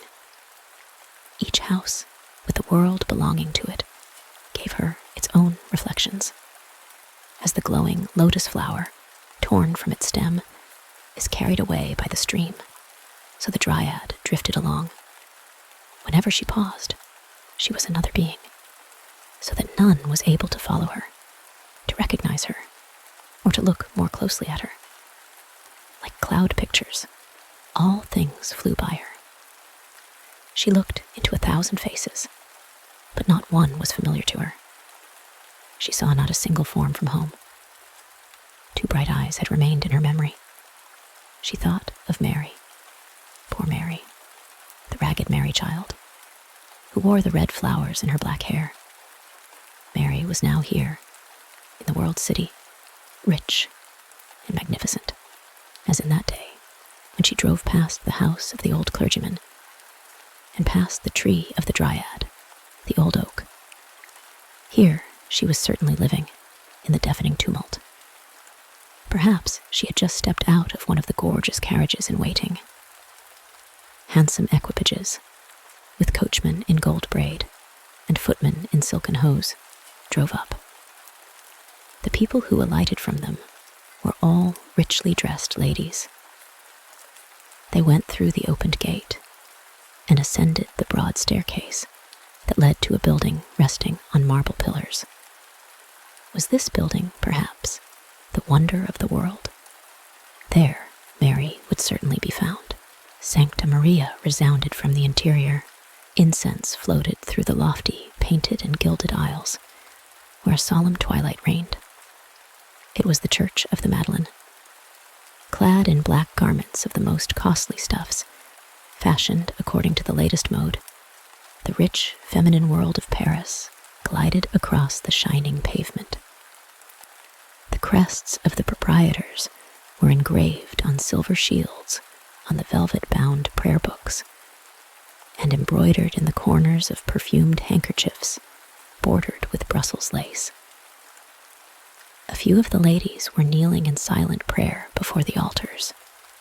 Others resorted to the confessionals. Anxiety and fear took possession of the Dryad. She felt as if she had entered a place where she had no right to be. Here was the abode of silence, the hall of secrets. Everything was said in whispers. Every word was a mystery. The Dryad saw herself enveloped in lace and silk, like the women of wealth and of high birth around her. Had, perhaps, every one of them a longing in her breast, like the Dryad. A deep, painful sigh was heard. Did it escape from some confessional in a distant corner, or from the bosom of the Dryad? She drew the veil closer around her. She breathed incense, and not the fresh air. Here was not the abiding place of her longing. Away, away, a hastening without rest. The ephemeral fly knows not repose, for her existence is flight. She was out again among the gas candelabra by a magnificent fountain. All its streaming waters are not able to wash out the innocent blood that was spilt here. Such were the words spoken. Strangers stood around, carrying on a lively conversation, such as no one would have dared to carry on in the gorgeous Hall of Secrets whence the Dryad came. A heavy stone slab was turned and then lifted. She did not understand why. She saw an opening that led into the depths below. The strangers stepped down, leaving the starlit air and the cheerful life of the upper world behind them.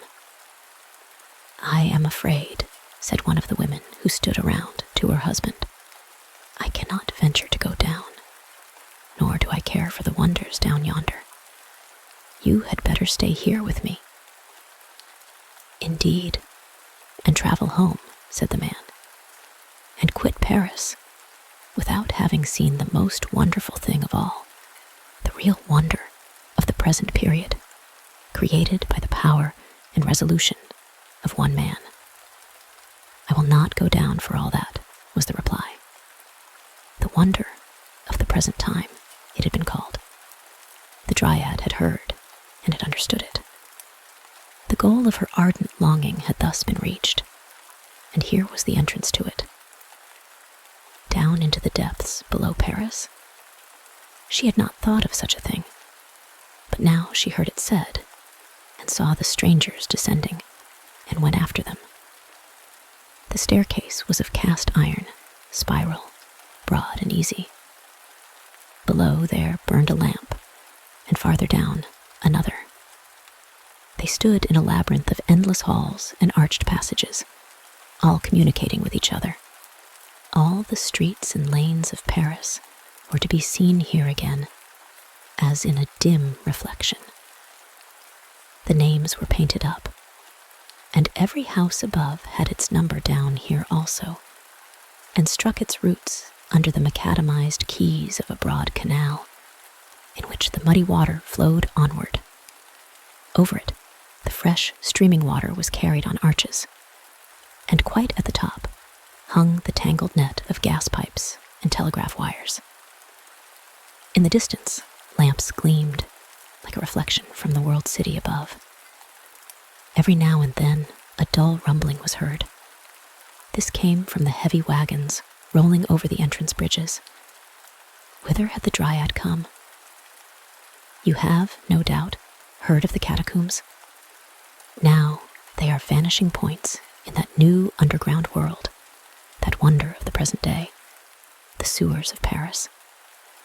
The Dryad was there, and not in the world's exhibition in the Champ de Mars. She heard exclamations of wonder and admiration. From here go forth health and life for thousands upon thousands up yonder. Our time is the time of progress, with its manifold blessings.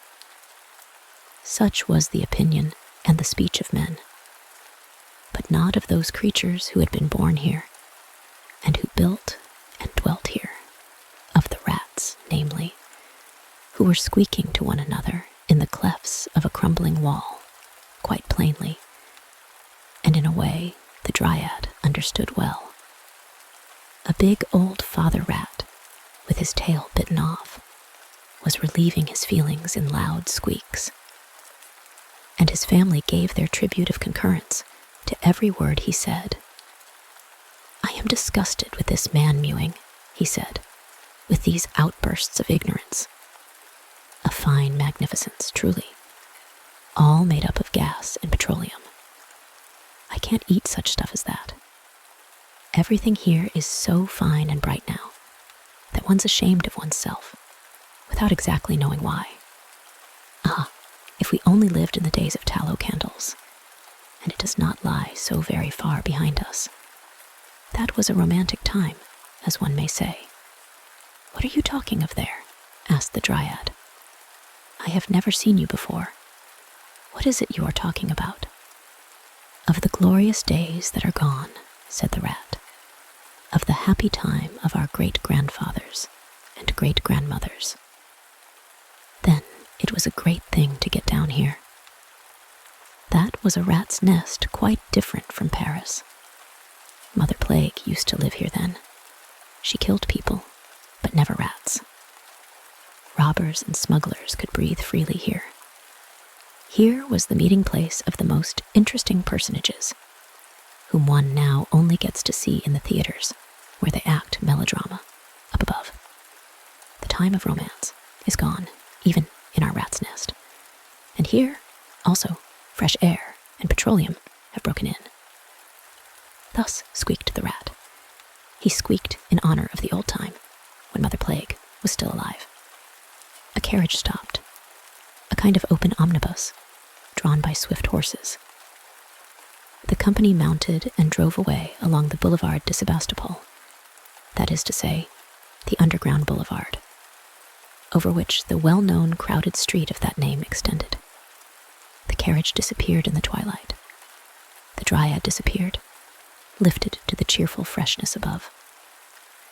Here, and not below in the vaulted passages, filled with heavy air, the wonderwork must be found which she was to seek in her short lifetime. It must gleam brighter than all the gas flames, stronger than the moon that was just gliding past. Yes, certainly. She saw it yonder in the distance. It gleamed before her, and twinkled and glittered like the evening star in the sky. She saw a glittering portal open that led to a little garden where all was brightness and dance music. Colored lamps surrounded little lakes in which were water plants of colored metal, from whose flowers jets of water spurted up. Beautiful weeping willows, real products of spring, hung their fresh branches over these lakes, like a fresh, green, transparent, and yet screening veil. In the bushes burnt an open fire, throwing a red twilight over the quiet huts of branches, into which the sounds of music penetrated, an ear-tickling, intoxicating music that sent the blood coursing through the veins.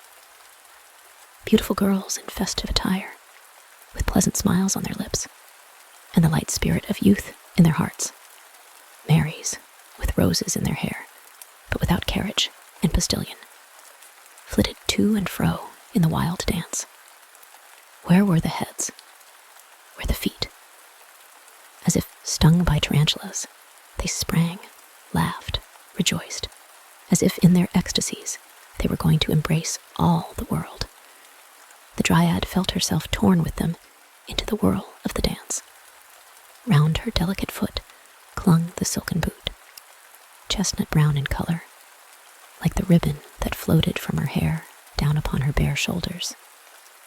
The green silk dress waved in large folds, but did not entirely hide the pretty foot and ankle. Had she come to the enchanted garden of Armida? What was the name of the place? The name glittered in gas jets over the entrance. It was Mobile. The soaring upwards of rockets, the splashing of fountains, and the popping of champagne corks accompanied the wild, bacchantic dance. Over the whole glided the moon through the air, clear, but with a somewhat crooked face. A wild joviality seemed to rush through the Dryad, as though she were intoxicated with opium. Her eyes spoke, her lips spoke, but the sound of violins and of flutes drowned the sound of her voice. Her partner whispered words to her which she did not understand, nor do we understand them. He stretched out his arms to draw her to him, but he embraced only the empty air. The Dryad had been carried away like a rose leaf on the wind. Before her, she saw a flame in the air, a flashing light high up on a tower. The beacon light shone from the goal of her longing, shone from the red lighthouse tower of the Fata Morgana of the Champ de Mars. Thither she was carried by the wind. She circled round the tower. The workmen thought it was a butterfly that had come too early, and that now sank down dying. The moon shone bright, gas lamps spread light around, through the halls, over the all-worlds buildings scattered about, over the rose hills and the rocks produced by human ingenuity, from which waterfalls, driven by the power of Master Bloodless, fell down. The caverns of the sea, the depths of the lakes, the kingdom of the fishes were opened here. Men walked, as in the depths of the deep pond, and held converse with the sea in the diving bell of glass. The water pressed against the strong glass walls, above and on every side. The polypi, eel-like living creatures, had fastened themselves to the bottom and stretched out arms, fathoms long, for prey. A big turbot was making himself broad in front, quietly enough, but not without casting some suspicious glances aside. A crab clambered over him, looking like a gigantic spider, while the shrimps wandered about in restless haste, like the butterflies and moths of the sea. In the fresh water grew water lilies, nymphea, and reeds. The goldfishes stood up below in rank and file, all turning their heads one way, that the streaming water might flow into their mouths. Fat carps stared at the glass wall with stupid eyes. They knew that they were here to be exhibited, and that they had made the somewhat toilsome journey hither in tubs filled with water, and they thought with dismay of the land sickness from which they had suffered so cruelly on the railway. They had come to see the exhibition, and now contemplated it from their fresh or saltwater position. They looked attentively at the crowds of people who passed by them early and late. All the nations in the world, they thought, had made an exhibition of their inhabitants for the edification of the soles and haddocks, pike and carp, that they might give their opinions upon the different kinds. "Those are scaly animals," said a little slimy whiting. "They put on different scales 2 or 3 times a day, and they emit sounds which they call speaking. We don't put on scales, and we make ourselves understood in an easier way, simply by twitching the corners of our mouths and staring with our eyes. We have a great many advantages over mankind." "But they have learned swimming of us," remarked a well-educated codling. "You must know I come from the great sea outside.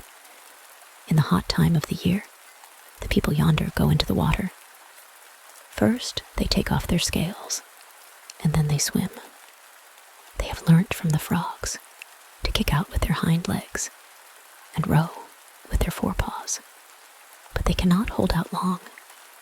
They want to be like us, but they cannot come up to us. Poor people." And the fishes stared. They thought that the whole swarm of people whom they had seen in the bright daylight were still moving around them. They were certain they still saw the same forms that had first caught their attention. A pretty barbel with spotted skin and an enviably round back declared that the human fry were still there. "I can see a well-set-up human figure quite well," said the barbel. "She was called Contumacious Lady, or something of that kind. She had a mouth and staring eyes, like ours, and a great balloon at the back of her head, and something like a shut-up umbrella in front. There were a lot of dangling bits of seaweed hanging about her. She ought to take all the rubbish off and go as we do. Then she would look something like a respectable barbel, so far as it is possible for a person to look like one. What's become of that one whom they drew away with the hook? He sat on a wheelchair and had paper and pen and ink and wrote down everything. They called him a writer. They're going about with him still, said a hoary old maid of a carp, who carried her misfortune about with her, so that she was quite hoarse. In her youth, she had once swallowed a hook, and still swam patiently about with it in her gullet. A writer? That means, as we fishes describe it, a kind of cuttle, or inkfish among men. Thus the fishes gossiped in their own way. But in the artificial water grotto, the laborers were busy, who were obliged to take advantage of the hours of night to get their work done by daybreak. They accompanied with blows of their hammers, and with songs, the parting words of the vanishing Dryad. So, at any rate, I have seen you, you pretty goldfishes, she said. Yes, I know you. And she waved her hand to them. I have known about you a long time in my home. The swallow told me about you. How beautiful you are. How delicate and shining. I should like to kiss every one of you. You others also. I know you all, but you do not know me. The fishes stared out into the twilight. They did not understand a word of it. The Dryad was there no longer. She had been a long time in the open air, where the different countries, the country of black bread, the codfish coast, the kingdom of Russia leather, and the banks of eau de cologne, and the gardens of rose oil, exhaled their perfumes from the world wonder flower. When, after a night at a ball, we drive home half asleep and half awake, the melodies still sound plainly in our ears. We hear them and could sing them all from memory. When the eye of the murdered man closes, the picture of what it saw last clings to it for a time, like a photographic picture. So it was likewise here. The bustling life of day had not yet disappeared in the quiet night. The Dryad had seen it. She knew, thus it will be repeated tomorrow. The Dryad stood among the fragrant roses and thought she knew them, and had seen them in her own home. She also saw red pomegranate flowers, like those that little Mary had worn in her dark hair. Remembrances from the home of her childhood flashed through her thoughts. Her eyes eagerly drank in the prospect around, and feverish restlessness chased her through the wonder-filled halls. A weariness that increased continually took possession of her. She felt a longing to rest on the soft oriental carpets within, or to lean against the weeping willow without by the clear water. But for the ephemeral fly, there was no rest. In a few moments, the day had completed its circle. Her thoughts trembled, her limbs trembled. She sank down on the grass by the bubbling water. Thou wilt ever spring living from the earth, she said mournfully. Moisten my tongue, bring me a refreshing draught. I am no living water, was the answer. I only spring upward when the machine wills it. Give me something of thy freshness, thou green grass, implored the Dryad. Give me one of thy fragrant flowers. We must die if we are torn from our stalks, replied the flowers and the grass. Give me a kiss, thou fresh stream of air, only a single life kiss. Soon the sun will kiss the clouds red, answered the wind. Then thou wilt be among the dead, blown away, as all the splendor here will be blown away before the year shall have ended. Then I can play again with the light loose sand on the place here, and whirl the dust over the land and through the air. All is dust. The Dryad felt a terror, like a woman who has cut asunder her pulse artery in the bath, but is filled again with the love of life, even while she is bleeding to death.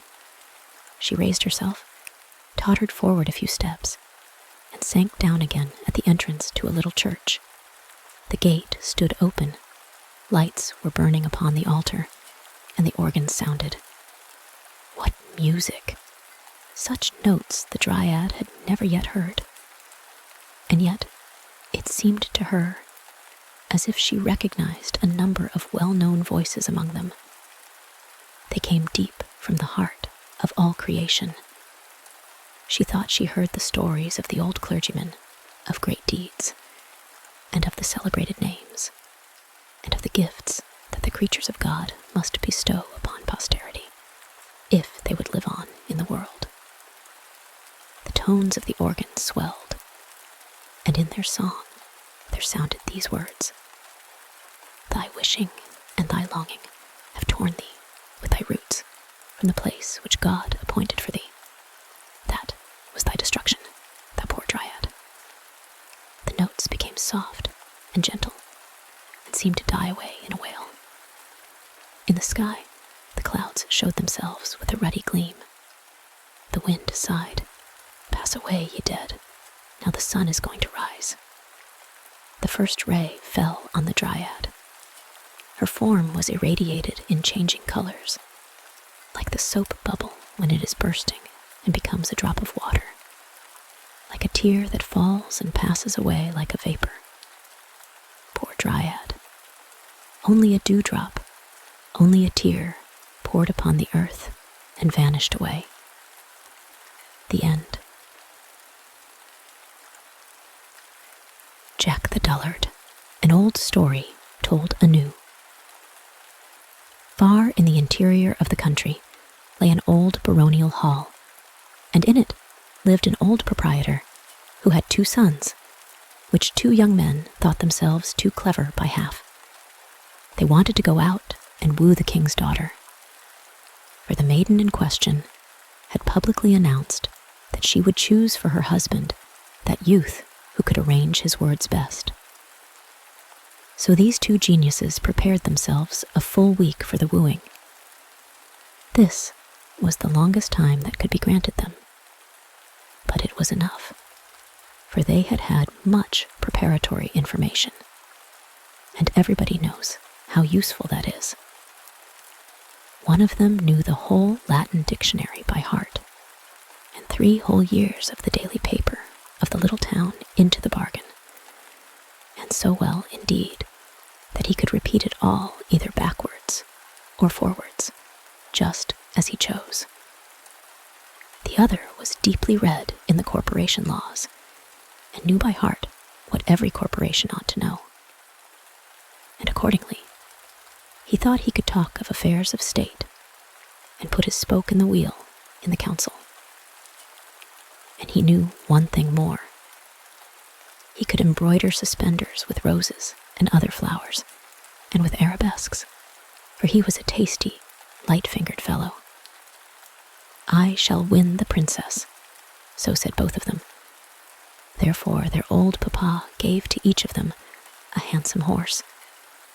The youth who knew the dictionary and newspaper by heart had a black horse, and he who knew all about the corporation laws received a milk-white steed.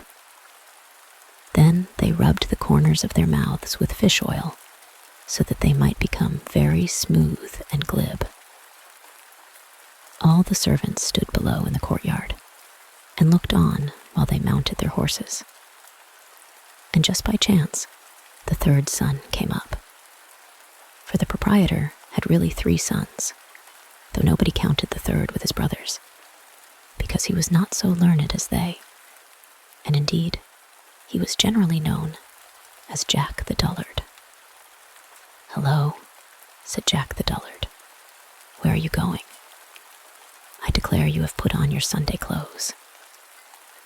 "We're going to the king's court, as suitors to the king's daughter." "Don't you know the announcement that has been made all through the country?" And they told him all about it. "My word, I'll be in it too," said Jack the Dullard. And his 2 brothers burst out laughing at him, and rode away. "Father, dear," said Jack, "I must have a horse too. I do feel so desperately inclined to marry. If she accepts me, she accepts me. And if she won't have me, I'll have her. But she shall be mine." "Don't talk nonsense," replied the old gentleman. You shall have no horse from me. You don't know how to speak. You can't arrange your words. Your brothers are very different fellows from you." "Well," quoth Jack the Dullard, "if I can't have a horse, I'll take the billy goat, who belongs to me, and he can carry me very well." And so said, so done. He mounted the billy goat, pressed his heels into its sides, and galloped down the high street like a hurricane. "Hey, Hope, that was a ride. Here I come," said Jack the Dullard. And he sang till his voice echoed far and wide. But his brothers rode slowly on in advance of him. They spoke not a word, for they were thinking about the fine extemporary speeches they would have to bring out, and these had to be cleverly prepared beforehand. "Hello," said Jack the Dullard. "Here am I. Look what I have found on the high road." And he showed them what it was, and it was a dead crow. "Dullard," said the brothers, "what are you going to do with that?" "With the crow? Why, I am going to give it to the princess." "Yes, do so," said they, and they laughed and rode on. "Hello, here I am again. Just see what I have found now. You don't find that on the high road every day." And the brothers turned round to see what he could have found now. "Dullard," they said, "that is only an old wooden shoe, and the upper part is missing into the bargain. Are you going to give that also to the princess?" "Most certainly I shall," replied Jack the Dullard. And again the brothers laughed and rode on, and thus they got far in advance of him. But, "Hello, Hop Rara?" And there was Jack the Dullard again. "It is getting better and better," he said. "Hurrah! It is quite famous." "Why, what have you found this time?" inquired the brothers. "Oh," said Jack the Dullard, "I can hardly tell you. How glad the princess will be." "Bah," said the brothers, "that is nothing but clay out of the ditch." "Yes, certainly it is," said Jack the Dullard, "and clay of the finest sort. See, it is so wet, it runs through one's fingers." And he filled his pocket with the clay, but his brothers galloped on till the sparks flew, and consequently they arrived a full hour earlier at the town gate than could Jack. Now, at the gate, each suitor was provided with a number, and all were placed in rows immediately on their arrival, 6 in each row, and so closely packed together that they could not move their arms. And that was a prudent arrangement, for they would certainly have come to blows, had they been able, merely because one of them stood before the other. All the inhabitants of the country round about stood in great crowds around the castle, almost under the very windows, to see the princess receive the suitors. And as each stepped into the hall, his power of speech seemed to desert him, like the light of a candle that is blown out. Then the princess would say, "He is of no use. Away with him out of the hall." At last the turn came for that brother who knew the dictionary by heart, but he did not know it now.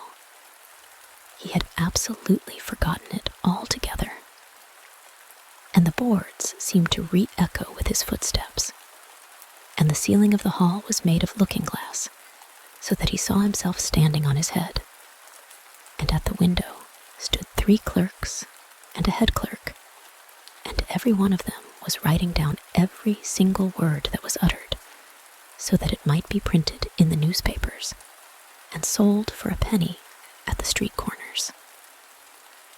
It was a terrible ordeal, and they had, moreover, made such a fire in the stove that the room seemed quite red hot.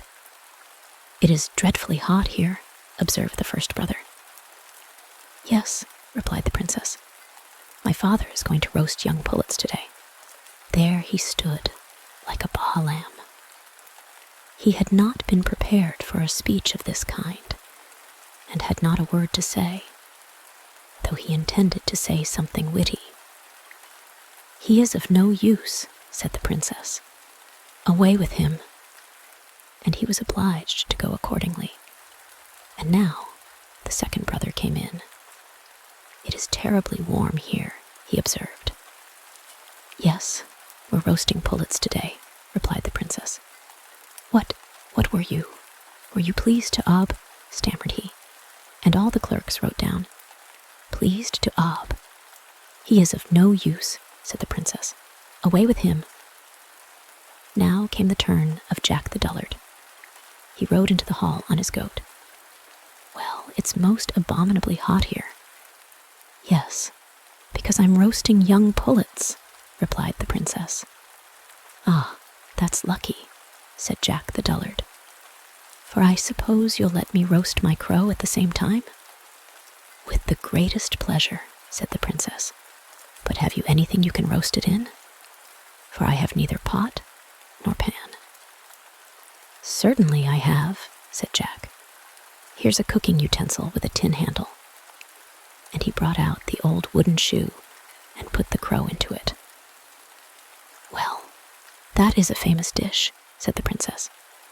"But what shall we do for sauce?" "Oh, I have that in my pocket," said Jack. "I have so much of it that I can afford to throw some away." And he poured some of the clay out of his pocket. "I like that," said the princess. "You can give an answer, and you have something to say for yourself, and so you shall be my husband. But are you aware that every word we speak is being taken down and will be published in the paper tomorrow? Look yonder, and you will see in every window 3 clerks and a head clerk. And the old head clerk is the worst of all, for he can't understand anything." But she only said this to frighten Jack the Dullard. And the clerks gave a great crow of delight, and each one spurted a blot out of his pen onto the floor. "Oh, those are the gentlemen, are they?" said Jack. "Then I will give the best I have to the head clerk." And he turned out his pockets and flung the wet clay full in the head clerk's face. "That was very cleverly done," observed the princess. "I could not have done that, but I shall learn in time." And accordingly, Jack the Dullard was made a king and received a crown and a wife and sat upon a throne. And this report we have wet from the press of the head clerk and the corporation of printers, but they are not to be depended upon in the least. The end. The Dumb Book. In the high road which led through a wood stood a solitary farmhouse. The road, in fact, ran right through its yard. The sun was shining, and all the windows were open. Within the house, people were very busy. In the yard, in an arbor formed by lilac bushes in full bloom, stood an open coffin. Thither they had carried a dead man, who was to be buried that very afternoon. Nobody shed a tear over him. His face was covered over with a white cloth. Under his head they had placed a large, thick book, the leaves of which consisted of folded sheets of blotting paper, and withered flowers lay between them. It was the herbarium which he had gathered in various places, and was to be buried with him, according to his own wish. Every one of the flowers in it was connected with some chapter of his life. "Who is the dead man?" we asked. "The old student," was the reply. "They say that he was once an energetic young man, that he studied the dead languages, and sang, and even composed many songs. Then something had happened to him, and in consequence of this, he gave himself up to drink, body and mind. When at last he had ruined his health, they brought him into the country, where someone paid for his board and residence. He was gentle as a child, as long as the sullen mood did not come over him. But when it came, he was fierce became as strong as a giant and ran about in the wood like a chased deer. But when we succeeded in bringing him home and prevailed upon him to open the book with the dried-up plants in it, he would sometimes sit for a whole day looking at this or that plant, while frequently the tears rolled over his cheeks. God knows what was in his mind. But he requested us to put the book into his coffin, and now he lies there. In a little while, the lid will be placed upon the coffin, and he will have sweet rest in the grave. The cloth which covered his face was lifted up. The dead man's face expressed peace. A sunbeam fell upon it. A swallow flew with the swiftness of an arrow into the arbor, turning in its flight, and twittered over the dead man's head. What a strange feeling it is. Surely we all know it. To look through old letters of our young days. A different life rises up out of the past, as it were, with all its hopes and sorrows. How many of the people with whom in those days we used to be on intimate terms appear to us as if dead? And yet they are still alive. Only we have not thought of them for such a long time, whom we imagined we should retain in our memories forever, and share every joy and sorrow with them. The withered oak leaf in the book here recalled the friend, the schoolfellow, who was to be his friend for life. He fixed the leaf to the student's cap in the green wood when they vowed eternal friendship. Where does he dwell now? The leaf is kept, but the friendship does no longer exist. Here is a foreign hothouse plant, too tender for the gardens of the north.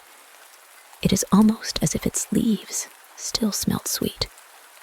She gave it to him out of her own garden, a nobleman's daughter. Here is a water lily that he had plucked himself and watered with salt tears, a lily of sweet water. And here is a nettle. What may its leaves tell us? What might he have thought when he plucked and kept it? Here is a little snowdrop out of the solitary wood. Here is an evergreen from the flower pot at the tavern. And here is a simple blade of grass. The lilac bends its fresh, fragrant flowers over the dead man's head. The swallow passes again. Twit, twit.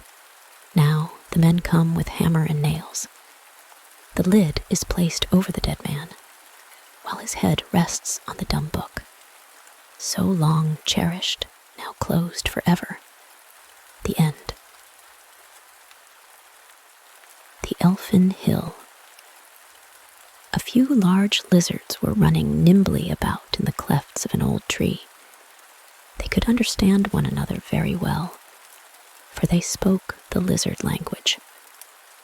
What a buzzing and a rumbling there is in the Elfin Hill, said one of the lizards.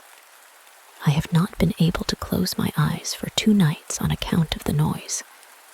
I might just as well have had the toothache, for that always keeps me awake. There is something going on within there, said the other lizard. They propped up the top of the hill with 4 red posts, till cockcrow this morning, so that it is thoroughly aired, and the elfin girls have learnt new dances. There is something. I spoke about it to an earthworm of my acquaintance, said a third lizard.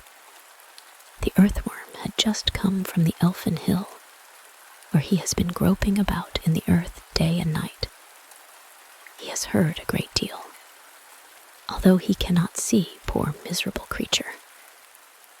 Yet he understands very well how to wriggle and lurk about. They expect friends in the Elfin Hill, grand company too, but who they are, the earthworm would not say, or perhaps he really did not know. All the will-o'-the-wisps are ordered to be there to hold a torch dance, as it is called. The silver and gold which is plentiful in the hill will be polished and placed out in the moonlight.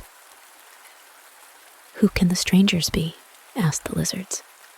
What can the matter be? Hark, what a buzzing and humming there is. Just at this moment, the Elfin Hill opened, and an old elfin maiden, hollow behind, came tripping out. She was the old elf king's housekeeper, and a distant relative of the family.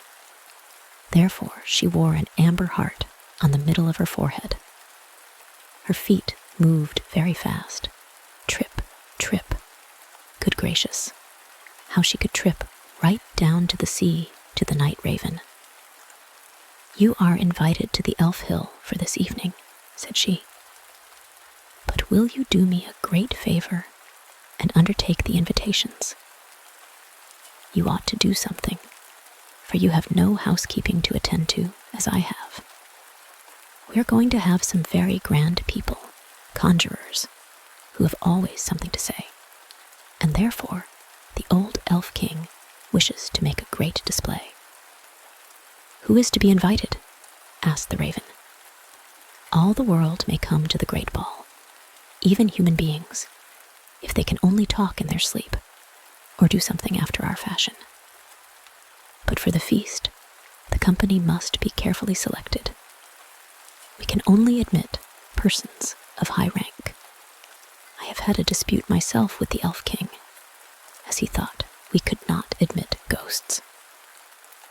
The merman and his daughter must be invited first, although it may not be agreeable to them to remain so long on dry land, but they shall have a wet stone to sit on, or perhaps something better.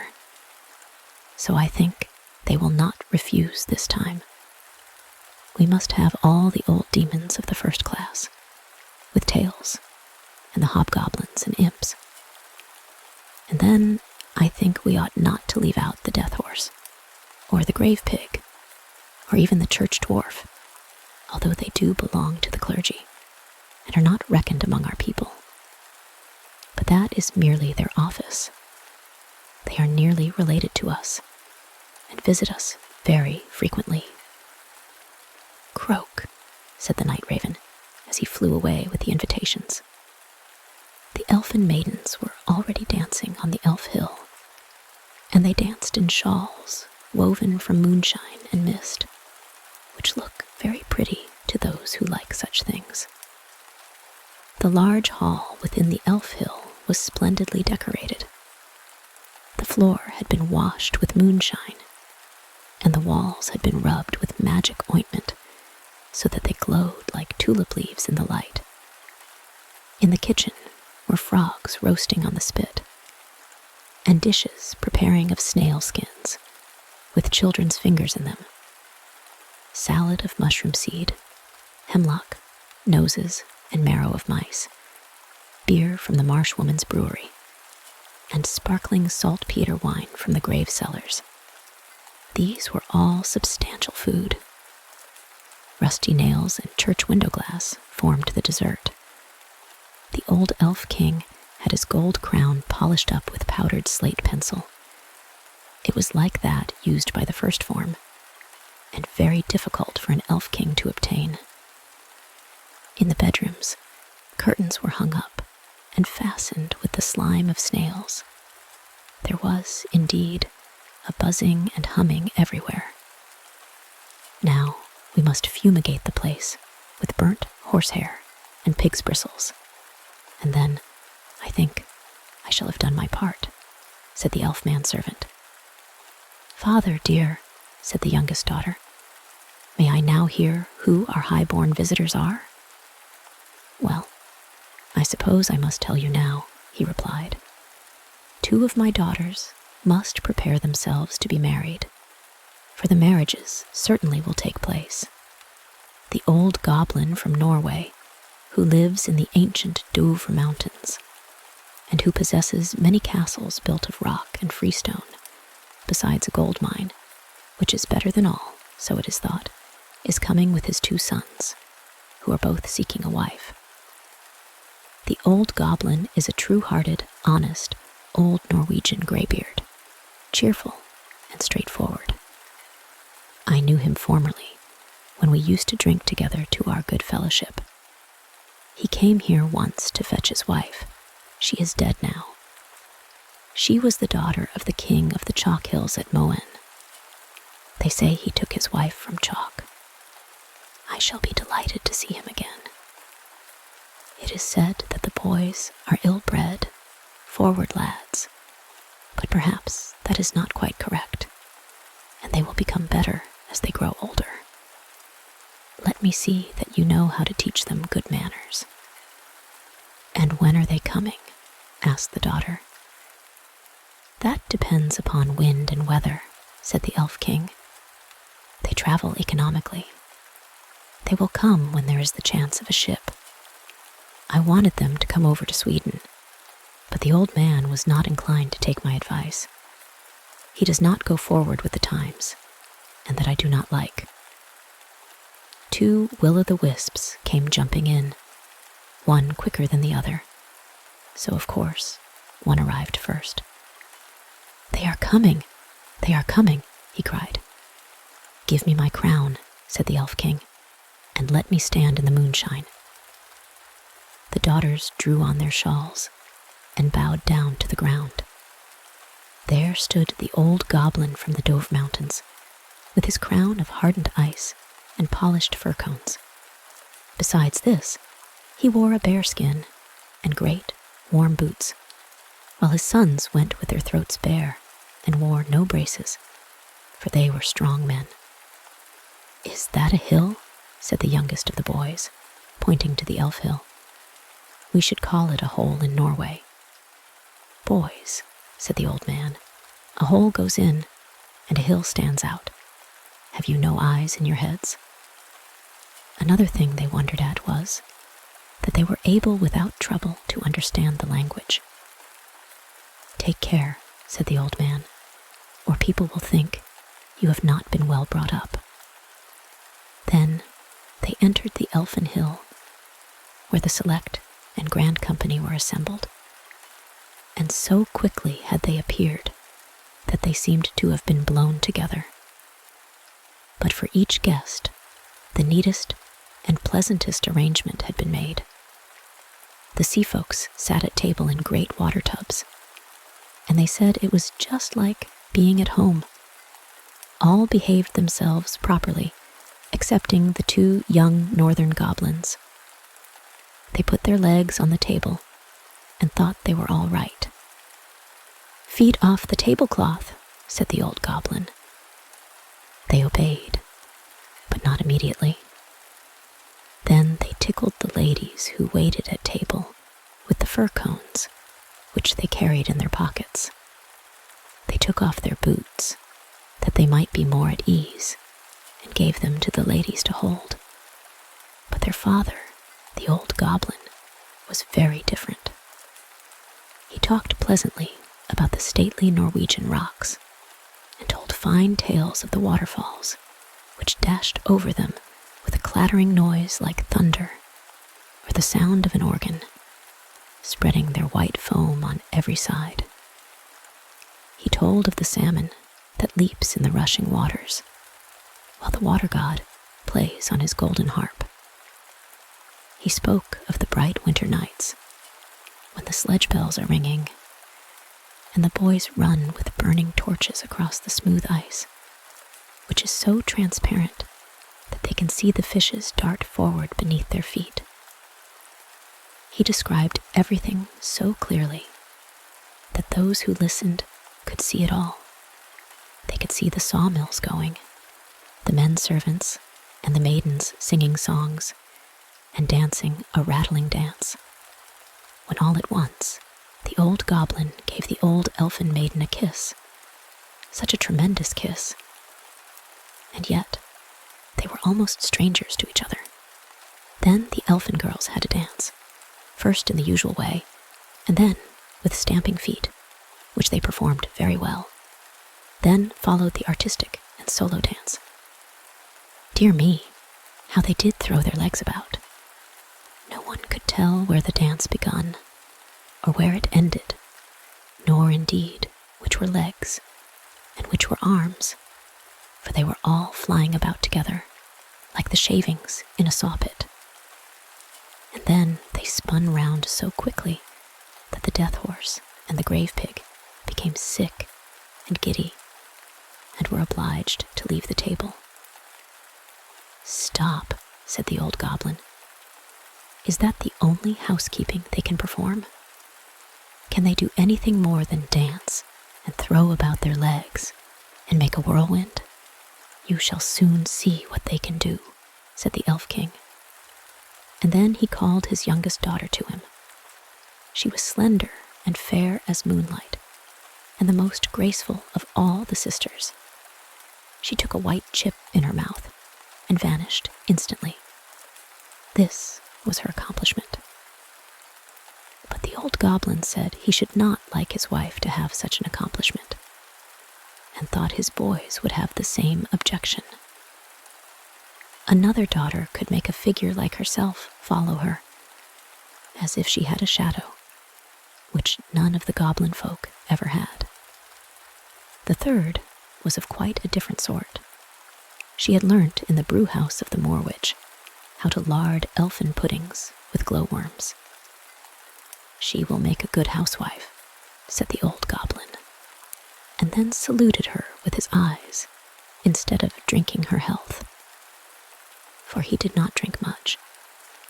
Now came the fourth daughter with a large harp to play upon, and when she struck the first chord, everyone lifted up the left leg, for the goblins are left-legged. And at the second chord, they found they must all do just what she wanted. "That is a dangerous woman," said the old goblin, and the two sons walked out of the hill. They had had enough of it. "And what can the next daughter do?" asked the old goblin. "I have learnt everything that is Norwegian," said she, "and I will never marry unless I can go to Norway." Then her youngest sister whispered to the old goblin, "That is only because she has heard, in a Norwegian song, that when the world shall decay, the cliffs of Norway will remain standing like monuments, and she wants to get there, that she may be safe, for she is so afraid of sinking." "Ho, ho," said the old goblin. "Is that what she means? Well, what can the seventh and last do?" "The sixth comes before the seventh," said the Elf King, for he could reckon. "But the sixth would not come forward." "I can only tell people the truth," said she. "No one cares for me, nor troubles himself about me, and I have enough to do to sew my grave clothes."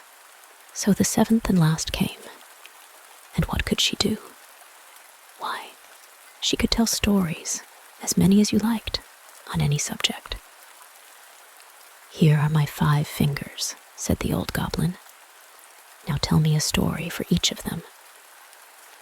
So she took him by the wrist, and he laughed till he nearly choked. And when she came to the 4th finger, there was a gold ring on it, as if it knew there was to be a betrothal. Then the old goblin said, "Hold fast what you have. This hand is yours, for I will have you for a wife myself." Then the elfin girl said that the stories about the ring finger and little Peter Playman had not yet been told. "We will hear them in the winter," said the old goblin, "and also about the fir and the birch trees and the ghost stories and of the tingling frost. You shall tell your tales, for no one over there can do it so well. And we will sit in the stone rooms where the pine logs are burning and drink mead out of the golden drinking horn of the old Norwegian kings. The water god has given me 2. And when we sit there, Nyx comes to pay us a visit and will sing you all the songs of the mountain shepherdesses. How merry we shall be! The salmon will be leaping in the waterfalls and dashing against the stone walls, but he will not be able to come in. It is indeed very pleasant to live in old Norway, but where are the lads? Where indeed were they? Why, running about the fields and blowing out the will-o'-the-wisps, who so good-naturedly came and brought their torches. "What tricks have you been playing?" said the old goblin. "I have taken a mother for you, and now you may take one of your aunts." But the youngster said they would rather make a speech and drink to their good fellowship. They had no wish to marry. Then they made speeches and drank toasts and tipped their glasses to show that they were empty. Then they took off their coats and lay down on the table to sleep, for they made themselves quite at home. But the old goblin danced about the room with his young bride and exchanged boots with her, which is more fashionable than exchanging rings. "The cock is crowing," said the old elfin maiden who acted as housekeeper. "Now we must close the shutters, that the sun may not scorch us." Then the hill closed up, but the lizards continued to run up and down the riven tree, and one said to the other, "Oh, how much I was pleased with the old goblin." "The boys pleased me better," said the earthworm. But then the poor miserable creature could not see. The end. The Elf of the Rose. In the midst of a garden grew a rose tree in full blossom, and in the prettiest of all the roses lived an elf. He was such a little wee thing that no human eye could see him. Behind each leaf of the rose he had a sleeping chamber. He was as well formed and as beautiful as a little child could be, and had wings that reached from his shoulders to his feet. Oh, what sweet fragrance there was in his chambers, and how clean and beautiful were the walls, for they were the blushing leaves of the rose. During the whole day he enjoyed himself in the warm sunshine, flew from flower to flower, and danced on the wings of the flying butterflies. Then he took it into his head to measure how many steps he would have to go through the roads and crossroads that are on the leaf of a linden tree. What we call the veins on a leaf, he took for roads. Aye, and very long roads they were for him. For before he had half finished his task, the sun went down. He had commenced his work too late. It became very cold, the dew fell, and the wind blew. So he thought the best thing he could do would be to return home. He hurried himself as much as he could, but he found the roses all closed up, and he could not get in. Not a single rose stood open. The poor little elf was very much frightened. He had never before been out at night, but had always slumbered secretly behind the warm rose leaves. Oh, this would certainly be his death. At the other end of the garden, he knew there was an arbor, overgrown with beautiful honeysuckles. The blossoms looked like large painted horns, and he thought to himself he would go and sleep in one of these till the morning. He flew thither, but hush! 2 people were in the arbor, a handsome young man and a beautiful lady. They sat side by side and wished that they might never be obliged to part. They loved each other much more than the best child can love its father and mother. "But we must part," said the young man.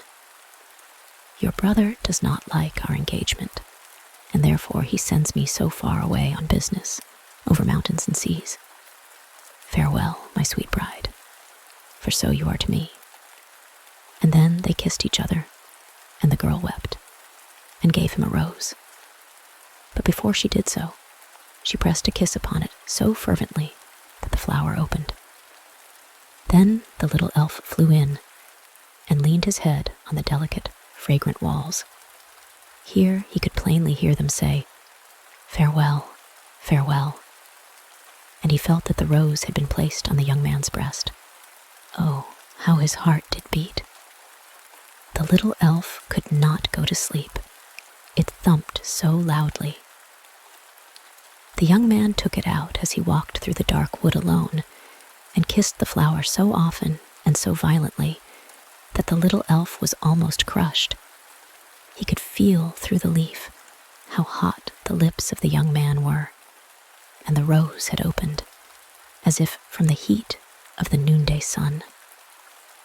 There came another man, who looked gloomy and wicked.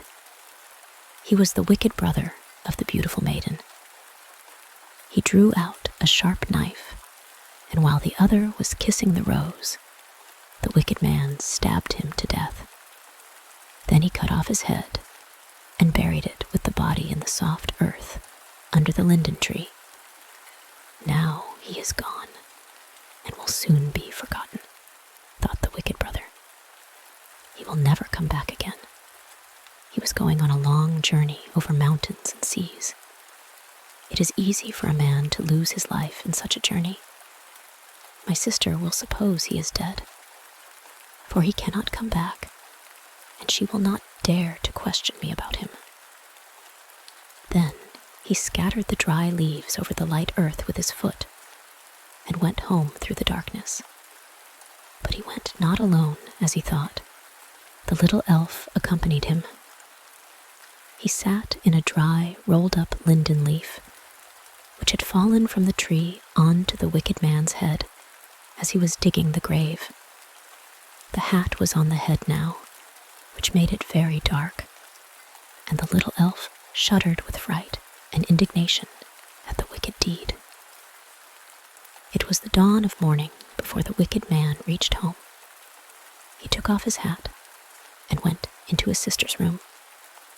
There lay the beautiful, blooming girl, dreaming of him whom she loved so, and who was now, she supposed, traveling far away over mountain and sea. Her wicked brother stopped over her and laughed hideously, as fiends only can laugh. The dry leaf fell out of his hair upon the counterpane, but he did not notice it, and went to get a little sleep during the early morning hours. But the elf slipped out of the withered leaf, placed himself by the ear of the sleeping girl, and told her, as in a dream, of the horrid murder.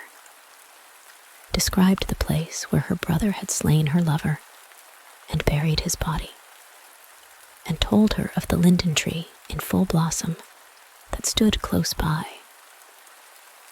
That you may not think this is only a dream that I have told you, he said, you will find on your bed a withered leaf. Then she awoke and found it there. Oh, what bitter tears she shed! And she could not open her heart to anyone for relief. The window stood open the whole day, and the little elf could easily have reached the roses, or any of the flowers, but he could not find it in his heart to leave one so afflicted. In the window stood a bush bearing monthly roses. He seated himself in one of the flowers and gazed on the poor girl. Her brother often came into the room and would be quite cheerful in spite of his base conduct, so she dare not say a word to him of her heart's grief. As soon as night came on, she slipped out of the house and went into the wood, to the spot where the linden tree stood. And after removing the leaves from the earth, she turned it up, and there found him who had been murdered. Oh, how she wept and prayed that she also might die. Gladly would she have taken the body home with her, but that was impossible. So she took up the poor head with the closed eyes, kissed the cold lips, and shook the mold out of the beautiful hair. I will keep this, said she. And as soon as she had covered the body again with the earth and leaves, she took the head and a little sprig of jasmine that bloomed in the wood near the spot where he was buried, and carried them home with her. As soon as she was in her room, she took the largest flower pot she could find, and in this she placed the head of the dead man, covered it up with earth, and planted the twig of jasmine in it. Farewell, farewell, whispered the little elf. He could not any longer endure to witness all this agony of grief. He therefore flew away to his own rose in the garden. But the rose was faded. Only a few dry leaves still clung to the green hedge behind it. Alas, how soon all that is good and beautiful passes away, sighed the elf. After a while, he found another rose, which became his home. For among its delicate, fragrant leaves, he could dwell in safety. Every morning, he flew to the window of the poor girl, and always found her weeping by the flower pot. The bitter tears fell upon the jasmine twig, and each day, as she became paler and paler, the sprig appeared to grow greener and fresher. One shoot after another sprouted forth, and little white buds blossomed, which the poor girl fondly kissed. But her wicked brother scolded her and asked her if she was going mad. He could not imagine why she was weeping over that flower pot, and it annoyed him. He did not know whose closed eyes were there, nor what red lips were fading beneath the earth. And one day she sat and leaned her head against the flower pot, and the little elf of the rose found her asleep. Then he seated himself by her ear, talked to her of that evening in the arbor, of the sweet perfume of the rose, and the loves of the elves. Sweetly she dreamed, and while she dreamt, her life passed away calmly and gently, and her spirit was with him whom she loved, in heaven. And the jasmine opened its large white bells, and spread forth its sweet fragrance. It had no other way of showing its grief for the dead. But the wicked brother considered the beautiful blooming plant as his own property, left to him by his sister, and he placed it in his sleeping room, close by his bed, for it was very lovely in appearance, and the fragrance sweet and delightful. The little elf of the rose followed it, and flew from flower to flower, telling each little spirit that dwelt in them the story of the murdered young man, whose head now formed part of the earth beneath them, and of the wicked brother and the poor sister. "We know it," said each little spirit in the flowers. "We know it, for have we not sprung from the eyes and lips of the murdered one? We know it, we know it." And the flowers nodded with their heads in a peculiar manner. The elf of the rose could not understand how they could rest so quietly in the matter. So he flew to the bees, who were gathering honey, and told them of the wicked brother. And the bees told it to their queen, who commanded that the next morning they should go and kill the murderer.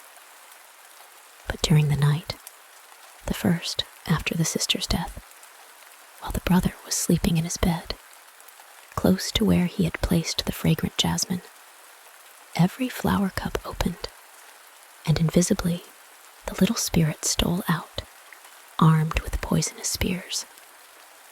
They placed themselves by the ear of the sleeper, told him dreadful dreams, and then flew across his lips and pricked his tongue with their poisoned spears. "Now have we revenged the dead," said they, and flew back into the white bells of the jasmine flowers. When the morning came, and as soon as the window was opened, the rose elf, with the queen bee and the whole swarm of bees, rushed in to kill him. But he was already dead. People were standing round the bed, and saying that the scent of the jasmine had killed him. Then the elf of the rose understood the revenge of the flowers, and explained it to the queen bee, and she, with the whole swarm, buzzed about the flower pot. The bees could not be driven away. Then a man took it up to remove it, and one of the bees stung him in the hand, so that he let the flower pot fall, and it was broken to pieces. Then everyone saw the whitened skull, and they knew the dead man in the bed was a murderer. And the queen bee hummed in the air, and and sang of the revenge of the flowers and of the elf of the rose, and said that behind the smallest leaf dwells one who can discover evil deeds and punish them also. The end. The Fir Tree. Far down in the forest, where the warm sun and the fresh air made a sweet resting place, grew a pretty little fir tree. And yet, it was not happy. It wished so much to be tall like its companions, the pines and firs which grew around it. The sun shone, and the soft air fluttered its leaves, and the little peasant children passed by, prattling merrily. But the fir tree heeded them not. Sometimes the children would bring a large basket of raspberries or strawberries, wreathed on a straw, and seat themselves near the fir tree, and say, "Is it not a pretty little tree?" which made it feel more unhappy than before. And yet, all this while, the tree grew a notch or joint taller every year. For by the number of joints in the stem of a fir tree, we can discover its age. Still, as it grew, it complained, "Oh, how I wish I were as tall as the other trees. Then I would spread out my branches on every side, and my top would overlook the wide world. I should have the birds building their nests on my boughs, and when the wind blew, I should bow with stately dignity, like my tall companions." The tree was so discontented that it took no pleasure in the warm sunshine, the birds, or the rosy clouds that floated over it morning and evening. Sometimes, in winter, when the snow lay white and glittering on the ground, a hare would come springing along and jump right over the little tree, and then how mortified it would feel. 2 winters passed, and when the third arrived, the tree had grown so tall that the hare was obliged to run round it. Yet it remained unsatisfied, and would exclaim, "Oh, if I could but keep on growing tall and old, there's nothing else worth caring for in the world." In the autumn, as usual, the woodcutters came and cut down several of the tallest trees, and the young fir tree, which was now grown to its full height, shuddered as the noble trees fell to the earth with a crash. After the branches were lopped off, the trunks looked so slender and bare that they could scarcely be recognized.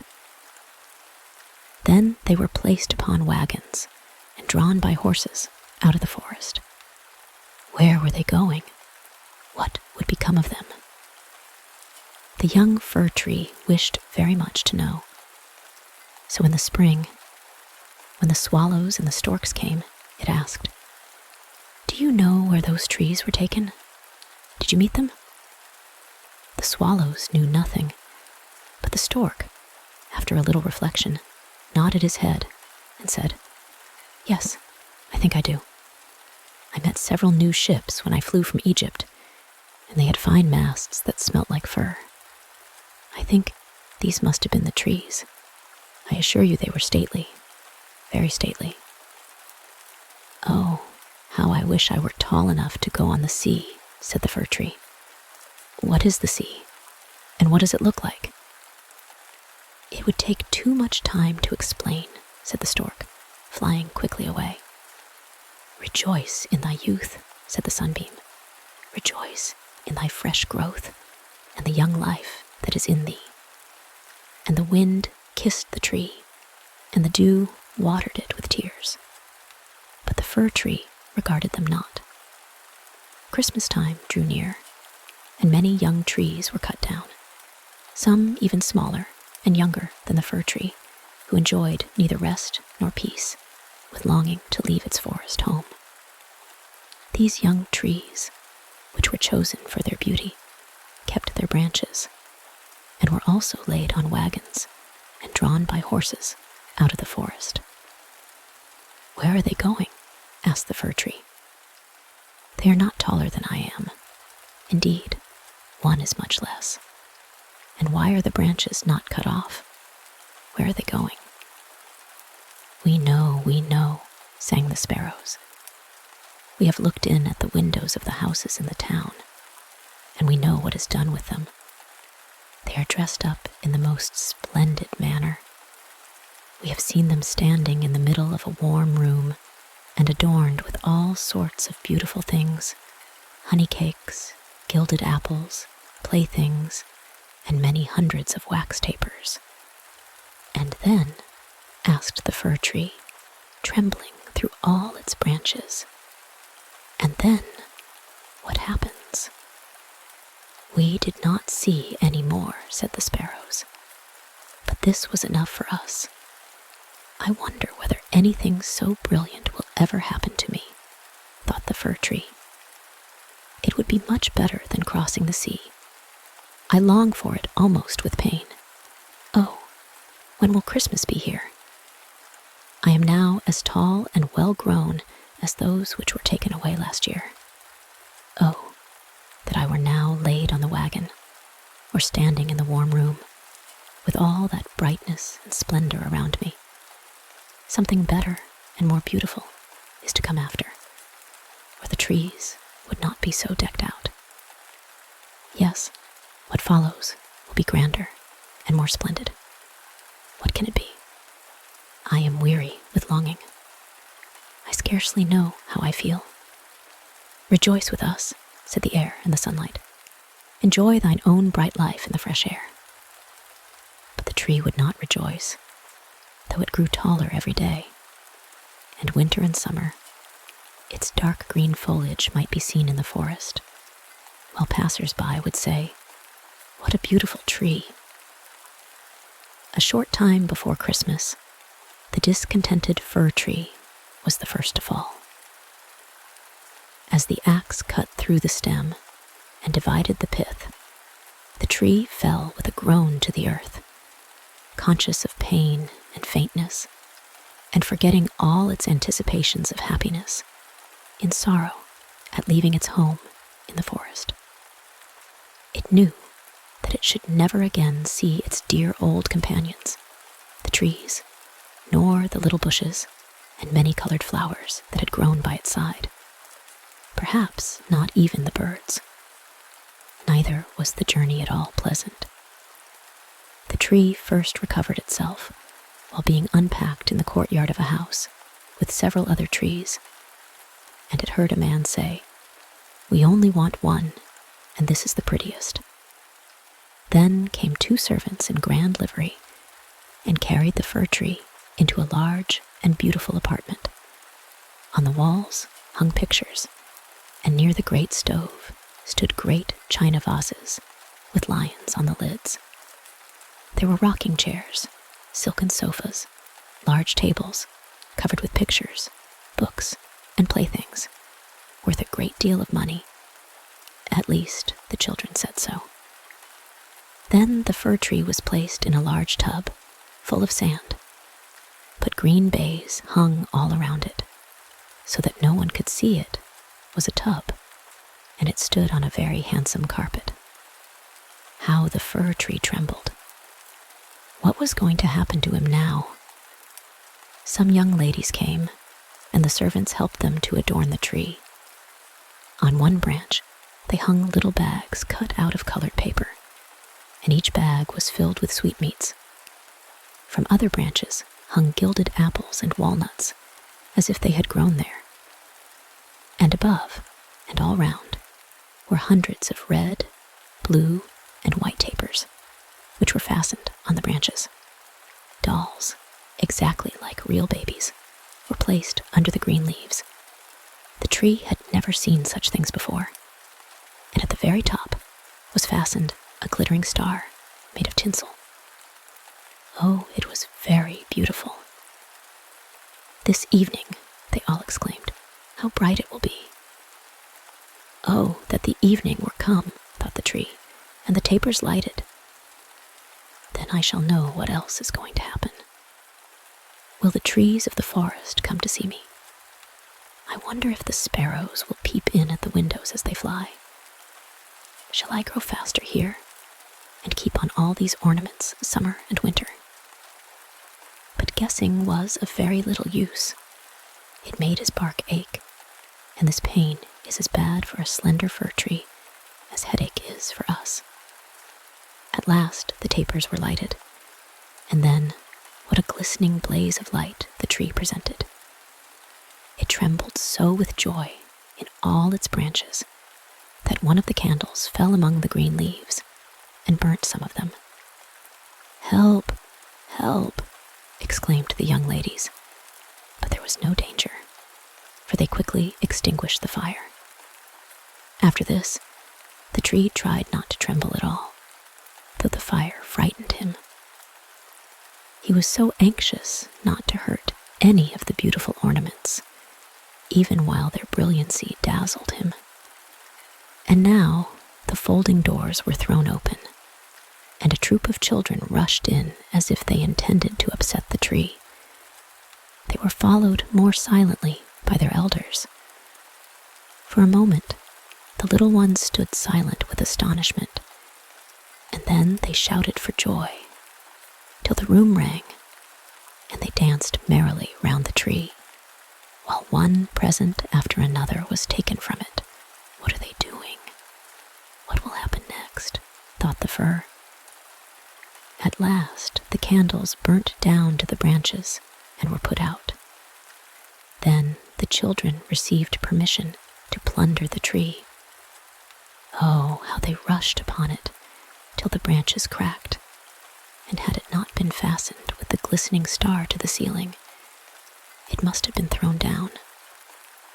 The children then danced about with their pretty toys, and no one noticed the tree, except the children's maid, who came and peeped among the branches to see if an apple or a fig had been forgotten. "A story! A story!"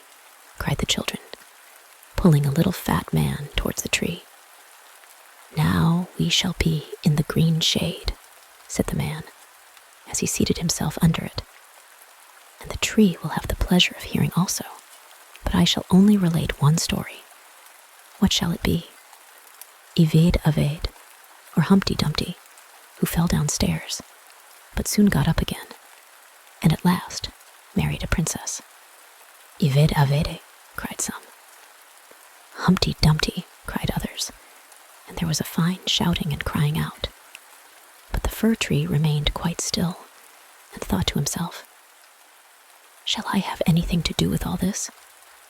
But he had already amused them as much as they wished. Then the old man told them the story of Humpty Dumpty, how he fell downstairs, and was raised up again, and married a princess. And the children clapped their hands and cried, "Tell another, tell another," for they wanted to hear the story of Ivede Avede, but they only had Humpty Dumpty. After this, the fir tree became quite silent and thoughtful. Never had the birds in the forest told such tales as Humpty Dumpty, who fell downstairs, and yet married a princess. Ah, yes, so it happens in the world, thought the fir tree.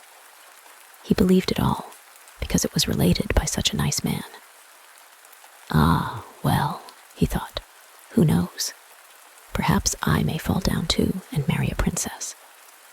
And he looked forward joyfully to the next evening, expecting to be again decked out with lights and playthings, gold and fruit. Tomorrow I will not tremble, thought he. I will enjoy all my splendor, and I shall hear the story of Humpty Dumpty again, and perhaps Ivede Avede. And the tree remained quiet and thoughtful all night. In the morning, the servants and the housemaid came in. Now, thought the fir, all my splendor is going to begin again. But they dragged him out of the room and upstairs to the garret, and threw him on the floor in a dark corner where no daylight shone, and there they left him. What does this mean? Thought the tree. What am I to do here? I can hear nothing in a place like this. And he had time enough to think, For days and nights passed, and no one came near him. And when at last somebody did come, it was only to put away large boxes in a corner. So the tree was completely hidden from sight, as if it had never existed. It is winter now, thought the tree. The ground is hard and covered with snow, so that people cannot plant me. I shall be sheltered here, I dare say, until spring comes. How thoughtful and kind everybody is to me. Still, I wish this place were not so dark, as well as lonely, with not even a little hare to look at. How pleasant it was out in the forest, while the snow lay on the ground, when the hare would run by, yes, and jump over me too, although I did not like it then. Oh, it is terrible lonely here. Squeak, squeak, said a little mouse, creeping cautiously towards the tree. Then came another, and they both sniffed at the fir tree and crept between the branches. Oh, it is very cold, said the little mouse. Or else we should be so comfortable here, shouldn't we, you old fir tree? I am not old, said the fir tree. There are many who are older than I am. Where do you come from? And what do you know? Asked the mice, who were full of curiosity. Have you seen the most beautiful places in the world? And can you tell us all about them? And have you been in the storeroom, where cheeses lie on the shelf, and hams hang from the ceiling? One can run about on tallow candles there, and go in thin, and come out fat. I know nothing of that place, said the fir tree, but I know the wood where the sun shines, and the birds sing. And then the tree told the little mice all about its youth. They had never heard such an account in their lives. And after they had listened to it attentively, they said, "What a number of things you have seen. You must have been very happy." "Happy," exclaimed the fir tree. And then, as he reflected upon what he had been telling them, he said, "Ah, yes, after all those were happy days."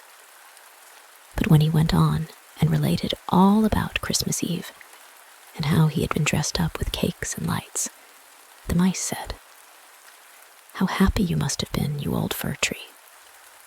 "I am not old at all," replied the tree. "I only came from the forest this winter. I am now checked in my growth." "What splendid stories you can relate," said the little mice.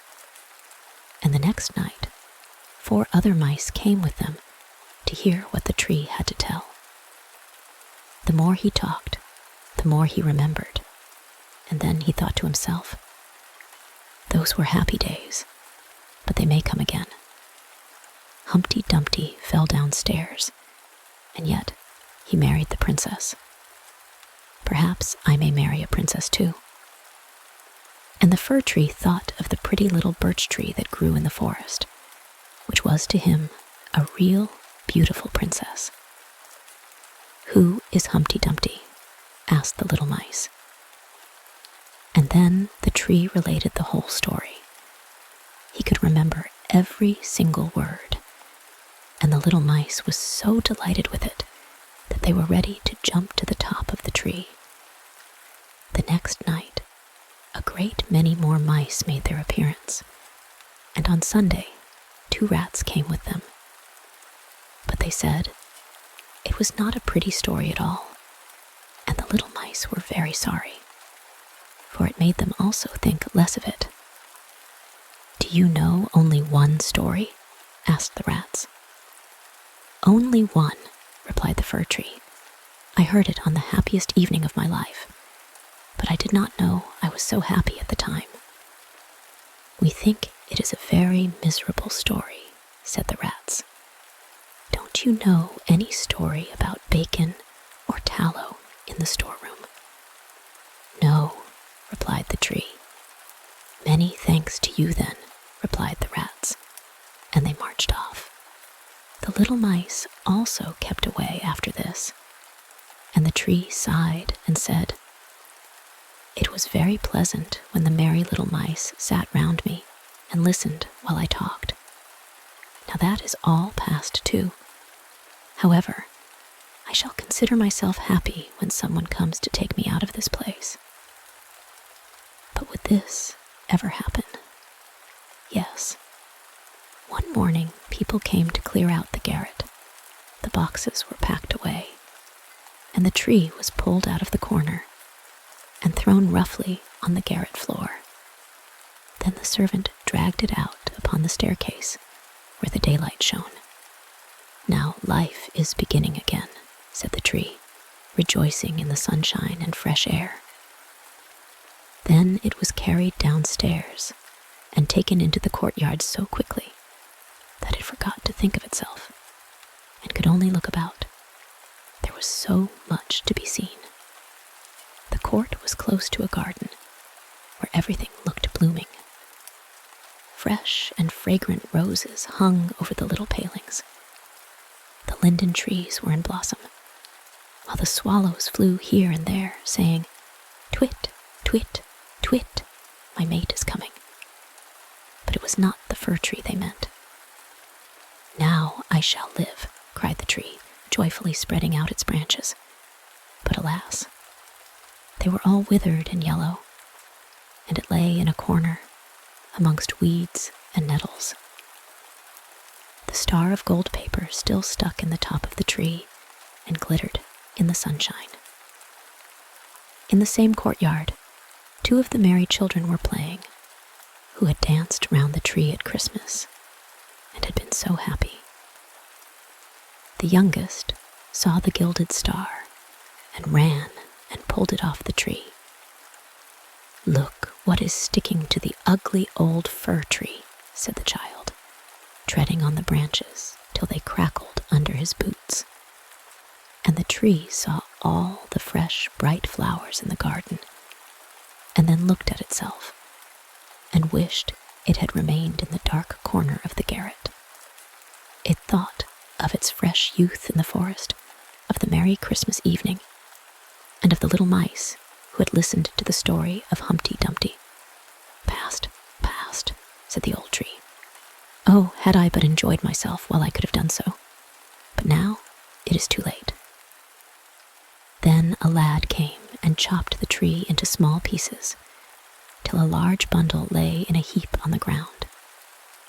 The pieces were placed in a fire under the copper, and they quickly blazed up brightly, while the tree sighed so deeply that each sigh was like a pistol shot. Then the children, who were at play, came and seated themselves in front of the fire, and looked at it and said, "Pop, pop." But at each pop, which was a deep sigh, the tree was thinking of a summer day in the forest, and of Christmas evening, and of Humpty Dumpty, the only story it had ever heard or knew how to relate, till at last it was consumed. The boys still played in the garden, and the youngest wore the golden star on his breast, with which the tree had been adorned during the happiest evening of its existence. Now all was past. The tree's life was past, and the story also, for all stories must come to an end at last. The end. The flax. The flax was in full bloom. It had pretty little blue flowers as delicate as the wings of a moth, or even more so. The sun shone, and the showers watered it. And this was just as good for the flax as it is for little children to be washed and then kissed by their mother. They look much prettier for it, and so did the flax. "People say that I look exceedingly well," said the flax, "and that I am so fine and long that I shall make a beautiful piece of linen. How fortunate I am. It makes me so happy. It is such a pleasant thing to know that something can be made of me. How the sunshine cheers me, and how sweet and refreshing is the rain. My happiness overpowers me. No one in the world can feel happier than I am." "Ah, yes, no doubt," said the fern. But you do not know the world yet as well as I do, for my sticks are naughty." And then it sung quite mournfully, "Snip, snap, snur, basilure. The song is ended." "No, it is not ended," said the flax. "Tomorrow the sun will shine, or the rain descend. I feel that I am growing. I feel that I am in full blossom. I am the happiest of all creatures." Well, one day some people came who took hold of the flax and pulled it up by the roots. This was painful. Then it was laid in water, as if they intended to drown it. And after that, placed near a fire, as if it were to be roasted. All this was very shocking. "We cannot expect to be happy always," said the flax. "By experiencing evil as well as good, we become wise." And certainly there was plenty of evil in store for the flax. It was steeped and roasted and broken and combed. Indeed, it scarcely knew what was done to it. At last, it was put on the spinning wheel. Whir went the wheel so quickly that the flax could not collect its thoughts. "Well, I have been very happy," he thought in the midst of his pain, and must be contented with the past. And contented he remained till he was put on the loom, and became a beautiful piece of white linen. All the flax, even to the last stalk, was used in making this one piece. Well, this is quite wonderful. I could not have believed that I should be so favored by fortune. The fern was not wrong with its song of snip, snap, snure, basilure. But the song is not ended yet, I am sure. It is only just beginning. How wonderful it is that after all I have suffered, I am made something of at last. I am the luckiest person in the world, so strong and fine, and how white, and what a length. This is something different to being a mere plant and bearing flowers. Then I had no attention, nor any water unless it rained. Now I am watched and taken care of. Every morning the maid turns me over, and I have a shower bath from the watering pot every evening. Yes, and the clergyman's wife noticed me and said I was the best piece of linen in the whole parish. I cannot be happier than I am now. After some time, the linen was taken into the house, placed under the scissors, and cut and torn into pieces, and then pricked with needles. This certainly was not pleasant, but at last it was made into 12 garments of that kind, which people do not like to name, and yet everybody should wear one. "See now then," said the flax, "I have become something of importance. This was my destiny. It is quite a blessing. Now I shall be of some use in the world, as everyone ought to be. It is the only way to be happy. I am now divided into 12 pieces, and yet we are all one and the same in the whole dozen. It is most extraordinary good fortune." Years passed away, and at last the linen was so worn it could scarcely hold together. "It must end very soon," said the pieces to each other. "We would gladly have held together a little longer, but it is useless to expect impossibilities." And at length they fell into rags and tatters, and thought it was all over with them, for they were torn to shreds and steeped in water, and made into a pulp, and dried. And they knew not what besides, till all at once they found themselves beautiful white paper. "Well now, this is a surprise, a glorious surprise too," said the paper. "I am now finer than ever, and I shall be written upon. And who can tell what fine things I may have written upon me? This is wonderful luck." And sure enough, the most beautiful stories and poetry were written upon it, and only once was there a blot, which was very fortunate. Then people heard the stories and poetry read, and it made them wiser and better. for all that was written had a good and sensible meaning, and a great blessing was contained in the words on this paper. "I never imagined anything like this," said the paper, "when I was only a little blue flower growing in the fields. How could I fancy that I should ever be the means of bringing knowledge and joy to man? I cannot understand it myself, and yet it is really so. Heaven knows that I have done nothing myself, but what I was obliged to do with my weak powers for my own preservation. And yet I have been promoted from one joy and honor to another. Each time I think that the song is ended, and then something higher and better begins for me. I suppose now I shall be sent on my travels about the world, so that people may read me.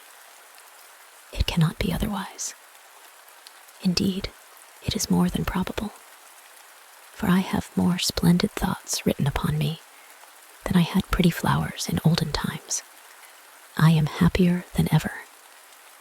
But the paper did not go on its travels. It was sent to the printer, and all the words written upon it were set up in type to make a book, or rather many hundreds of books. For so many more persons could derive pleasure and profit from a printed book than from the written paper. And if the paper had been sent around the world, it would have been worn out before it had got half through its journey. "This is certainly the wisest plan," said the written paper. "I really did not think of that. I shall remain at home and be held in honor like some old grandfather, as I really am to all these new books. They will do some good. I could not have wandered about as they do. Yet he who wrote all this has looked at me, as every word flowed from his pen upon my surface. I am the most honored of all." Then the paper was tied in a bundle with other papers and thrown into a tub that stood in the wash-house. "After work, it is well to rest," said the paper, "and a very good opportunity to collect one's thoughts. Now I am able, for the first time, to think of my real condition. And to know one's self is true progress. What will be done with me now, I wonder? No doubt I shall still go forward. I have always progressed hitherto, as I know quite well. Now it happened one day that all the paper in the tub was taken out and laid on the hearth to be burnt. People said it could not be sold at the shop to wrap up butter and sugar because it had been written upon. The children in the house stood round the stove, for they wanted to see the paper burn because it flamed up so prettily, and afterwards, among the ashes, so many red sparks could be seen running one after the other, here and there, as quick as the wind. They called it seeing the children come out of school, and the last spark was the schoolmaster. They often thought the last spark had come, and one would cry, "There goes the schoolmaster." But the next moment, another spark would appear, shining so beautifully. How they would like to know where the sparks all went to. Perhaps we shall find out some day, but we don't know now.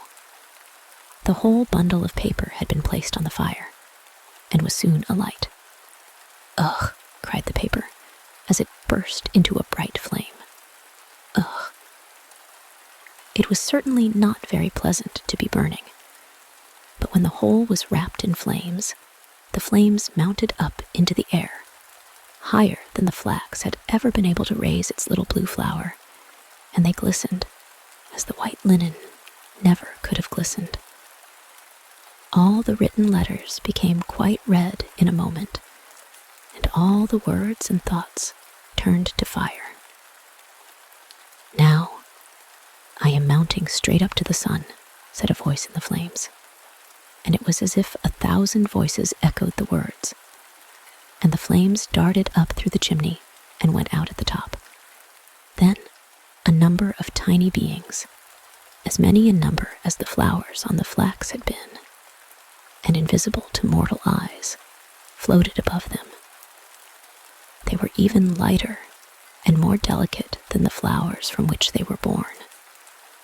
And as the flames were extinguished, and nothing remained of the paper but black ashes, these little beings danced upon it, and whenever they touched it, bright red sparks appeared. "The children are all out of school, and the schoolmaster was the last of all," said the children. It was good fun, and they sang over the dead ashes. Snip, snap, snurr, baslur, the song is ended. But the little invisible beings said, "The song is never ended. The most beautiful is yet to come." But the children could neither hear nor understand this, nor should they, for children must not know everything. The end. The flying trunk. There was once a merchant who was so rich that he could have paved the whole street with gold, and would even then have had enough for a small alley. But he did not do so. He knew the value of money better than to use it in this way. So clever was he, that every shilling he put out brought him a crown, and so he continued till he died. His son inherited his wealth, and he lived a merry life with it. He went to a masquerade every night, made kites out of 5-pound notes, and threw pieces of gold into the sea instead of stones, making ducks and drakes of them. In this manner, he soon lost all his money. At last, he had nothing left but a pair of slippers, an old dressing gown, and 4 shillings. And now all his friends deserted him. They could not walk with him in the streets. But one of them, who was very good-natured, sent him an old trunk with this message: "Pack up." "Yes," he said, "it is all very well to say, 'Pack up.'" But he had nothing left to pack up. Therefore he seated himself in the trunk. It was a very wonderful trunk. No sooner did anyone press on the lock than the trunk could fly. He shut the lid and pressed the lock, when away flew the trunk up the chimney with the merchant's son in it, right up into the clouds. Whenever the bottom of the trunk cracked, he was in a great fright, for if the trunk fell to pieces, he would have made a tremendous somerset over the trees. However, he got safely in his trunk to the land of Turkey. He hid the trunk in the wood under some dry leaves, and then went into the town. He could sew this very well, for the Turks always go about dressed in dressing gowns and slippers, as he was himself. He happened to meet a nurse with a little child. "I say, you Turkish nurse," cried he, "what castle is that near the town, with the windows placed so high?" "The king's daughter lives there," she replied. "It has been prophesied that she will be very unhappy about a lover, and therefore no one is allowed to visit her, unless the king and queen are present." "Thank you," said the merchant's son. So he went back to the wood, seated himself in his trunk, flew up to the roof of the castle, and crept through the window into the princess's room. She lay on the sofa asleep, and she was so beautiful that the merchant's son could not help kissing her. Then she awoke and was very much frightened, but he told her he was a Turkish angel who had come down through the air to see her, which pleased her very much. He sat down by her side and talked to her. He said her eyes were like beautiful dark lakes, in which the thoughts swam about like little mermaids, and he told her that her forehead was a snowy mountain, which contained splendid halls full of pictures. And then he related to her about the stork who brings the beautiful children from the rivers. These were delightful stories, and when he asked the princess if she would marry him, she consented immediately. "But you must come on Saturday," she said, "for then the king and queen will take tea with me. They will be very proud when they find that I am going to marry a Turkish angel. But you must think of some very pretty stories to tell them, for my parents like to hear stories better than anything. My mother prefers one that is deep and moral, but my father likes something funny to make him laugh." "Very well," he replied. "I shall bring you no other marriage portion than a story." And so they parted. But the princess gave him a sword, which was studded with gold coins, and these he could use. Then he flew away to the town and bought a new dressing gown, and afterwards returned to the wood, where he composed a story so as to be ready for Saturday, which was no easy matter. It was ready, however, by Saturday, when he went to see the princess. The king and queen and the whole court were at tea with the princess, and he was received with great politeness. "Will you tell us a story?" said the queen. "One that is instructive and full of deep learning." "Yes, but with something in it to laugh at," said the king.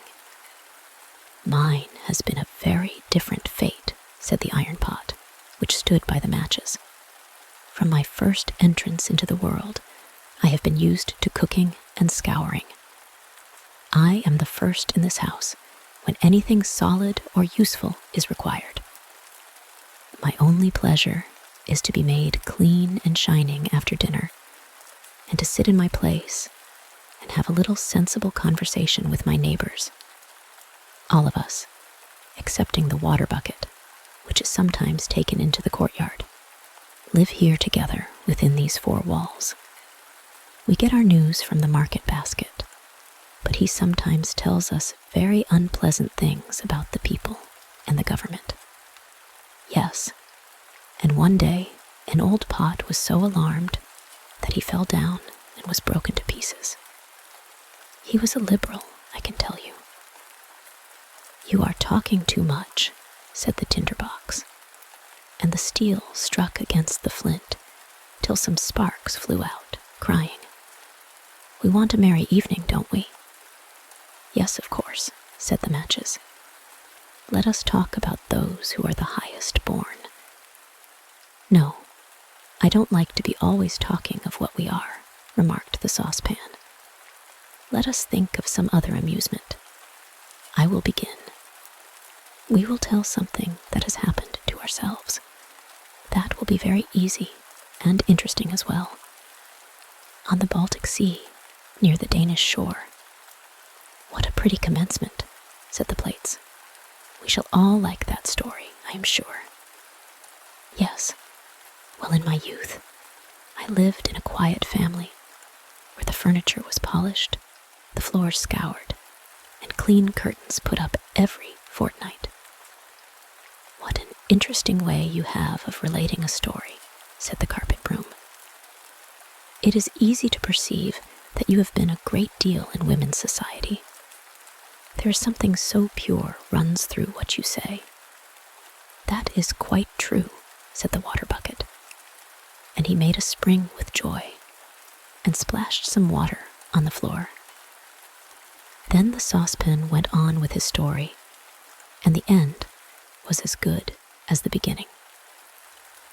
The plates rattled with pleasure, and the carpet broom brought some green parsley out of the dust hole and crowned the saucepan, for he knew it would vex the others.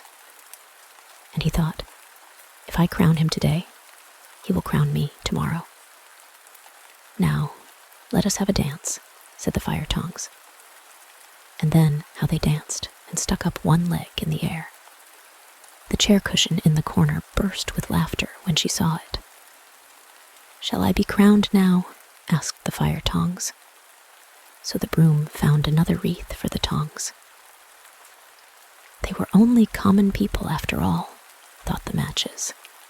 The tea urn was now asked to sing, but she said she had a cold, could not sing without boiling heat. They all thought this was affectation, and because she did not wish to sing excepting in the parlor, when on the table with the grand people. In the window sat an old quill pen with which the maid generally wrote. There was nothing remarkable about the pen, excepting that it had been dipped too deeply in the ink, but it was proud of that.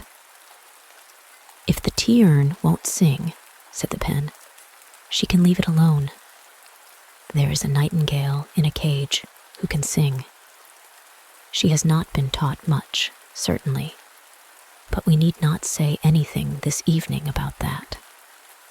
"I think it highly improper," said the tea kettle, who was kitchen singer, and half-brother to the tea-urn, "that a rich foreign bird should be listened to here.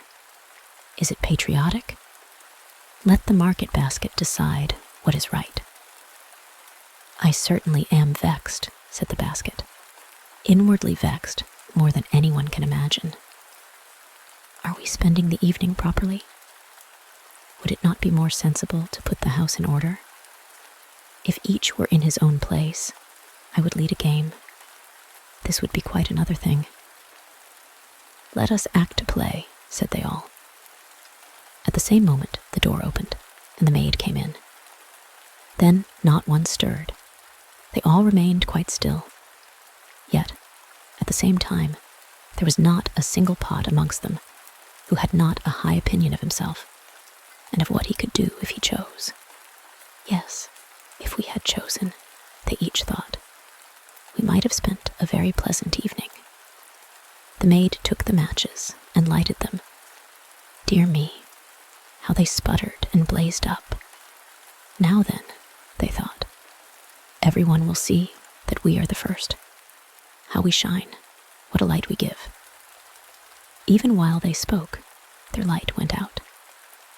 "What a capital story," said the Queen. "I feel as if I were really in the kitchen and could see the matches. Yes, you shall marry our daughter." "Certainly," said the King.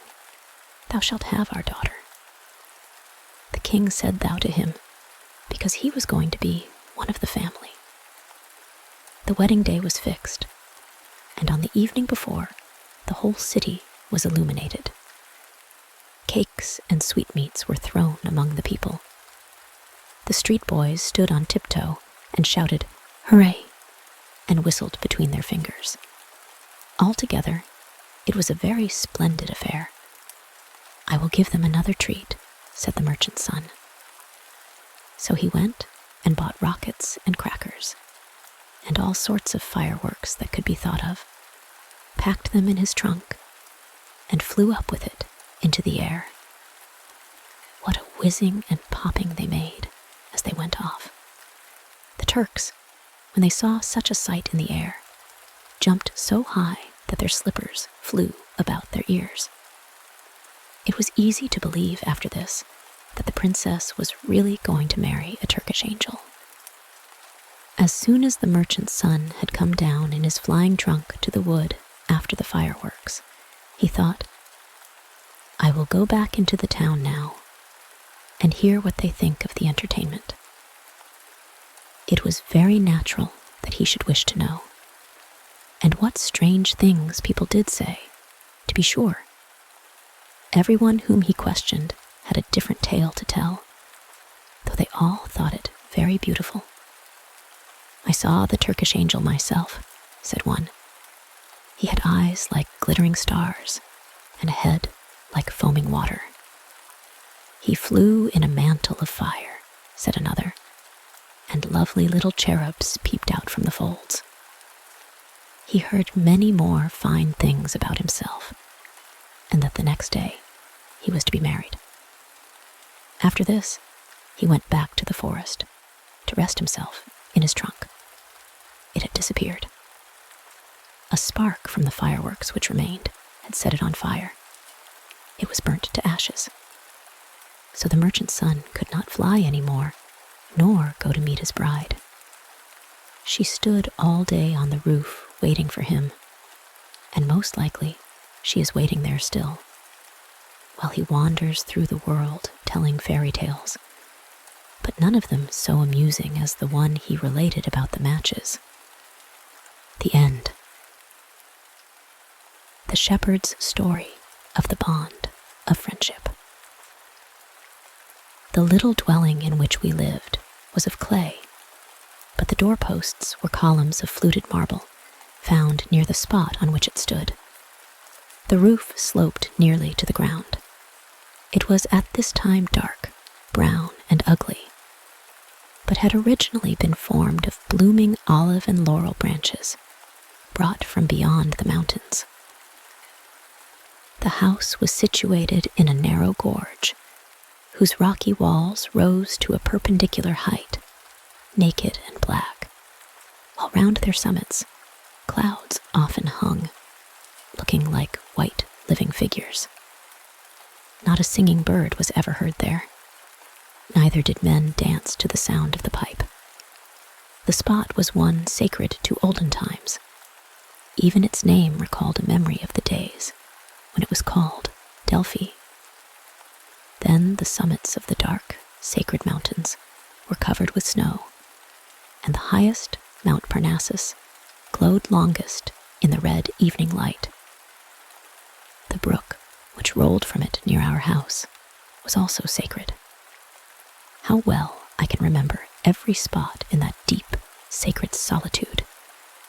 A fire had been kindled in the midst of the hut, and while the hot ashes lay there red and glowing, the bread was baked in them. At times the snow would be piled so high around our hut as almost to hide it. And then my mother appeared most cheerful. She would hold my head between her hands and sing the songs she never sang at other times, for the Turks, our masters, would not allow it. She sang, "On the summit of Mount Olympus, in a forest of dwarf firs, lay an old stag. His eyes were heavy with tears and glittering with colors like dewdrops. And there came by a roebuck and said, 'What ailest thee, that thou weepest blue and red tears?' And the stag answered, 'The Turk has come to our city. He has wild dogs for the chase, a goodly pack.' 'I will drive them away across the islands,' cried the young roebuck. 'I will drive them away across the islands into the deep sea.'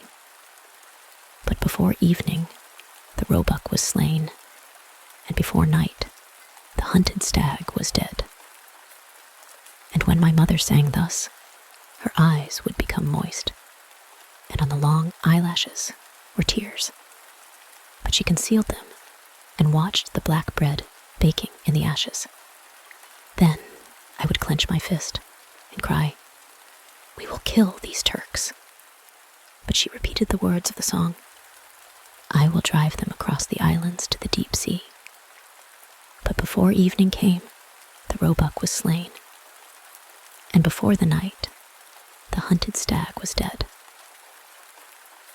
We had been lonely in our hut for several days and nights when my father came home.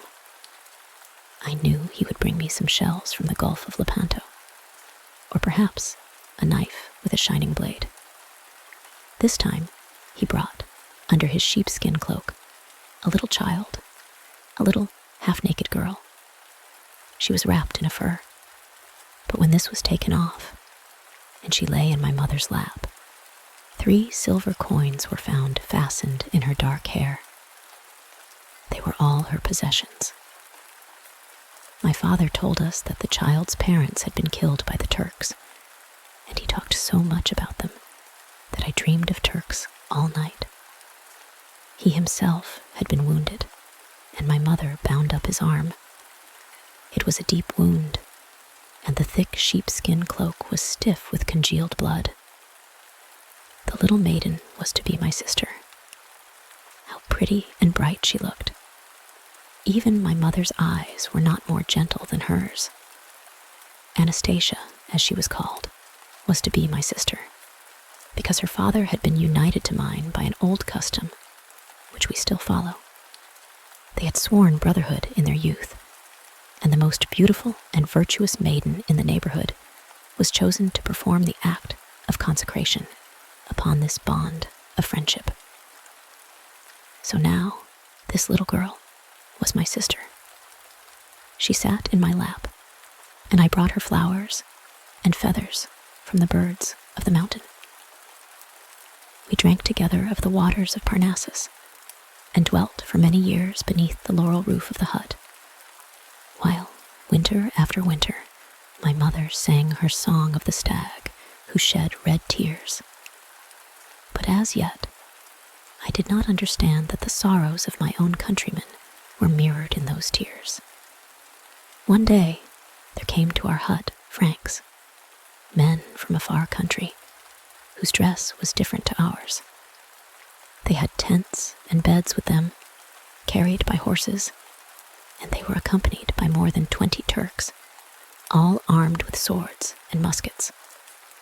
These Franks were friends of the Pacha, and had letters from him, commanding an escort for them. They only came to see our mountain, to ascend Parnassus amid the snow and clouds, and to look at the strange black rocks which raised their steep sides near our hut.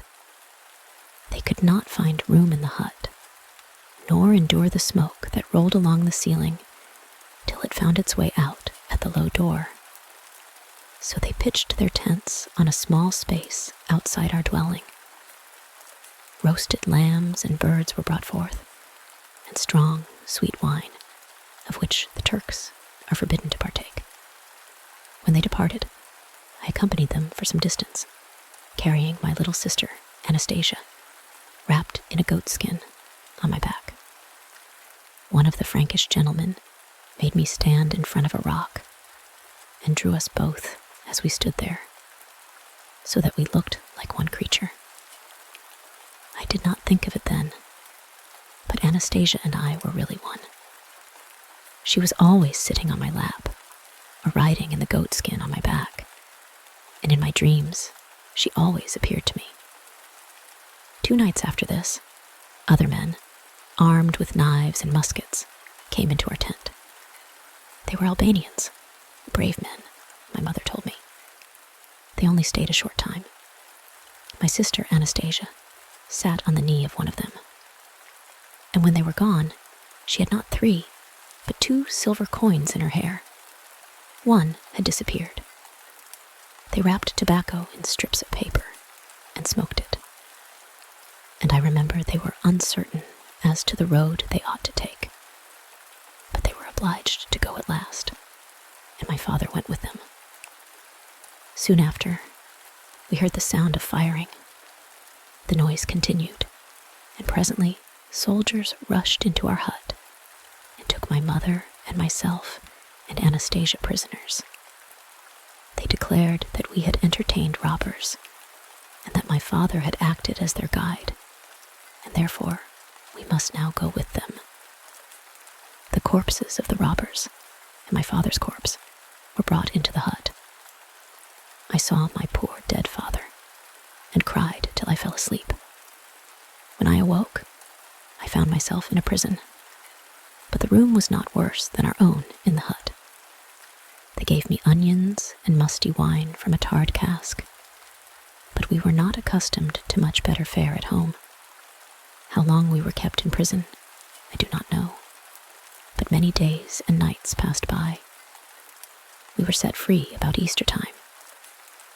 I carried Anastasia on my back, and we walked very slowly, for my mother was very weak, and it is a long way to the sea, to the Gulf of Lepanto.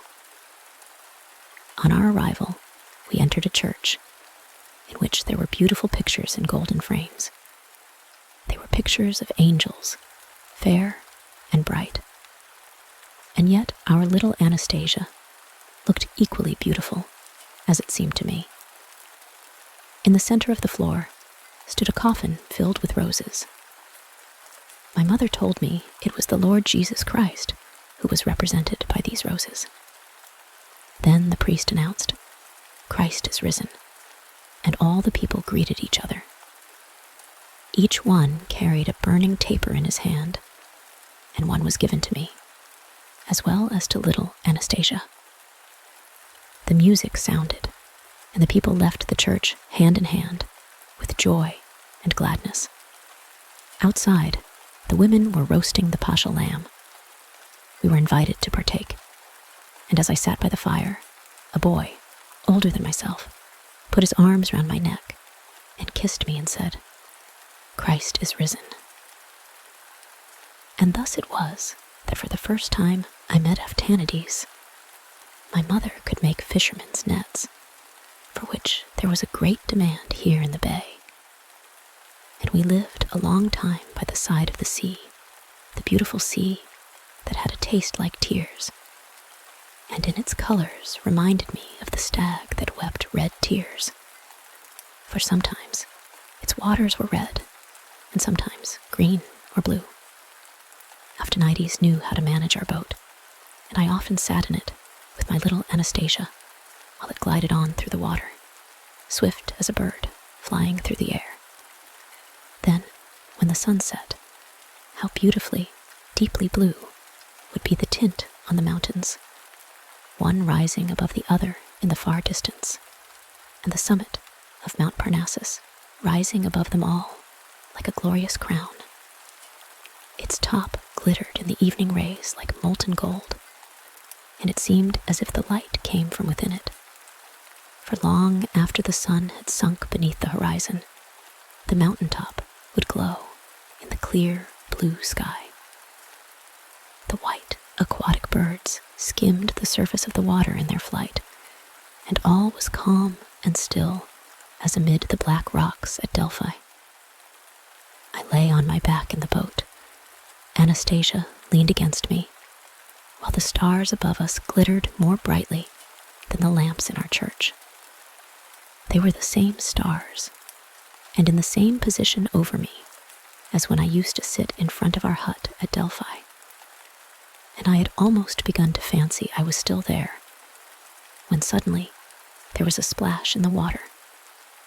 Anastasia had fallen in. But in a moment, Aftanides has sprung in after her, and was now holding her up to me.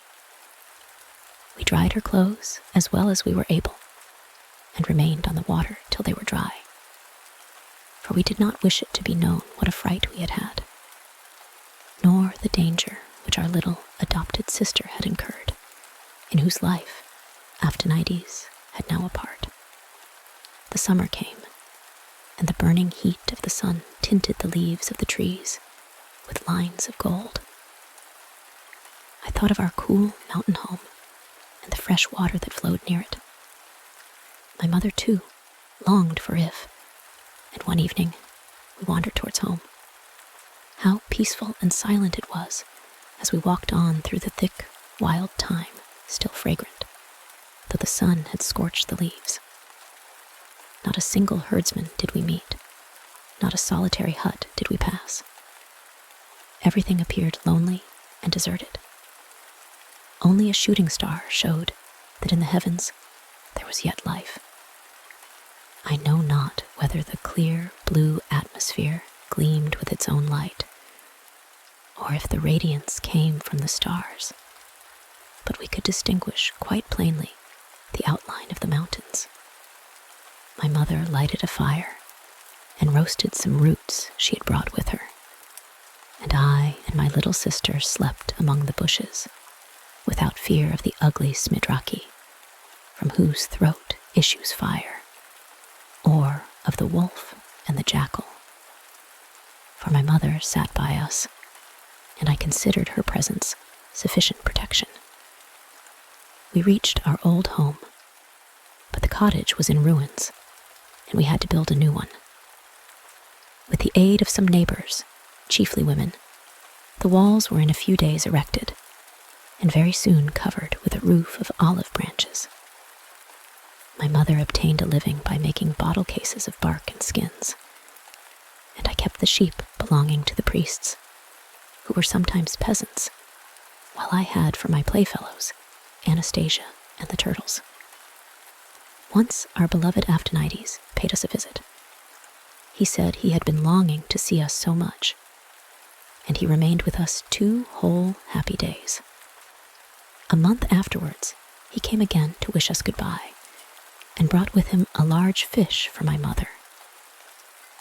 He told us he was going in a ship to Corfu and Patras, and could relate a great many stories, not only about the fishermen who lived near the Gulf of Lepanto, but also of kings and heroes who had once possessed Greece, just as the Turks possess it now. I have seen a bud on a rose bush gradually, in the course of a few weeks, unfold its leaves till it became a rose in all its beauty, and before I was aware of it, I beheld it blooming in rosy loveliness. The same thing had happened to Anastasia. Unnoticed by me, she had gradually become a beautiful maiden, and I was now also a stout, strong youth. The wolf skins that covered the bed in which my mother and Anastasia slept had been taken from wolves which I had myself shot. Years had gone by when one evening, Aphrodite came in. He had grown tall and slender as a reed, with strong limbs and a dark brown skin. He kissed us all, and had so much to tell of what he had seen of the great ocean, of the fortifications at Malta, and of the marvelous sepulchres of Egypt, that I looked up to him with a kind of veneration. His stories were as strange as the legends of the priests of olden times. "How much you know," I exclaimed, "and what wonders you can relate."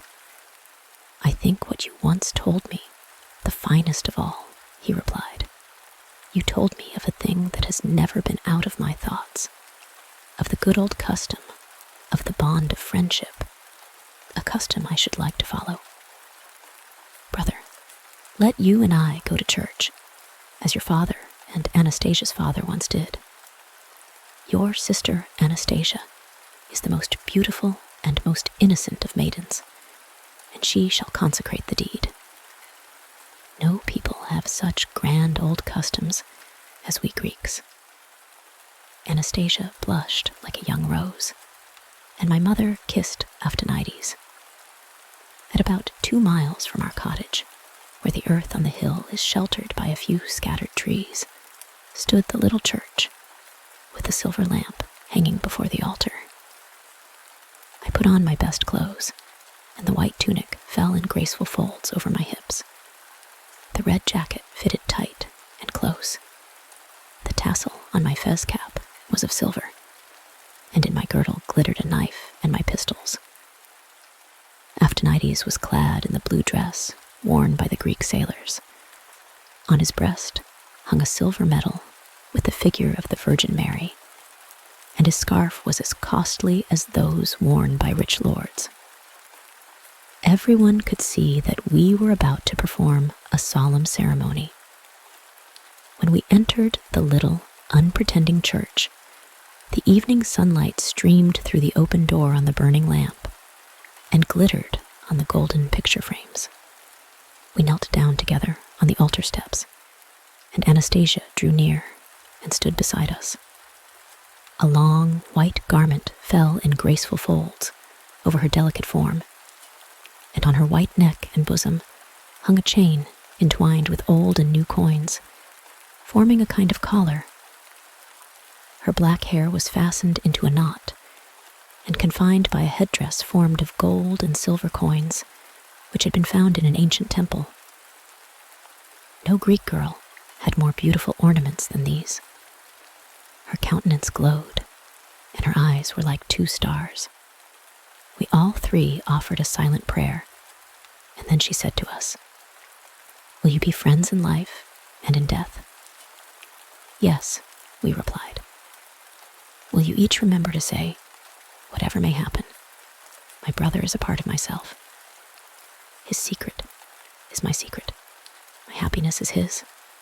Self-sacrifice, patience, everything belongs to me as they do to him?'" And we again answered, "Yes." Then she joined out hands and kissed us on the forehead, and we again prayed silently. After this, a priest came through a door near the altar and blessed us all 3. Then a song was sung by other holy men behind the altar screen, and the bond of eternal friendship was confirmed. When we arose, I saw my mother standing by the church door, weeping.